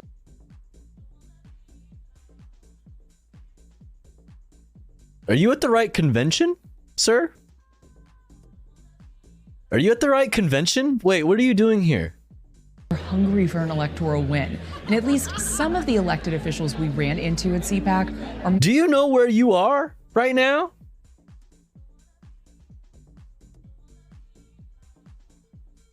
I'm confused, man. Even more confused than me. These motherfuckers are confused. They don't know what the fuck is going on. Look at this fucking guy. It's rapey McForehead, folks. Jesus Christ. To talk about what they're up to in Congress. I gave my speech about the border. I gave my speech about the oversight agenda and about the work that we have to do to make sure that our government isn't weaponized. So I tried to give a really substantive policy. Weaponizing the government, aka using it. Weaponizing the government is such a fucking stupid way to talk about the fucking federal government doing things. It's so fucking brain dead, dude. So fucking brain dead. Speech about those matters. Okay. We're focused on reducing crime. We're focused on reducing inflation. We believe we have inflation because Washington spent too much money, but the big priority is trying to get the border secure. And that's more important than wokeness, you probably think.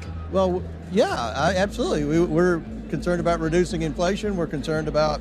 But what about all of y'all that are talking about how inflation is because of wokeness, and like how like these banks failing right now are because they went woke and now they are going broke.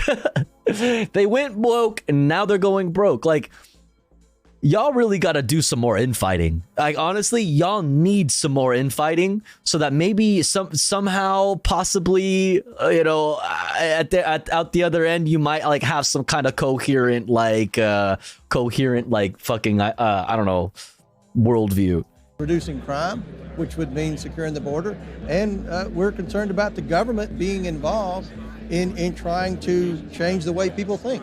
Just how anti-woke a candidate should be is something that will be tested in the upcoming primaries. But the person who is making a pretty successful attempt at honing in on the quote, woke mind virus, his words, not ours, is someone who wasn't even at CPAC. My boy, Governor Ron DeSantis. Rhonda. DeSantis has made Meatball Tiny D political brand by signing the Don't Say Gay bill, banning CRT in Florida classrooms, and going after Disney. And starting this month, Florida is expected to pass a bunch more measures, like banning the use of preferred pronouns in K-12 schools and scrapping gender studies and I decide what your pronouns are. You don't have preferred pronouns. I decide what your pronouns are. What happens when they're like, is a cis person? Oh my fucking God. There's gonna be like a cis, like a AFAB cis person who like has short hair and like wears jeans or some shit and t-shirts that is gonna be like referred to as he, and they're gonna be like, actually I'm a woman. They're like, God damn it, hell no you are not. Hell no you are not. What's up, Sisyphus? What's up, Ruby Sandwich? Come on down to the pronouns wheel. Give it a spin. Today, I'm fair. Like, come on, bro. Shut the fuck programs up. in state universities. This is what turning anti-woke words into actual anti-diversity policy looks like. And it might set up DeSantis nicely to tangle with former President Donald Trump. DeSantis is coming out of the pulpit of a... Wait, real quick. That shit looked like... Look at this, bro. Oh my God, dog. Are you serious? I would wear the fuck out of this. It's so big, too. You could wear it like a dress. Is it a dress? Is this a dress? It's short sleeve? It looks like a t-shirt, but it's long as fuck. Yeah, I would wear that like a dress. Shit. That's fire, bro. I would wear that. Just saying. Trump. DeSantis is coming out of the pulpit of an actual governor right now.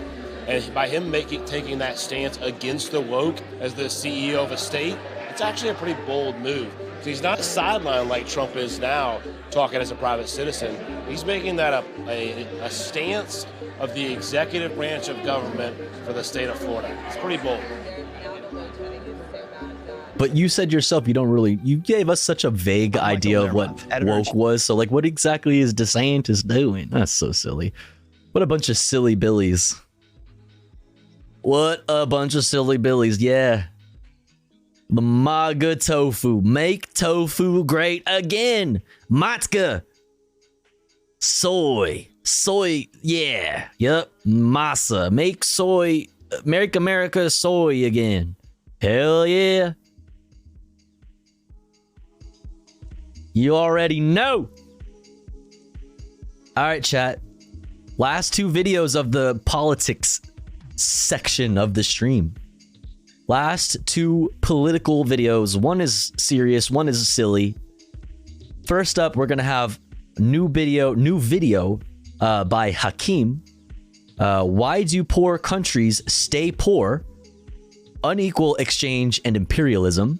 And then we're gonna get into, after that, new RM Brown video called Tucker's World about Tucker Carlson.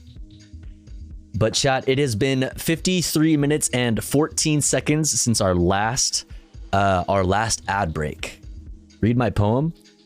I'm gonna read Forlorn's poem and then we're gonna go on that ad break, which is, okay, that's long as fuck. I ain't reading all that.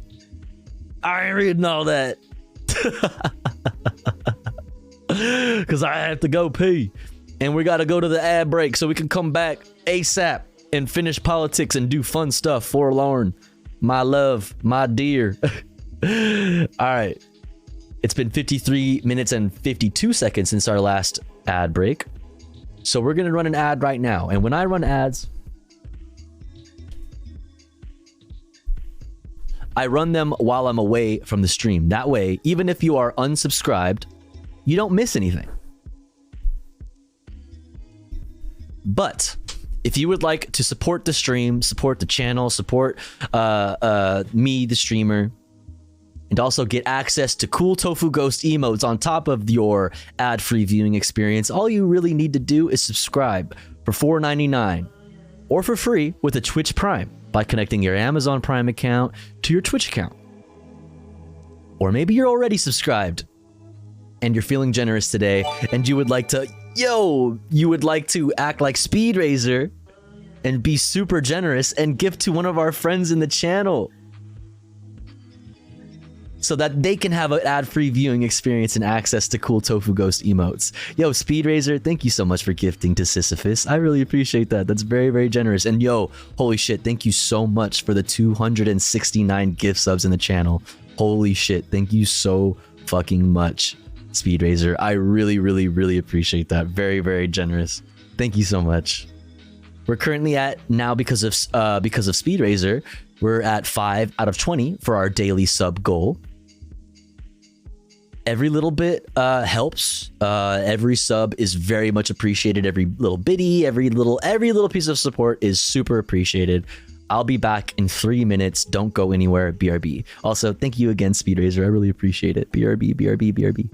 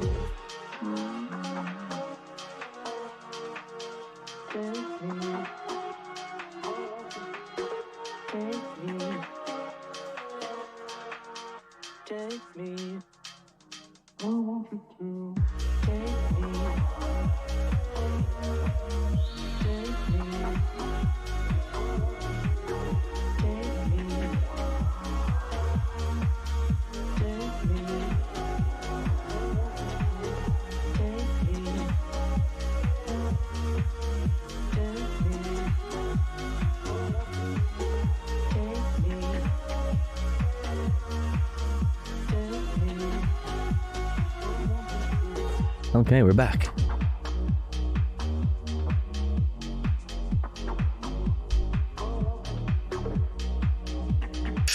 We're back.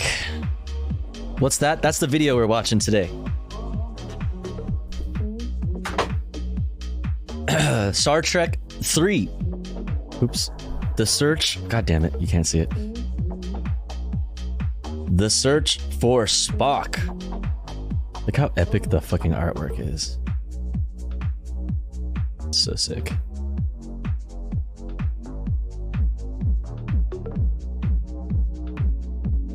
Good stuff, good stuff, good stuff. All right, let's get back into it. Can't wait to see if they find him. Yeah, no spoilers, okay? No spoilers. War at me feet, peace in me soul, fire in me eyes of them flames of Babylon. Wall shall fall, true fire. Flames in me soul. So good, I love that shit. True fire. Spock lived again after 3 days. True. Yeah, I thought that was a Japanese video game. They tend to have pretty good box art. True, that's true. All right, why do poor countries stay poor, chat? Unequal Exchange and Imperialism by Hakim. Let's check it out.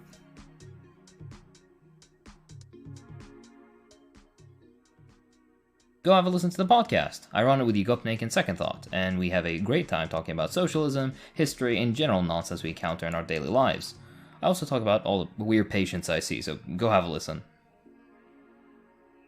Hello. Why is the so-called first world rich? Why are third world countries poor? You don't go to poor countries to make plenty money. There are very few poor countries in this world. Most countries are rich. The Philippines are rich. Brazil is rich. Mexico is rich. Chile is rich. And the people are poor. But there's billions to be made there, to be carved out and to be taken. There's been billions for 400 years. The capitalist European and North American powers have carved out and taken the timber, the flax, the hemp, the cocoa, the rum, the tin, the copper, the iron, the rubber, the bauxite, the slaves, and the cheap labor. They have taken out of these countries. These countries are not underdeveloped, they're overexploited. Philippines mentioned! Let's go! Filipinos in the house. Ruby, are you Filipino, Filipina? Philippine they? Solidarity. Our Italian American. Wait, just also the way he puts his... Hold on. And I'm out later. Our Italian American Mic drop. there didn't lie. Let me introduce you to the concept of unequal exchange through a presentation of a fantastic research article that I highly recommend you read. Unequal exchange theory delivers the analysis that the economic growth in so-called advanced economies, think Germany, the US, Japan, etc., what's been referred to as the global north, relies by a large proportion on a significant net appropriation of resources and labor from the global south, think Kenya, Peru, the Philippines, etc.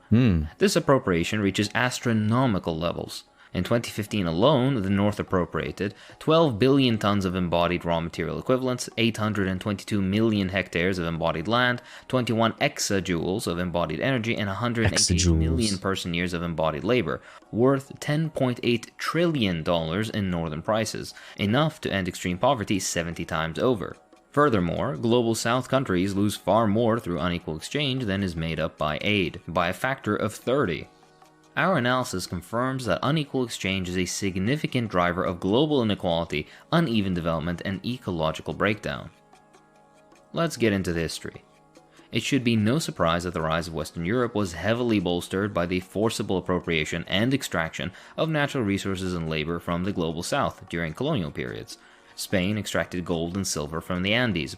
Portugal extracted sugar from Brazil. France extracted fossil fuels, minerals, and agricultural products from West Africa. Belgium extracted rubber from the Congo.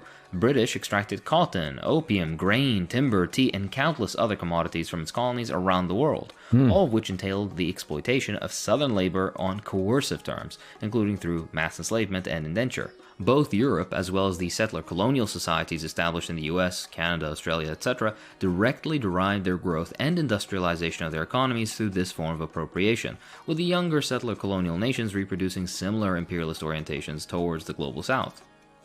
What about the ideology? Let's peel back the curtain a bit. The standard narrative is that after the withdrawal of colonial troops and political administrators, those colonial patterns of extraction ceased. The world economy today is meritocratic. If your nation has strong institutions, solid markets, and works hard, it will become wealthy. Likewise, poor countries are such because they lack the above. Yeah. Reality is patently different. They just suck. They just suck. They have no merit. Rich countries and monopolistic corporations leverage their geopolitical and commercial dominance in the world economy to depress or cheapen the prices of resources and labor in the global south, both at the level of whole national economies as well as within global commodity chains. As a result, for every unit of embodied resources and labor that the south imports from the north, they have to export many more units to pay for it, enabling the north to achieve a net appropriation through trade.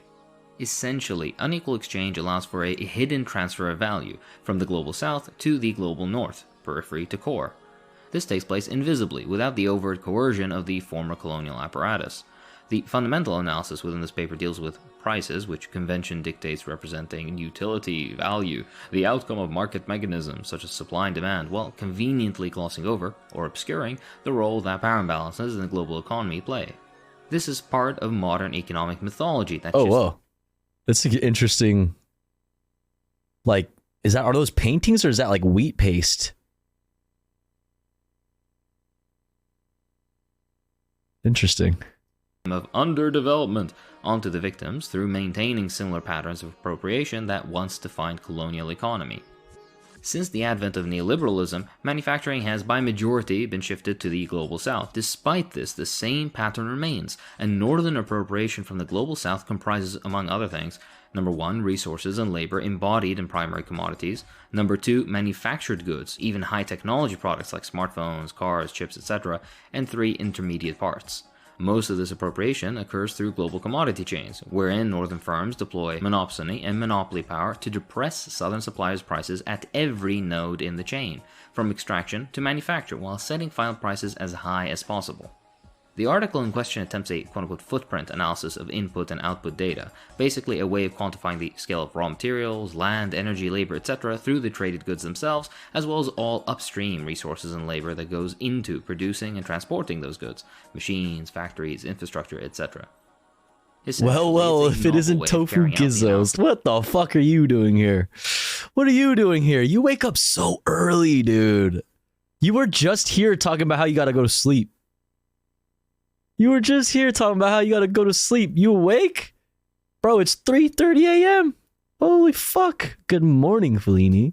and through complex global commodity chains. Calculating the physical scale of the embodied resources that flow between the global north and the global south needs I said I was going to be up in like 4 hours. Oh, man. Global north is defined according to the IMF's advanced economies grouping. So USA, Well, good to see you. Canada, Hope you're having a Western good and Northern morning. Europe, Australia, New Zealand, Israel, Japan, South Korea, Taiwan, Singapore, and Hong Kong, amongst others. While all other countries, the IMF's emerging and developing economies categorization, are classified as the global south. Secondly, they measure direct and indirect trade flows between the two through tracking 4 categories: materials measured in raw material equivalents, land, energy, and labor.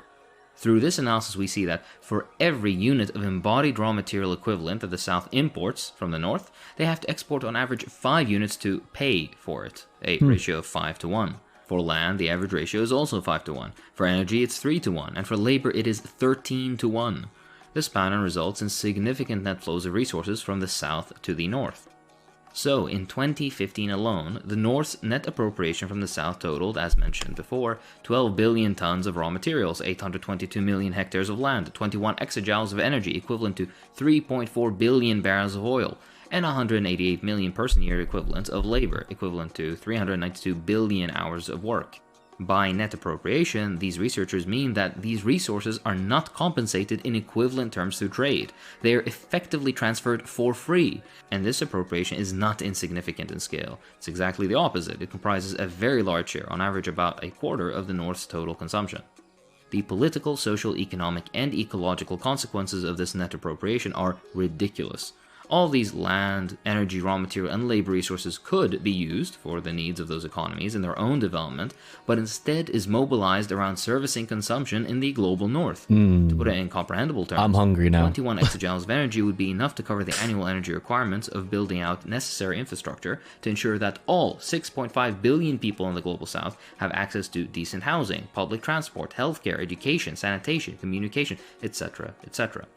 822 million hectares of land, which is twice the size of India roughly, would in theory be enough to provide nutritious food for up to 6 billion people, depending on land productivity and diet composition. That's also not mentioning the significant ecological consequences. Offset manufacturing. I thought that was a fucking tentacle at first at the corner of my eye. I was like, what is that?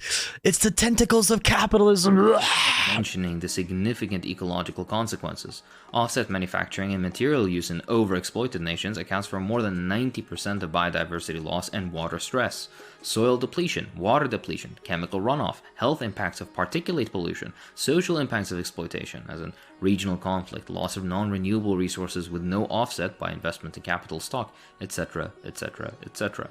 All of these environmental and other consequences of the North's consumption are shifted onto the South, effectively offshoring them. Excess resource consumption in the global North is a major driver of ecological breakdown, consuming 4 times over the sustainable threshold, and of which 58% my guy playing Candy Crush from the global South. In consumption-based terms, the North is responsible for 92% of carbon dioxide emissions in excess of the planetary boundary, while the consequences harm the South disproportionately. 92%. Inflicting drastic social and economic costs. The South suffers 82 to 92% of the costs of climate change, and 98 to 99% of the deaths associated with climate change. In a political statement, the living standards of the global North are sustained and made possible by the ecological and material exploitation and devastation of the global South. The breakdown of the study is as such. Drain from the South in 2015 amounted to $14.1 trillion when measured in terms of raw material equivalents, $5.1 trillion when measured in terms of land, $3.6 trillion when measured in terms of energy, and $20.3 trillion when measured in terms of labor. The best the researchers could say is that the value of the drain through unequal exchange in 2015 alone ranged between $3.6 trillion on the lower end and $20.3 trillion on the higher end. Drain from China alone, by the way, amounted to $2.4 trillion, comprising 22% of the net south-north flows. Between 1990 and 2015, the total drain sum amounts to $242 trillion. This windfall bears a stark and close resemblance to colonial forms of appropriation, albeit through different means. And of course, as previously mentioned, this amounts to roughly a quarter of Northern GDP during the era. Let's discuss aid. Overseas development assistance is a benevolent-seeming strategy of international development in which governments of the Development Assistance Committee commit to spending 0.7% of their GDP on aid. Of course, this is an ideological game that obscures a horrifying reality. To quote, "Our results show that net appropriation by Development Assistance Committee countries through unequal exchange from 1990 to 2015 outstripped their aid disbursements over the same period by a factor of almost 80. In other words, for every dollar of aid the donors give, they appropriate resources worth $80 through unequal exchange. From the perspective of aid recipients, for every dollar they receive in aid, they lose resources worth $30 through drain."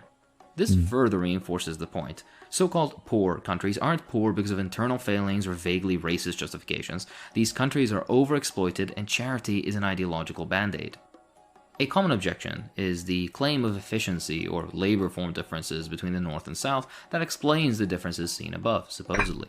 Southern production now spans every part of global commodity chains, from manual labor to managerial, engineering, logistical, IT, and other roles. Despite this, and I quote, "wage disparities are nonetheless so extreme that highly skilled labor performed in the South may even receive lower pay than quote-unquote unskilled labor performed in the North." The paper itself goes into depth about how measuring productivity by prices, which is the usual justification, amongst other things, is fallacious. But regardless, real productivity differences are minimal if they exist at all, and can't explain wage inequalities on their own. Furthermore, the gap between unit labor costs in northern and southern economies demonstrates that the difference in wages is greater than the difference in productivity. In other words, wage inequalities exist not because southern workers are less productive, but because they are more intensively exploited, and often subject to rigid systems of labor control and discipline designed to maximize extraction. This is pretty much the major reason why northern firms offshore production to the south in the first place, because labor is cheaper per unit of physical output. International economic manipulation. Let's discuss this. The main predictor of high export prices and net appropriation as a result is economic power internationally. In a term, basically, rich countries can maintain price inequalities because they're rich. Simple as. Simple as.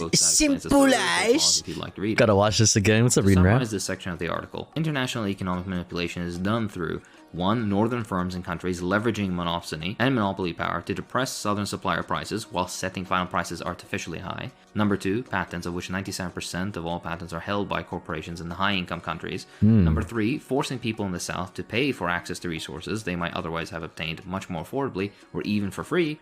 4. High-income nations exercising monopoly power in the institutions of international economic governance, with northern countries holding a majority of votes, for example, in the World Bank and the IMF, with the US holding veto power, etc., etc.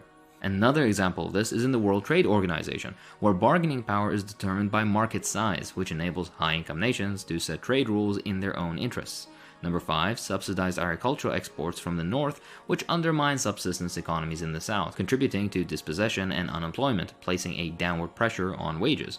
6. Militarized borders, which preclude easy migration from south to north, thus preventing wage convergence. Hello. 7. Structural adjustment programs imposed by the World Bank and the IMF, which since the 1980s have cut public sector salaries and employment, rolled back labor rights, curtailed unions, and gutted environmental regulations, amongst many, many more. This, of course, doesn't even begin to mention active attempts which are successful in preventing the South from developing sovereign industrial capacity, meaning outside of subordinate positions in global commodity chains. Structural adjustment programs, free trade agreements, the various international economic and trade organizations that have forced governments of global South countries to remove tariffs, subsidies, and other protections for young industries, all of which are things the West in particular used in their development early on.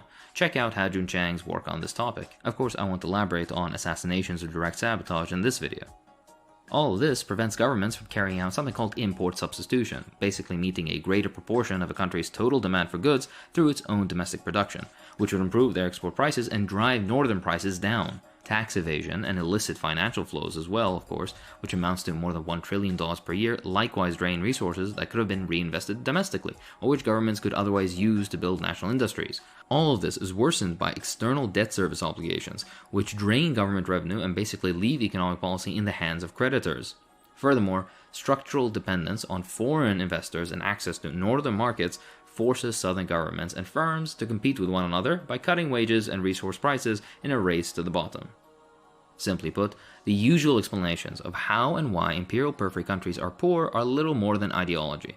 The biggest roles played are by structural power imbalances in the world economy, which ensures that labor and resources in the South remain cheap and accessible to international capital, while Northern exports enjoy comparatively higher prices. As a result, a significant drain of labor and resources occurs from the South, not too different from colonial periods, with the only major difference being that the former system was explicitly coercive and the current one is implicitly what's up, Mumbles? As the authors say, cheap labor and raw materials in the global south are not naturally cheap, as if their cheapness was written in the stars. They are actively cheapened.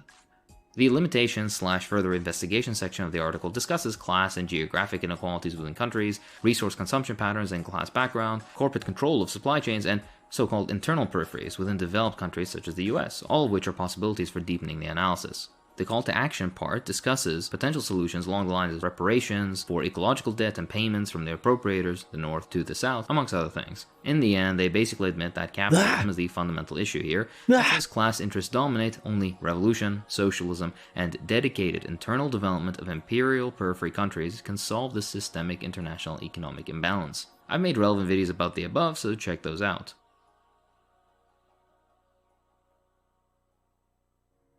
That's all for this time. If you enjoy what I do, then please consider supporting me on Patreon. It really does help. I'd like to thank my patrons, so thank you to Marcus Lanusa, Red Commissar, Adel. Good video. Good video. Good video. Good video. Good video. Good video. Good video. All right. Next up. What we got next? Good video. Next up, we got Tucker's World by R.M. Brown. It's our last politically themed video of the evening before we get into chess with chat, if anybody wants to play me. Or possibly just me playing chess against random fucking people in the fucking world. While we watch comfy videos, while we do comfy shit. No more fucking stinky politics. No more stinky politics. Yeah, Tucker, but don't worry. We're not just watching a Tucker Carlson segment, okay? We're not just watching a Tucker Carlson segment.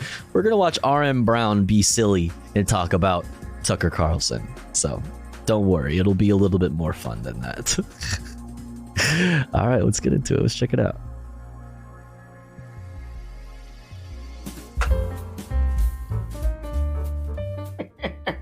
Oh, hey guys, how's it going? You know, this and that. You know, you're right, okay. So that's right, guys. Today we got to talk about this guy, Tucker. You know, that's his name. He's an adult. He's an adult man, that's his name. He's not a Jack Russell Terrier that lives in the suburbs. You know, for me, I loved him in Pretty in Pink, Weekend at Bernie's. My producer's telling me something. What's that? Oh, that's Andrew McCarthy. And I think you're thinking of the Beatles guy, Paul McCarthy. Paul McCarthy and John Lemon.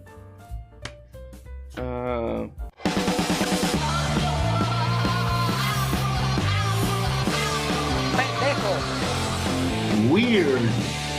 Oh. Good evening and welcome to Tucker Carlson Tonight. One of the hallmarks of people who are telling the truth, in case you were wondering how to tell the difference, I was, is that people who are telling the truth are calm.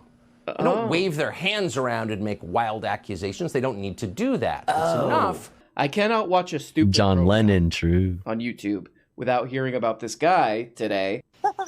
The Joe Rogan Generally speaking, experience. Oh my Chinese God. people look Chinese. Speaking of which, did you see the new video of the QAnon shaman? No, I did not. Being led through the Capitol building by police? No.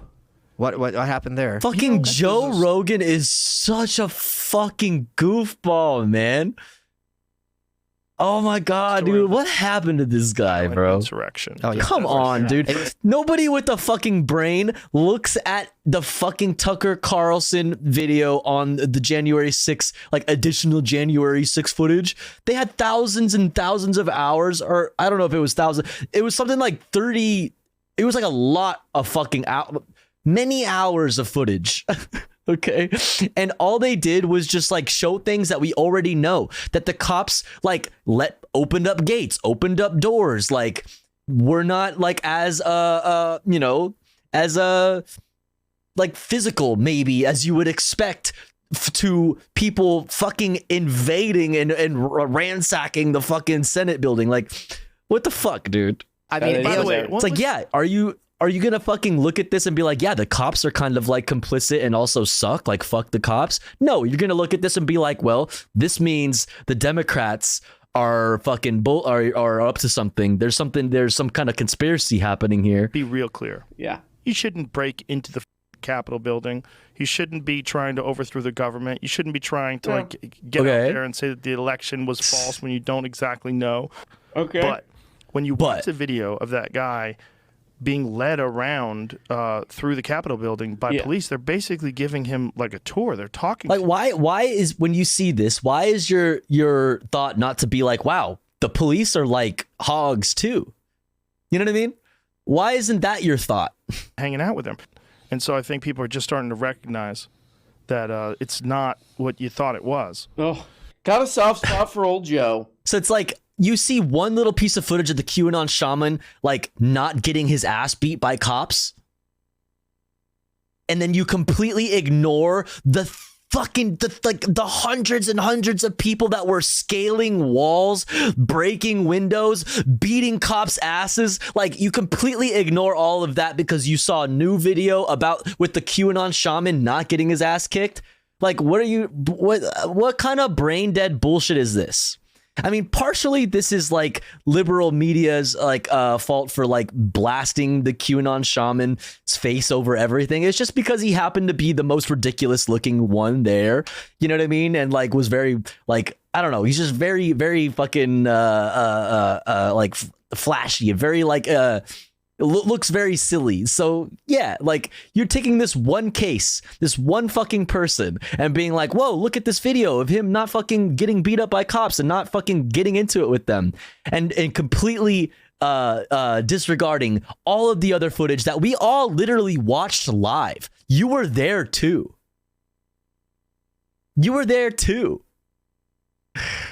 Because, he's going on this thing, man, thank God there's this dangerous truth teller, this dangerous journalist, Tucker Carlson, to expose these truths to us. And then literally like 3 minutes later, we get bonkers, this. Bro. Claimed by Carlson that Capitol Police served as tour guides for Jacob Chansley. The horn-wearing QAnon shaman was outrageous and false, manager wrote. He said that the Capitol Police were badly outnumbered on January 6th and that those officers did their best to use de-escalation tactics to try to talk rioters into getting each other to leave the building. Okay, that makes sense.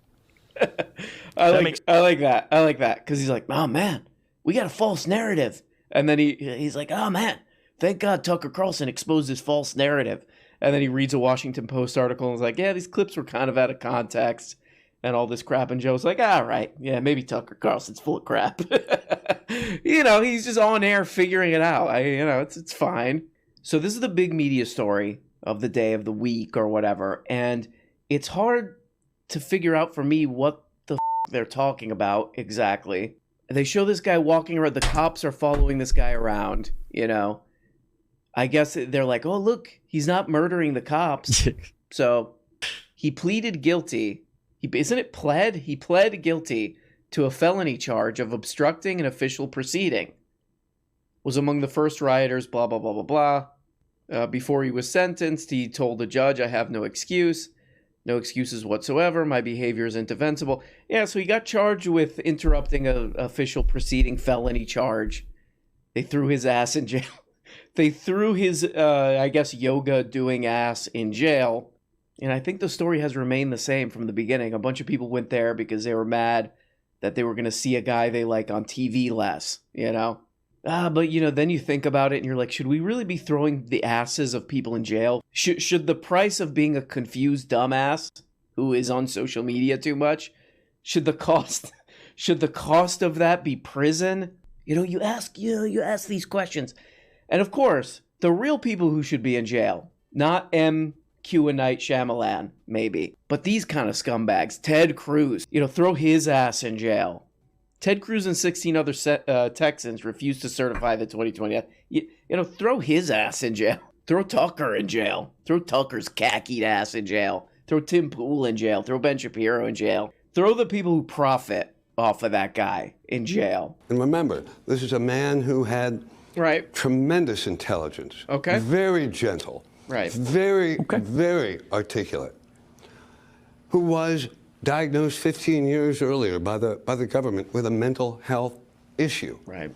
So pretty amazing that he got Jeff Goldblum, maybe Jeff Goldblum's dad, Jeff Oldblum, a little bit older, but that's nice. Okay.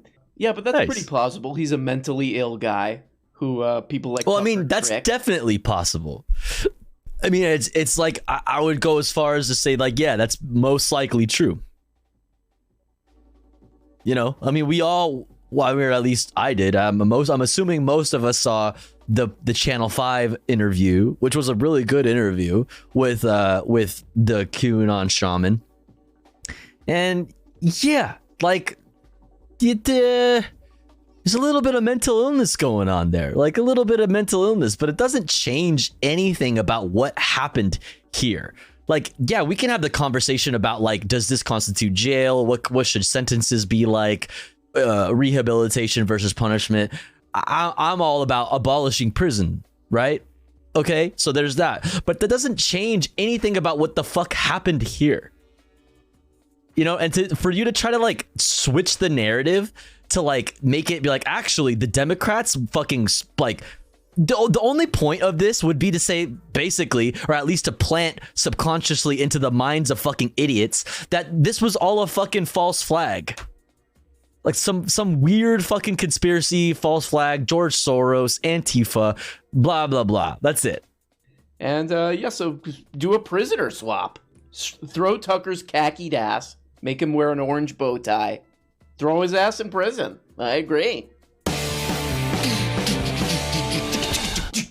You wouldn't know it from watching the news media, but Donald Trump is running for president again. The news media. You wouldn't know it from watching the news media, says Tucker Carlson, the most fucking popular news anchor on Fox News, the most popular fucking news network in the United States. You won't get this from the news media. This is the most news media of all the news medias. You are literally the biggest piece of... Oh my fucking God. That will never not frustrate me. That concept. People fucking talking on Fox News about how the mainstream media isn't covering something when you are literally the most mainstream of all of the medias. Oh, wow. Put him in prison first, which of course they're playing.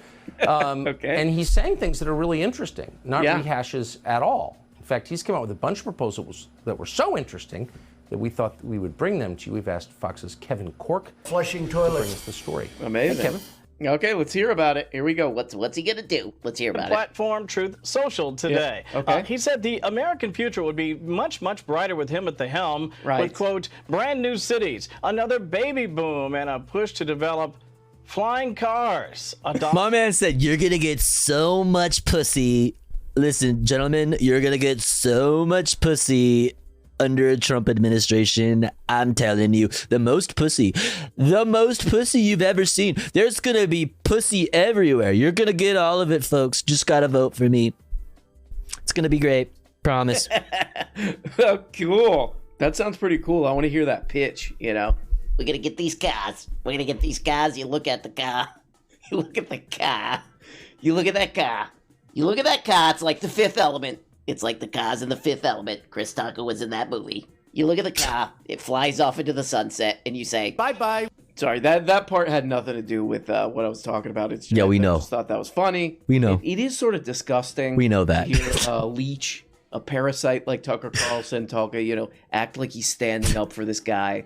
Because Tucker Carlson, of course, this is cliche at this point, but Tucker Carlson and all these other kind of mainstream corporate media guys are definitely part of the reason why politics is so stupid. Okay, yeah, so anyway, Tuckster's the man of the hour in the media right now. Tuckster. Because of his documentary. But it's kind of funny because at the same time, there's a ton of these stories in the media where it's like publishing texts, private texts from Tucker Carlson because he's in this lawsuit where he's like, I don't even Yo, like what's Trump. up, Natoxi? Hope this guy can go away because I don't want to do this anymore.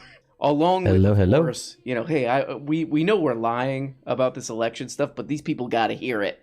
It's funny because it's weird. It's this rich guy, getting these huge ratings. He's one of the most famous people in the country, maybe in the world. And he's just totally audience captured. He doesn't want to say this stuff, but he knows he's got to lie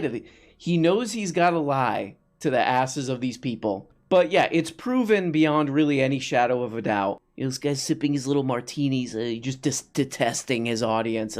I went out with some coworkers today and went mini golfing. Your boy got back-to-back hole-in-ones. Hey, yo, you got back-to-back hole? Let's fucking go, baby. I love hole. Fuck yeah. Hell yeah. Yes, it's basically all Hope you had a out good open time. for anybody who's interested to see like one of the funniest media stories, And into that situation, hey, right yo, what's up, Andrew? Walks one of my favorite characters. He does the John Lemon walk. Into this situation, one of my favorite characters. That's right, live So from much an abandoned hole. yogurt shop.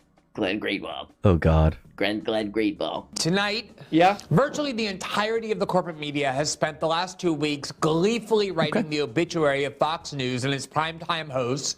Yeah, Dude. Fox News is corporate media. Corporate media is really giving Fox. Exactly. This is Glenn Greenwald, dude. It's Glenn Greenwald. Like, how did you what happened, bro? What the fuck, man? Dude, you're talking about the corporate media? You're talking about Fox fucking News, dog. You're supposed to be a fucking journalist. You should know that Glenn Greenwald, oh my God, Glenn Greenwald, you should know that Fox News is corporate. That Fox News is the most corporate. It's the most mainstream of the mainstream media. Why are we doing this? I think it's run by like the DSA or something. Especially the nation's most watched cable news host, Tucker Carlson. Yeah. They have constructed a narrative which, if true, would be indisputably crippling, if not permanently destructive to their journalistic credibility. Namely, they claim, these Fox hosts, in the weeks following the 2020 election, were promoting and endorsing Trump's accusation that he lost due to widespread voting machine fraud. Okay. All while these same hosts, in private, were ridiculing these same claims and admitting they found them baseless and ridiculous. Yeah. Wait. But is there truth to this narrative, one which, incidentally, is based entirely on a legal brief? Yeah. You gotta love Glenn Greenwald. He's like, is this true? Is it true that this guy... Bro, you just said... Wait. You just explained perfectly, like, what they are actually doing. God, the grift. Dude, the money must be really good. The money must be good. That's crazy. I just realized I never heard this dude's voice before. Really? Dang. What's up, Rogie? Welcome in. Been outed as a total fraud? I'm the guy to investigate. Me, Glenn Greenwald, the guy who totally owes pretty much all his Coke career. Bucks. What's up, Dem That Dem? very guy who I'm investigating. Also, is this... What site is this? Oh my God, this is Rumble, isn't it? Oh, yeah. Oh, I see the little rumb. I see the rumb. Bro. Dog, I'm sorry. Like, if you're on Rumble, bro, dude, rip. Rest in peace, bro. You know it's all bad when you're on Rumble, dog. Have you ever just, like, gone to Rumble and checked it out, chat? It's just so goofy, and all the numbers are so fake and inflated, and, like, oh, God, dude. It's fucking weird. Verified documents disclosing private text in an official investigation. Tofu goes, yeah, seems sus. Fake text, right? But is that really what happened? Like, bro, come on. Partisan. I don't want my computer to turn on me. That's fair. That's fair. What's up, Turtle Logic? He's reading an Intercept article that's making fun of Tucker Carlson for being exposed like this. His old publication, The Intercept. His old publication.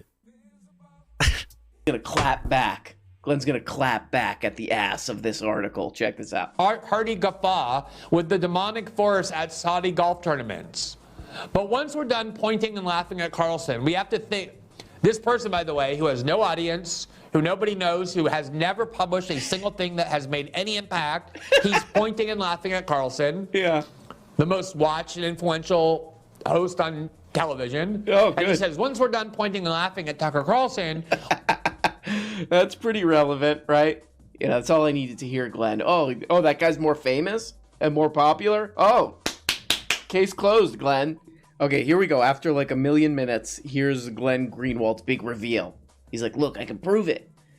I'm a lawyer, and I can prove it that Tucker Carlson was not convincing people that there was fraud. He was actually saying that there wasn't. Okay, here we go. Check this out. But that is something that Tucker Carlson did. Okay. So while nobody can point to him going on the air at this time and endorsing the idea that this election was won by Joe Biden due to fraud, we can watch this segment, as I'm about to show you, in which he did exactly the opposite. Okay. Brings us to the bombshell at the center of today's press conference. Oh, that was wow. delivered by former prosecutor Sidney Powell.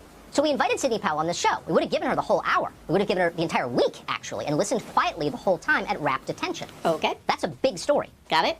But she never sent us any evidence, despite a lot of requests, polite requests. Not a page. When we kept pressing, she got angry and told us to stop contacting her.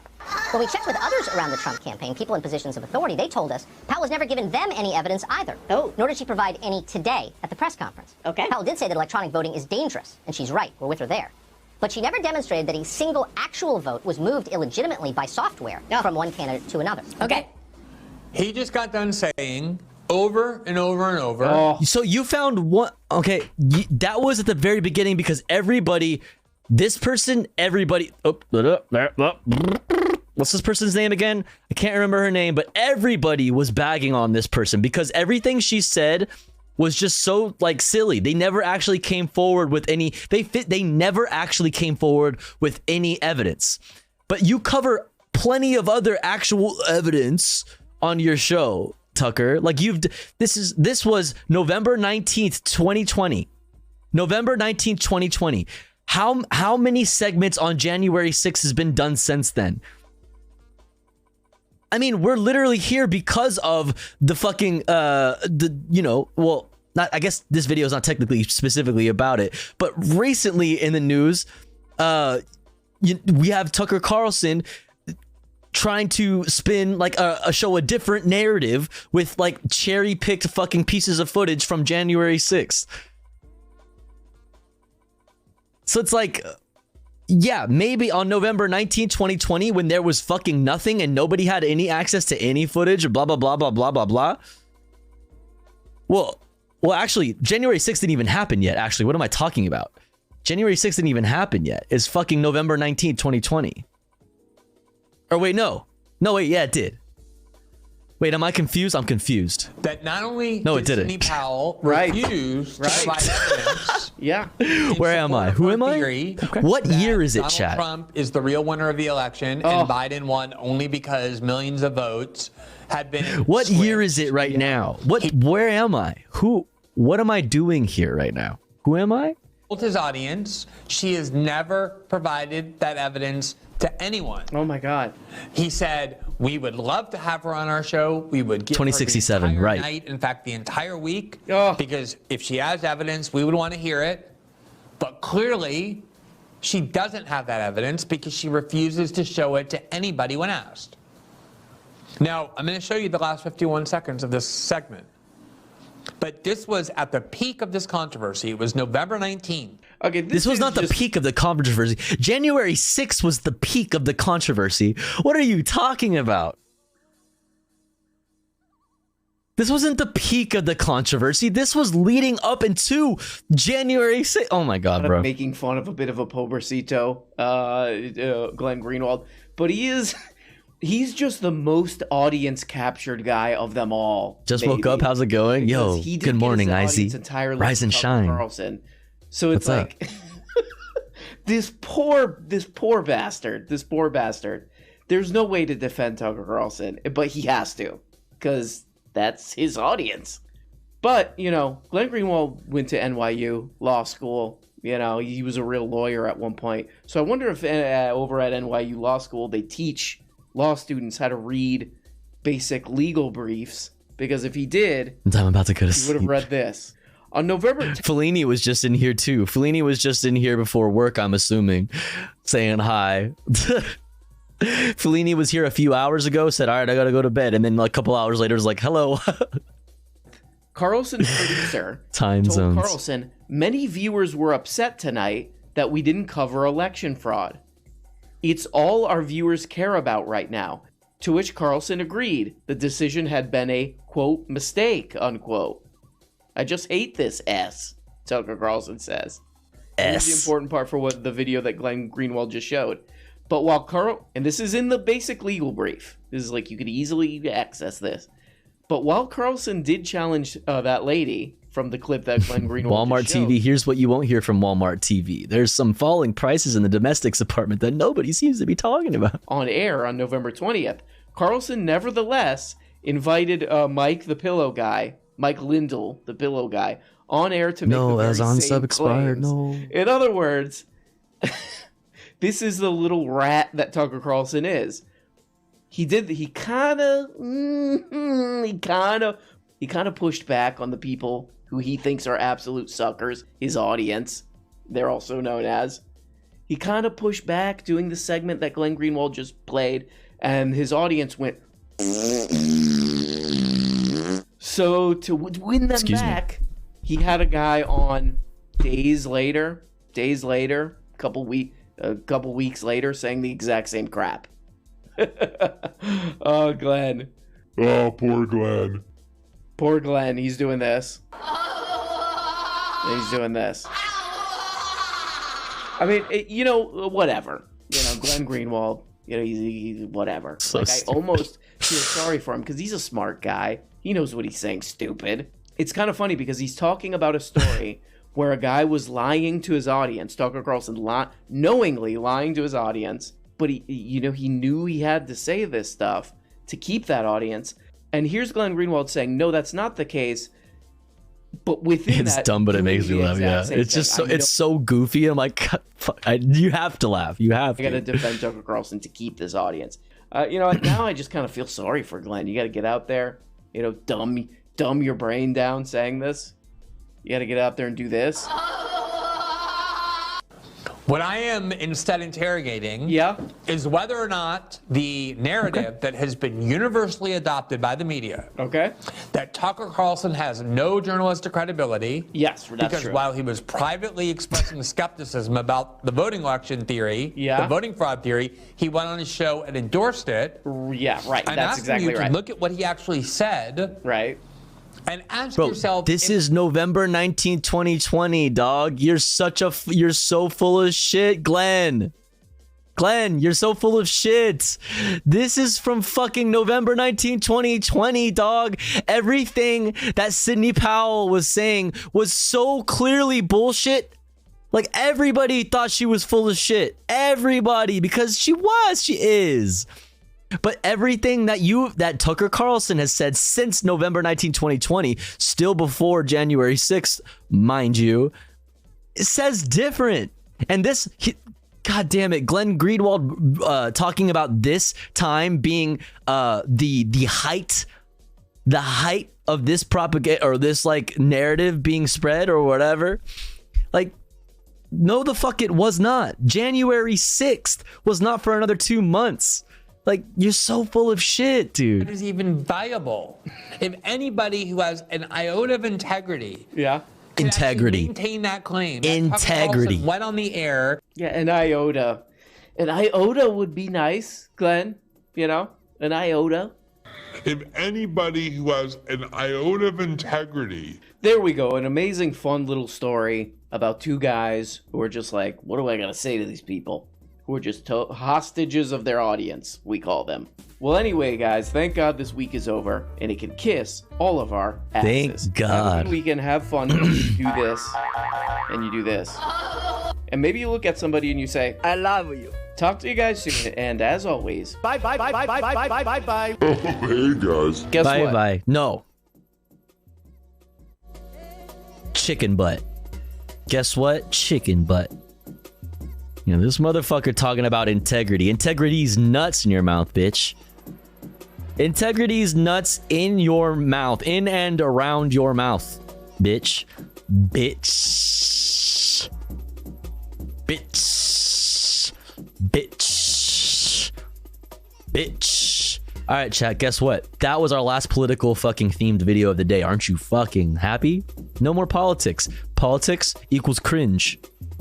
Us, not cringe. Us equals not cringe. Politics equals cringe.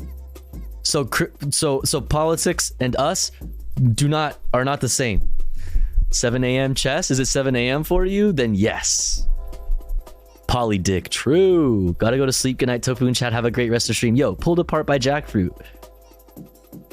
one of our favorite based vegan coded names in the chat. I appreciate you being here. Always good to have you. I hope you have a good night. See you next time. East Coast, yeah. West Coast is the best coast, chat. It's 4:08 a.m.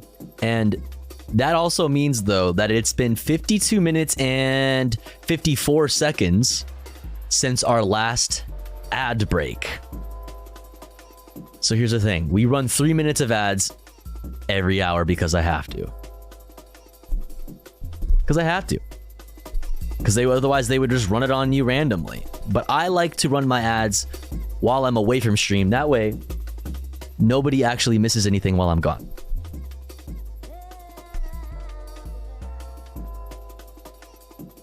But if you would like to support the stream and also get access to cool Tofu Ghost emotes in addition to your ad-free viewing experience, all you gotta do is subscribe for $4.99 or for free with a Twitch Prime by connecting your Amazon Prime account to your Twitch account. Or maybe you're already subscribed and you're feeling generous and you are able to, you have the means to help out one of our friends in the chat, one of our comrades in the community with an ad-free viewing experience and access to cool Tofu Ghost emotes. Maybe consider gifting one of our friends in chat a subscription so that they could get an ad-free viewing experience of Tofu Ghost emotes. We're currently at 6 out of 20 for our daily sub goal. I'll be back in 3 minutes. Don't you go anywhere. We're going to get into chess and comfy content as soon as I get back. BRB.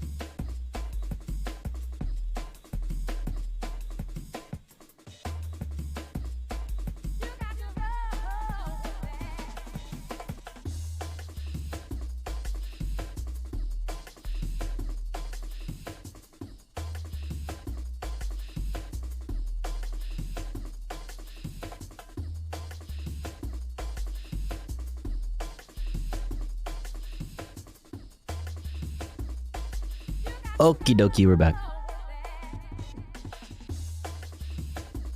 We're back. Alright, who wants to play chess and watch some camping videos with Steve? I know I do. Hi back, I'm mommy.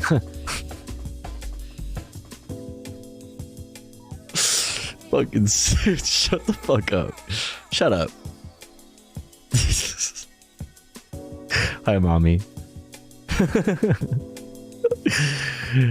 Alright, who wants to play me? Who wants to fucking play me? Who, I should say, wants to get their fucking ass kicked, huh? Huh? Eh?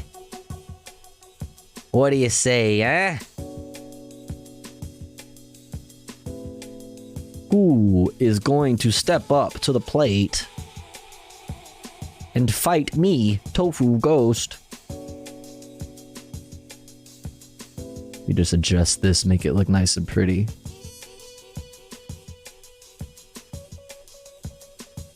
Not bad, not bad, not bad.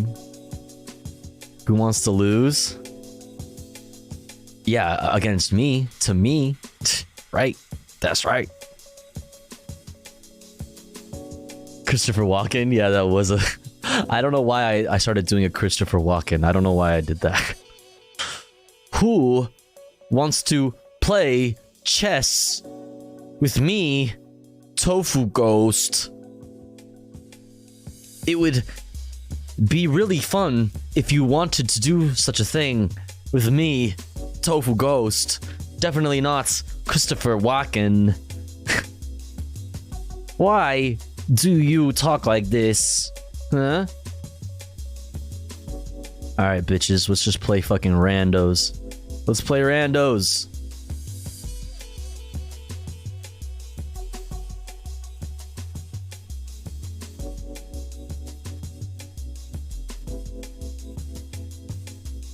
Play some motherfucking randos.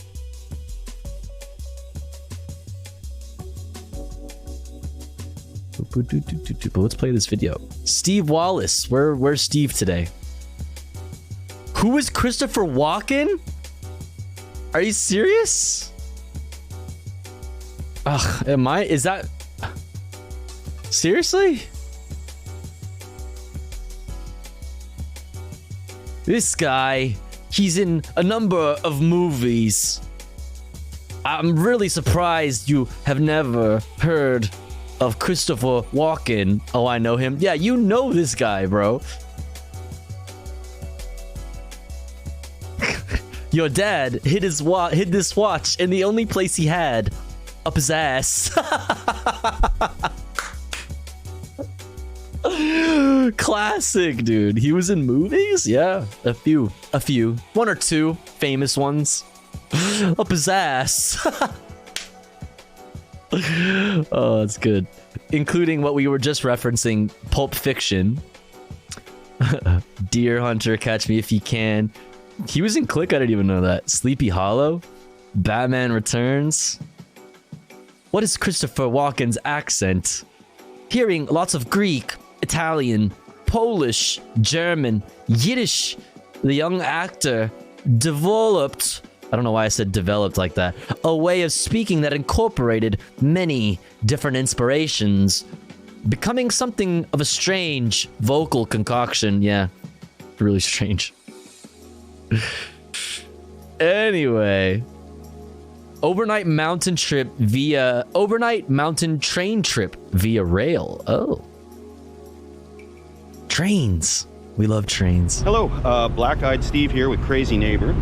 And we're going on a train trip. It's time to get back home for the holidays. And I'm third wheeling it here with Crazy Neighbor and his lady friend. So it should be a good trip. It's third wheeling it. Maybe a little bit, 26 hours. Covers 800 miles. You sleep on the thing. There's meals and there's a bar. So let's jump on a train and see how this goes. This is not quite camping, but it's an adventure. True. But tofu trains are politics? Fuck, you're right. Guess we can't watch this. Via Rail, isn't that Canadian? He is Canadian, so maybe. I didn't realize that was like a Canadian thing. Crazy neighbors, politics, yeah. Your dad. Hey, you know what? So you've seen the Play. videos? Are you taking a video right now? Or are you? No. Oh my God, busted, bro. Come on, bro. You're fucking me up right now, bro. Don't say that out loud. No, dog. I'm not here to camp. Shut the fuck up. Let the ladies okay. Go. Oh, pardon me. Go ahead. Go ahead. Okay. No, I let them know. But yeah. Okay. I'll move it over. Yes. That's awesome. Here you are, my friend. Oh wow, thank you so much. Okay, take care, guys. Thanks. You too. Enjoy your trip. Thanks. You guys getting on the train today, or are you okay with that? I've never been on a train before, so I really don't know how it works. Never been on a train? Okay. Show me what I should be doing. Damn. Okay, awesome. Care, Thanks so much.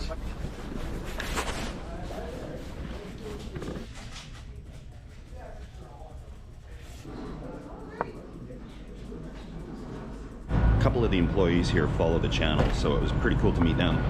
There's a nice little lounge here with coffee and some snacks and stuff, so we can wait to board the train. And they're kind of older trains, but they should do the job. I think they were made in the 50s, and they've been retrofitted, so they're still hopefully pretty safe. They don't make them like that anymore. So, ready for this trip? Oh, yeah. He's so funny. Wait, where did he move? Oh, he moved right there. Yeah. 8100. No, that's a bit of a hike. 210.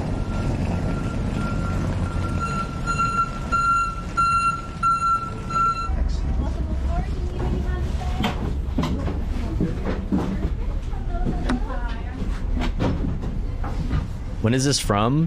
This is the story of a girl by a river and drown the whole world. Supposed to be numbers here. 2 months old. Oh, that's me. And you're 03, which is that one. This trip has been a bucket list thing for me. Beautiful wife and I had planned to do this trip for years. Aww. This was our dream. So I'm doing it as a third wheel here with that's so sad. And his lady friend. And I'm hoping it'll be cathartic because I'm no longer putting things over for someday in the future. I'm taking care of things now because we've had a poignant example of what can happen if you don't live every day to the fullest. No. And you might not get to do these things. I don't want to cry.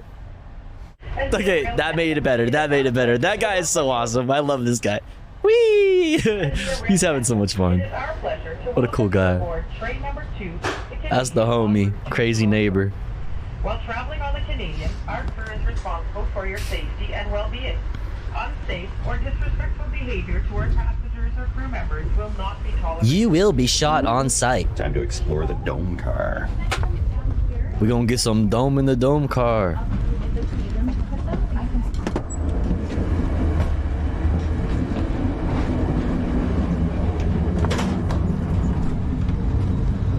Hey, how about this?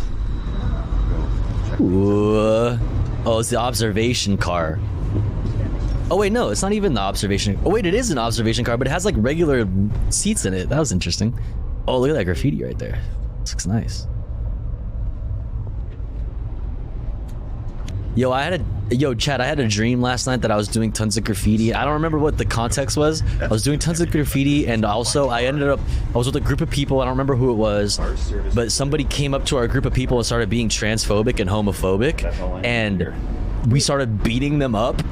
And Hassan was there, and he was streaming it. I'm just, I don't know.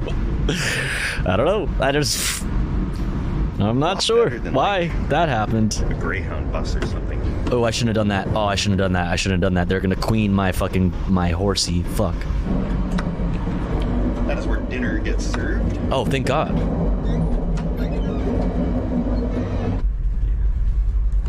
Ooh, these are fancy cabins right there. Yeah, and Hassan notably did not help with with beating the person's ass, which is very disappointing. Oh yeah. Of course. You know what I mean? It's like you're making us do all the fucking work, bro. Like, come on, dog. Like, you are huge. Like, there's a bunch of us and we're jumping this dude, and you could just, you know what I mean? Come on. Come on, bro. Oh, wait. No, I should have done that. I should have saved this. I should have saved my horsey. Oh, damn. I'm fucking up, bro. I'm never going to get to 200. Yep. Should have known that was going to happen. Should have known that was going to happen. I think we just ran a red. But I don't know my train signals. That's not how that works, sir. That is not how that works. Yeah, that red right there is not what that means. Here we go. Step 2.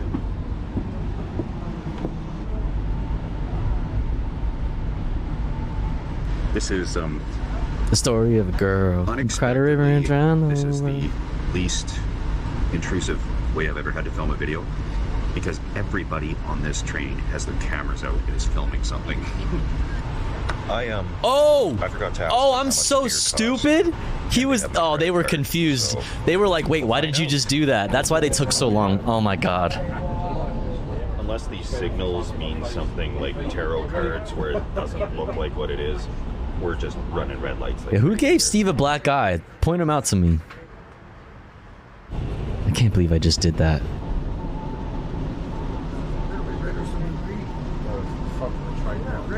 Yeah, running more red lights all the time.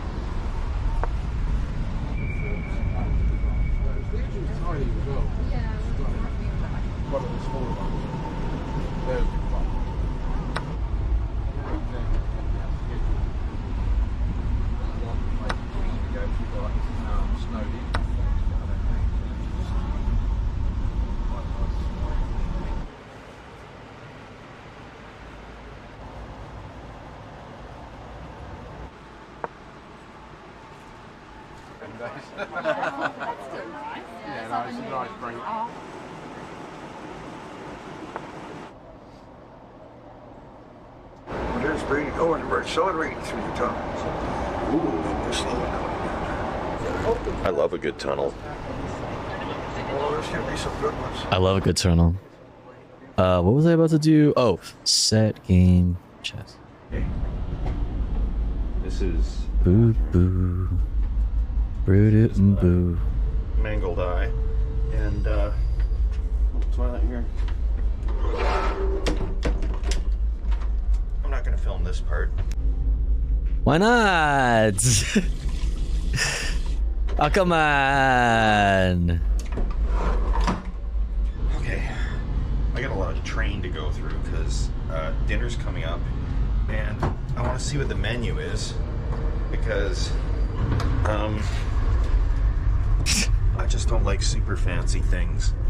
And on this train, so far I've heard, there's lamb and salmon and lammin? Some vegetarian thing. I just want to check things out. What's up, Naomi? So that I know what I'm up against.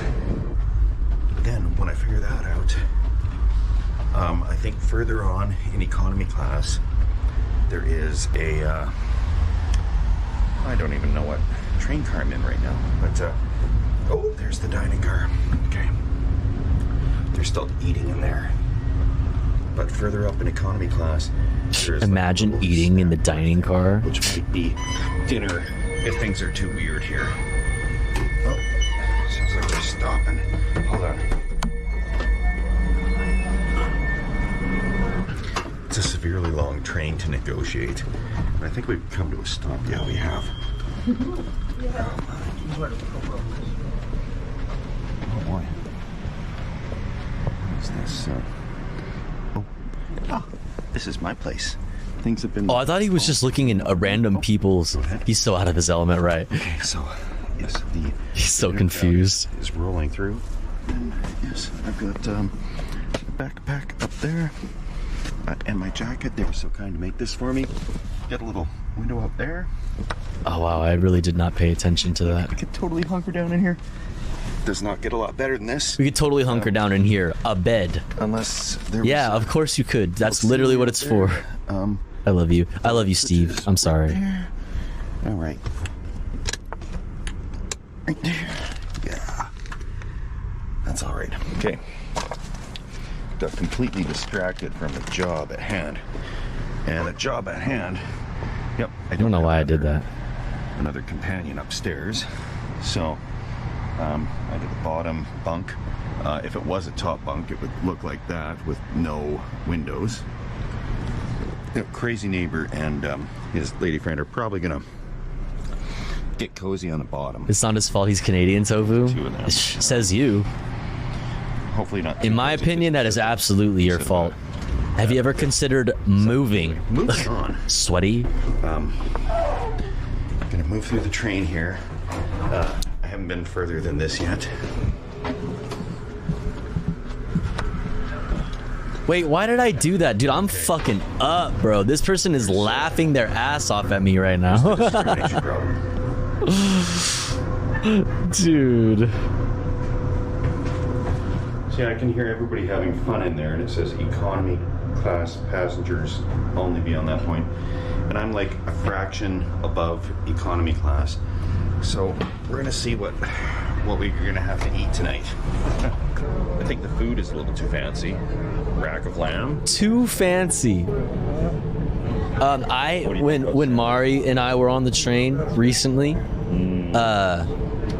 we went in the dining car and had some food. They had this delicious vegan pasta. It was pretty good. It was pretty damn good. Special yet, though. That doesn't sound very appetizing to me. Got a backup plan in case we stop at midnight in another town, and we could probably order a pizza. But, let's just get an Uber to deliver to the train station. We're just too unsophisticated for lamb and what happened to your eye? Stuff like that. Like, I wish they had a burger. You should call her. On here. Anyway. Oh, who? That's our problem. Delicious and vegan do not belong in the same sentence. People would actually enjoy this food. You are so fucking wrong. I am so angry at you for saying that right now because I know you're trying to trigger me. Okay? I know you're trying to trigger me, and guess what? I hope you're happy because it fucking worked. You're wrong. You're wrong. Salmon to lamb to chickpeas. So I've opted to try and wait to. You're fucking wrong. That's gonna be another 3 to 4 hours. If we get there on time, and there is a humble Domino's pizza that we can find our way to in the darkest hours of the night. What's up, Dorbu? Welcome in.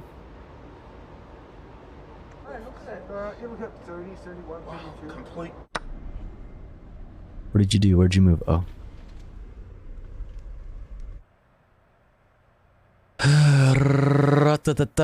Agratata. Train is severely delayed, and that's just the nature of trains, friend. Snow might have something to do with it, but I'm gonna hunker down here and update you guys as the trip goes on, because this is such a cool trip to do. Such a cool trip.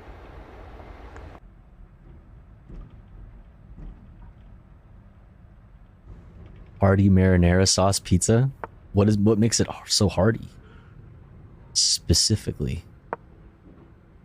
Oh, you're about to get a queen, huh? Fuck you, bitch. You about to get fucking... Shut up. Shut up. What country is this? Egypt? Whatever, bro. Whatever, bro. Oh, snow, my enemy. Good sleep, though. What's up, 666? Really good sleep. Let's see if they're still serving breakfast. I've eaten like 10 days in a row. Damn. I'm hungry. Bro, I'm so hungry. I'm starved.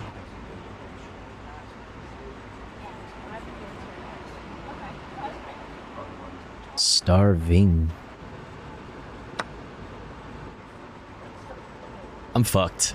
I'm the two queens right here. It's over. Oh, I should have. No, I shouldn't have. Never mind. How hungry? Very hungry. So hungry, and I'm fucking broke, and I don't want to fucking cook food. Sad. Life is pain. What up? What up? What up? What up?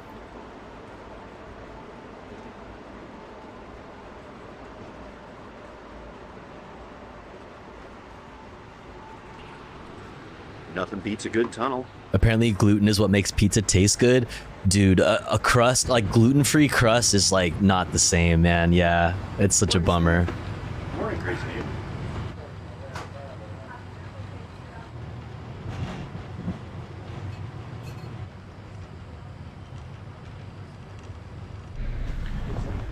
Pulling into beautiful and scenic Jasper, my old stomping grounds. I've been here quite a bit, so we're What's up, socialism is when no fun. Welcome in. Around a little bit, stretch our legs, and oh wait, I remember you from the Lucid's chat. The staff. What's up? Good morning. We can get off sooner than Edmonton because my acreage is west of Edmonton, and it would save us driving all the way back. And as beautiful as the train is, there's not much to see at night anyways. So I'm going to try to get off a little bit sooner, but it all depends on what the engineer says. Brr, brr, boo. Brr, brr, boo. Breaking Jasper.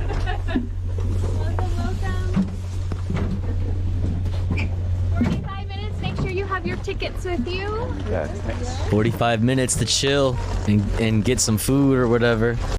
Oh boy, it's super over for me, isn't it? They're trying to bait me right now. Jasper is quite a touristy place, and it's quite cold. And I've got my land legs back now after being on that train.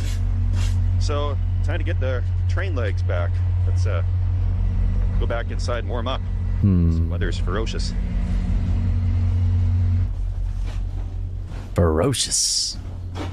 I want to travel so bad. Me too. You got a bunch of historic pictures. Traveling is so expensive. Can't do it. Short and sweet stop, and we're making progress again here. All right, my experience so far is print your boarding passes because you have to see them once in a while. And I've got 3 of us. I have to dig up the emails every time. The emails? So, good thing my phone was charged. Otherwise, we'd be hitchhiking back from this point. But ready for what about our emails? We get to see some scenery. It's going to turn to prairies here really quick. So after that, pretty much the only scenery we're going to see is the bottom of a glass.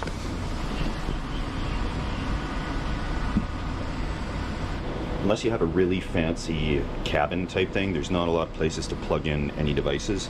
So if you're taking the train, you have to spend some time in the bar car to charge things up, or pop for one of the expensive cabins. I'm going to be doing that on the way back, and I'll give a more in-depth kind of tour of the train and what it's all about. I'm just kind of feeling it out because I've never been on one of these before, and I'll be able to do more of a tour. This is the end. There's another car back there. It doesn't seem to do anything, and there's no way to get to it. It's probably not, the. I thought it might be the baggage car, but that's actually up at the front. So no. It's probably where the crew's chilling. Water. Does that sound good to you? Hot water works for the hot chocolate that's also up there. Or maybe the bar's open now too. So yeah, it is. Yeah, she's just a little bit busy right now. Okay. Closing up the doors and stuff. Yeah. So yeah, as soon as the bar opens, I guess we'll get started. Yeah. Well, we got a call for lunch, so we're gonna see what's for lunch. Goodbye, Jasper. Goodbye, Jasper. I can't do shit right now. I'm fucked. I could just like maybe try to go forward. No, I can't even do that. This train. Well, they brought us some champagne, so cheers, Crazy Amy. It's Jover, bro. It's so Jover, bro. What's that? Chicken pot pie or some shit? Chicken pot pie. And fucking let's go. Veggie burger. Ooh. Veggie burger. Too bad they don't do a beef one. Shut up. Shut up.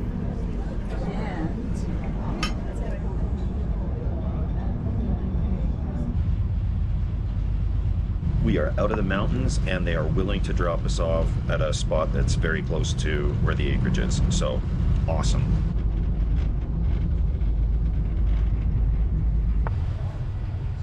Steve's trolling me, right? Oh, fuck you. Made it to scenic Edson. The next stop is Evansburg, and that's where we will get my friend Dave, who's been looking after garbage and working on the acreage, to come by and fetch us, and we can go see garbage. Our train is slowing down, and I think I know what that means. Time to go see garbage. Damn it. All of my moves are gone. It's over now. I can't do anything. It's just a matter of time before I lose.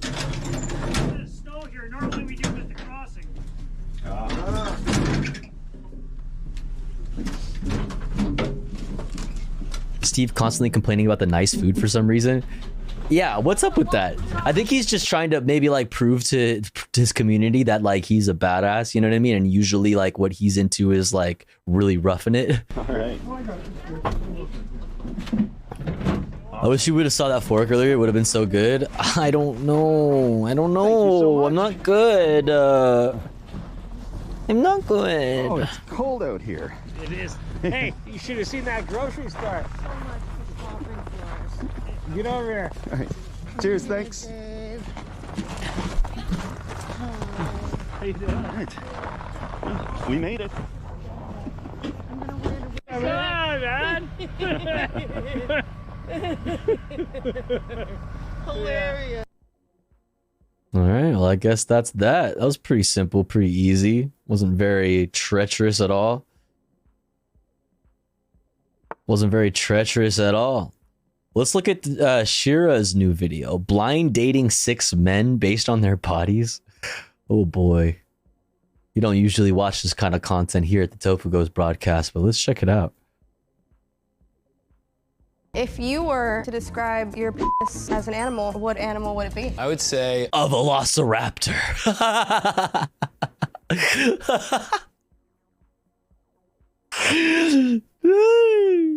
puffer fish, because I'm a grower, not a shower. And if you get too excited, you might end up bleeding.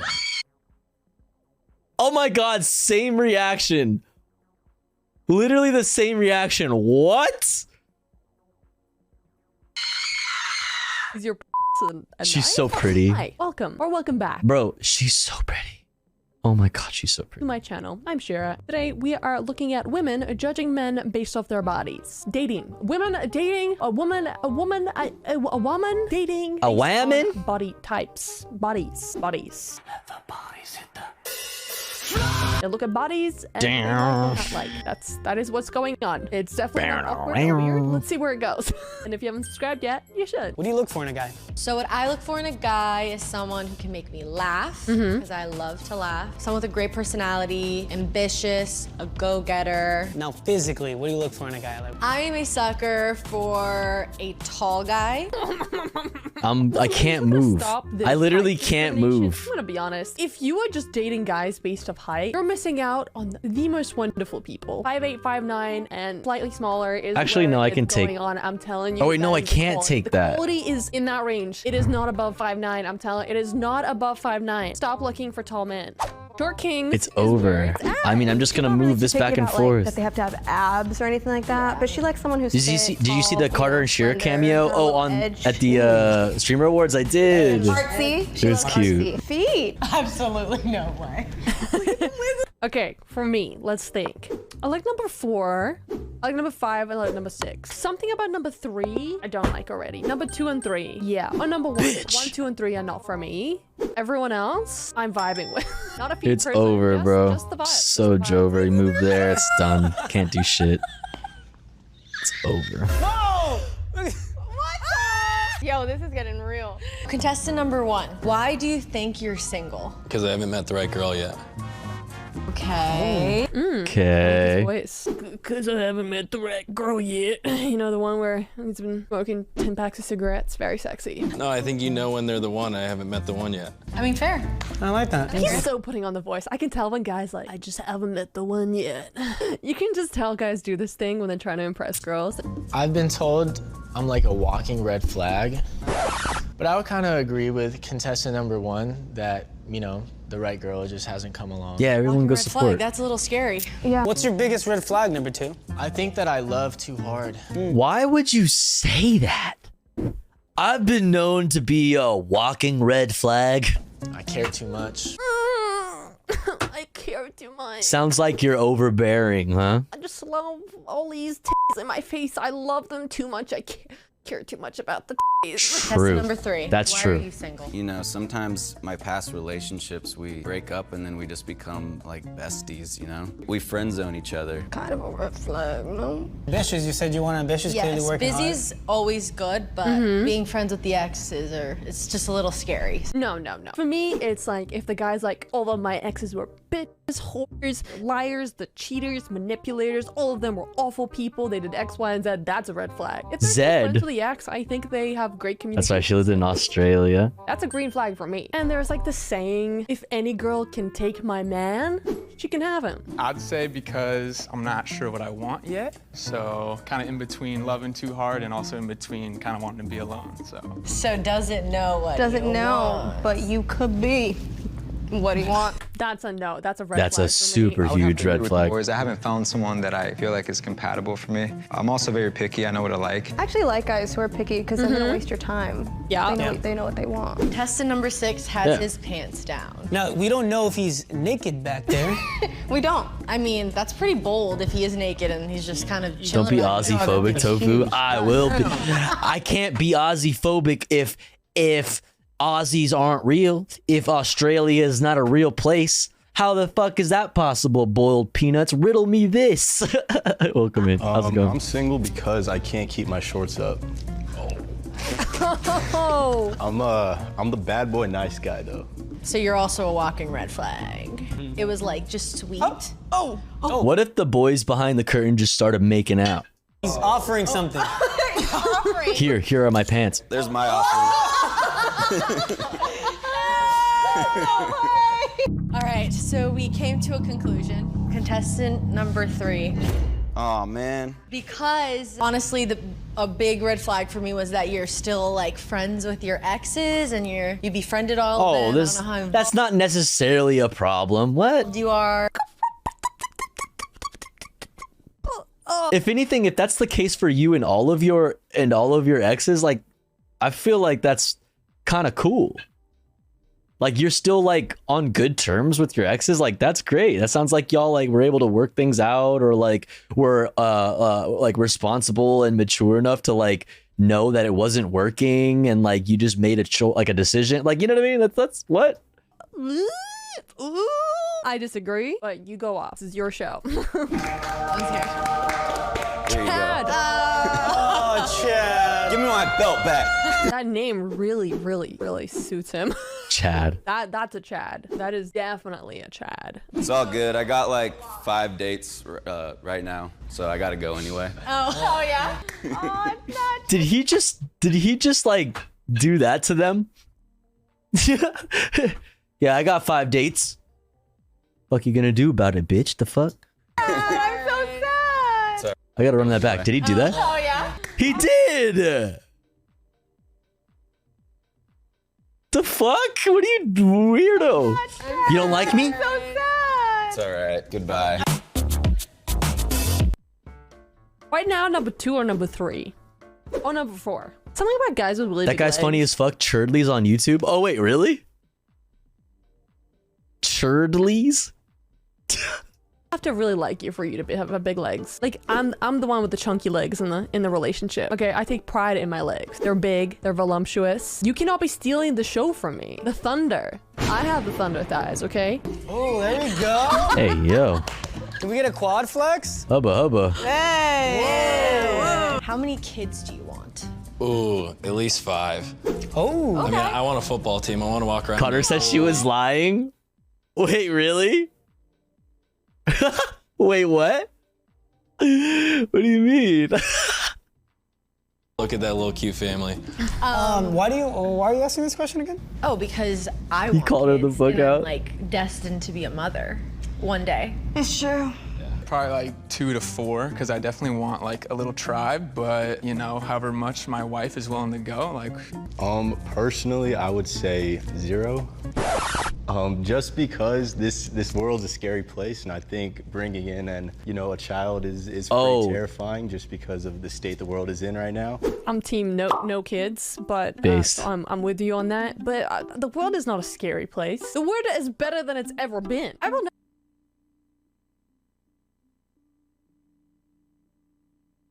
Get this whole idea of like I get it, the world sucks, but the world is better than it was 40 years ago, 50 years ago, 100 years ago. That's just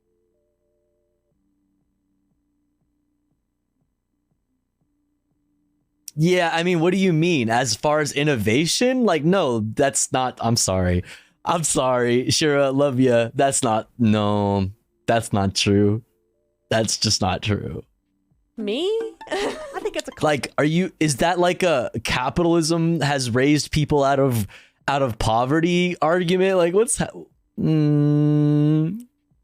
no, is this going to be chat's first time learning that Shira is a lib? I mean, I didn't know that. I never heard Shira's politics. But like, I mean, I love Shira. I love Shira. I think she's so cool. I love her streams. I wish she would stream on Twitch more because they're really comfy and awesome. Okay.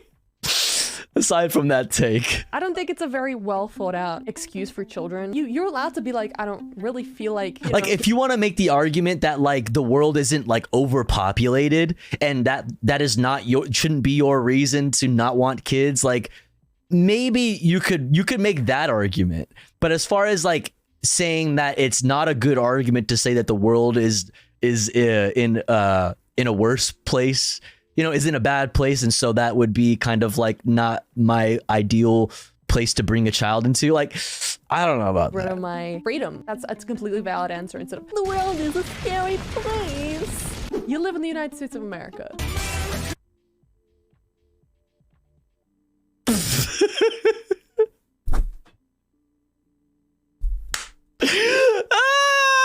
All right, listen.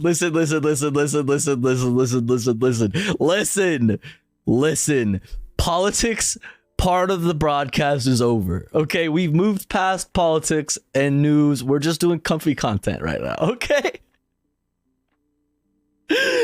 Just forget all of the stuff we talked about earlier on in the stream. Just don't think about that right now. Okay. I thought someone was gonna be like, kids, I just like don't want any, But I will say the contestant that will be going home is number 5. Yeah. Just because I just want someone that is Wants to be a dad. That Yeah, wants actually it. wants. Wants it as much as you. as much as I do. Oh.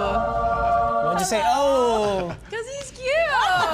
If you were to describe Handsome. your He's pets handsome. as an animal, what animal would it I'm be? standing by Velociraptor. I'm just saying. It's a necessary question. Nessa. I get content brain, but I don't even know what answer. Live in I America, would sweaty. want. I mean, listen, like if you want to make the argument about like, yeah, is it like generally like, is the quality of life generally better in first world countries as opposed to non-first? You know what I mean? Like, okay, I mean, sure, but Here, whatever. I think the answer would be like, oh, I'm not answering that. That's very weird. I don't know. That's very weird. And why? This is a good question. I would say a puffer fish because I'm a grower, not a shower. And if you get too excited, you might end up bleeding. No. Nope. Nope.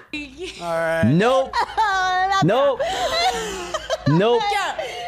Nope. Nope. Nope. Nope. Nope. Nope. Nope. Nope. Nope. I'm scared. Is your a knife? Yeah. Are you gonna hurt me? Like, what are we gonna do? Are you gonna punch me? Like, what? Who flexes? Is your making penis a someone knife?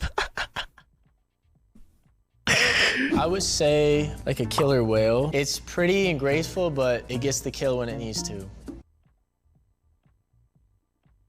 Stop. Please stop that. Damn. Okay. Shira's like, I like that. I like that. Also, if you're a baby seal, watch the fuck out. Oh, wow. That was a. What do you think about that? Was it aggressive? But he also added it's pretty, majestic. Right. It's like really nice. Can you give us your best killer whale impression? I try to go higher, but that's the highest. It was great. That was great. That was good. That was good. I'd say like a golden retriever because that loyal. Let's go. All right, winner. Yeah. Loyalty. And a hairy one. Yeah. I'd say like an ostrich. You know, they're long and a little dangerous at the same time. Oh, but very. Stop with the danger. Like, please stop like talking about how your penis is gonna like will kill you or like hurt you. Like, what is with like all the violence that we're invoking when talking about our penises? Like, what is going on? So you don't really see it until you like actually experience it. Okay, the first three had such good answers. I feel really bad for the fourth one because that was I feel like that answer was not as funny or as clever. I don't even know what I would say to that. I'm gonna be really honest with you. I don't know what I would say. Somebody asked me that. We're kind of basing it off of the one that I was like it was funny, but it wasn't as funny as all the other ones. Okay, so contestant number 4. The ostrich, it was good, but I was like, the other ones were a little funnier. Yeah. I feel that. Yeah, I'm sorry. Ooh, Rico Suarez.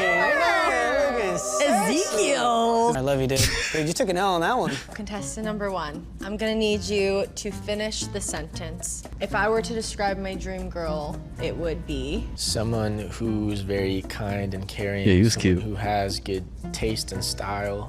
Someone who's funny, that can get my jokes. Give us your best joke, brother. Why'd the cheetah wear a disguise? Why? Because he didn't want to be spotted. I truly... Let's fucking go, dude. That's a classic. Let's fucking go, dude. We love sense of humors here, right? Right, chat? Because all the answers were great. So funny. I'm going That's really to funny. eliminate, and this is just because of preference on body types. Do you know what I'm gonna say? Yeah. Okay, I'm going to eliminate contestant number 1. No. Only cause. I mean, that dude's answers were horrible, but listen, I'm listen. For some reason, muscles have been growing on me for the past few years. Like, as far as thinking they're attractive or not. Like, I used to be like, no, too much muscle. Nah, I think I actually just thought like I was just thinking about myself. Actually, like, I don't want muscle. It's different when, like, you know,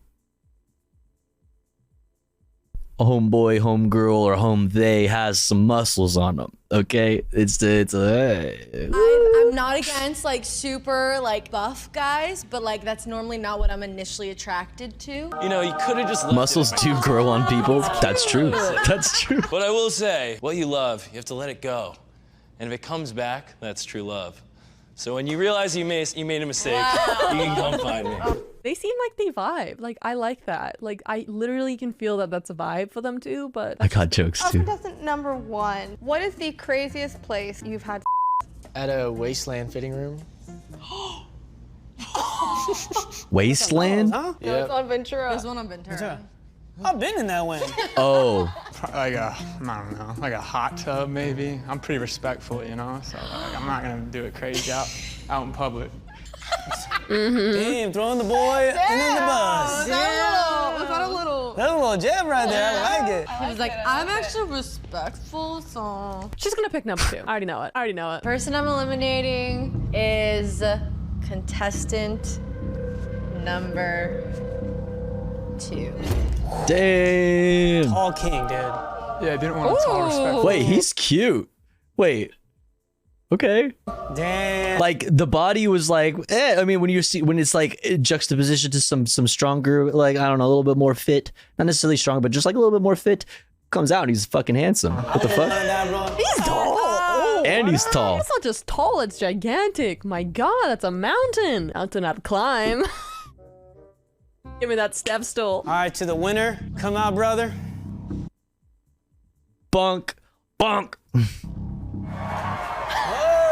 Ooh. What's up? Yay! Glad is the winner. Oh, he got that white boy Riz look on it. Wait, hold on. Look at this face. Yay!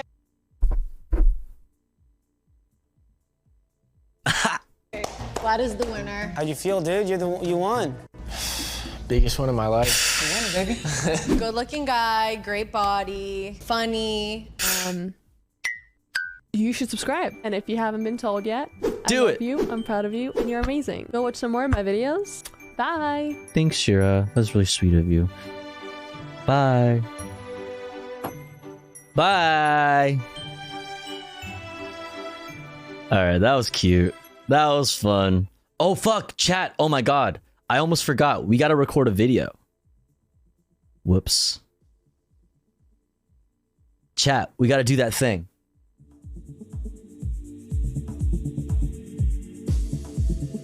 Everybody spam hi YouTube and hi Ali in the chat. And just emotes and just fun emotes. And we're just gonna fucking groove.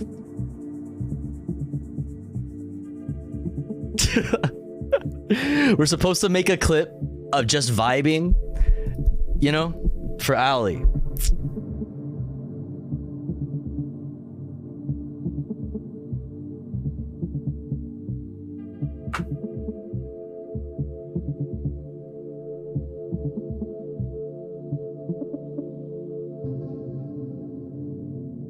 Where's the beat? Drop the beat.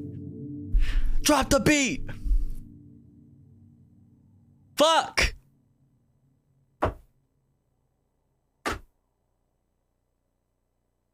Hold.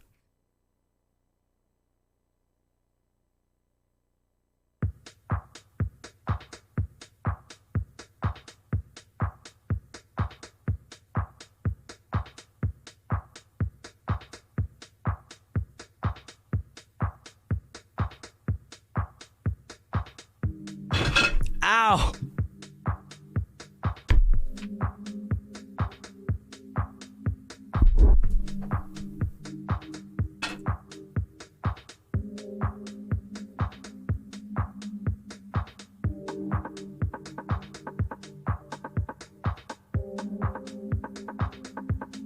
Damn, tofu's cool as fuck. Thank you. Hell yeah, bitch. Let's go. All right, that's enough. That's fine. That's enough. All right, thanks, Chad. I appreciate that. Thanks. We're gonna help out Ali is crying with that, I guess. Shouts out Ali is crying. Go follow if you don't already. Go follow if you don't already. She's very pog. She's very pog. All right, chat. Listen, I've had a really good stream. I've had a really good stream. I've had a lot of fun. Had a lot of fun. It's been very comfy, very informative. We did a lot of news. We did a lot of politics. We did some comfy shit. We did some chess. It's been fun, but I'm starving and I'm tired and I have to like figure out what I'm gonna cook or if I even have anything to cook because a bitch is broke, but we'll figure it out. Where should we go hang out?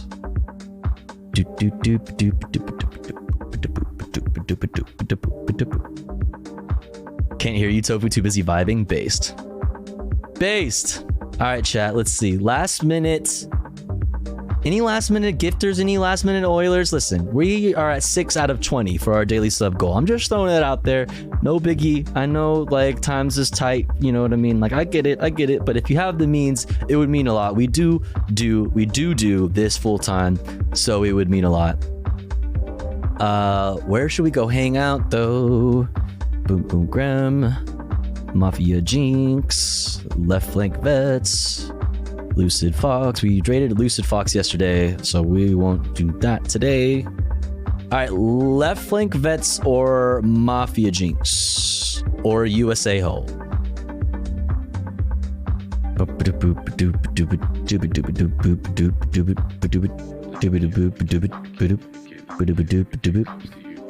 Jinx is still streaming? I guess so, dude. That's crazy. Raid Denims? Denims isn't live, is she? I would have to wait. Denims doesn't go live for another like hour or so, right? Not yet, yeah. I would.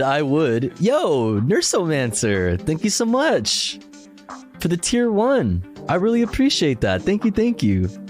Thank you so much. I appreciate it. Now we're at 7 out of 20. I appreciate it. Thank you. Goes live in 3 hours? Okay, Bentra. As much as I would love to raid into Denbo. I don't know if I got that in me.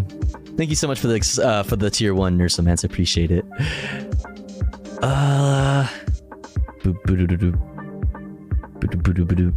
We're gonna go raid Left Flank Vets. Chat.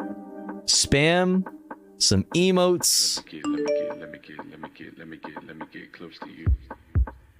specifically these emotes. I enjoyed my stay. I enjoyed having you. Thanks for hanging out with me, chat. I really appreciate it. It's been a lot of fun. Thanks for all the support. Thanks for all the love. Thanks for all the good vibes. Yeah, thanks for everything. I'll see you tomorrow. I'll be back for Monday. News, politics, chess, comfy, reacts, just chilling with the homies. Come hang out with me tomorrow. I'll be back again. And yeah, I'll see you later. Have a good night. Sweet dreams, everyone. Sweet dreams, night night.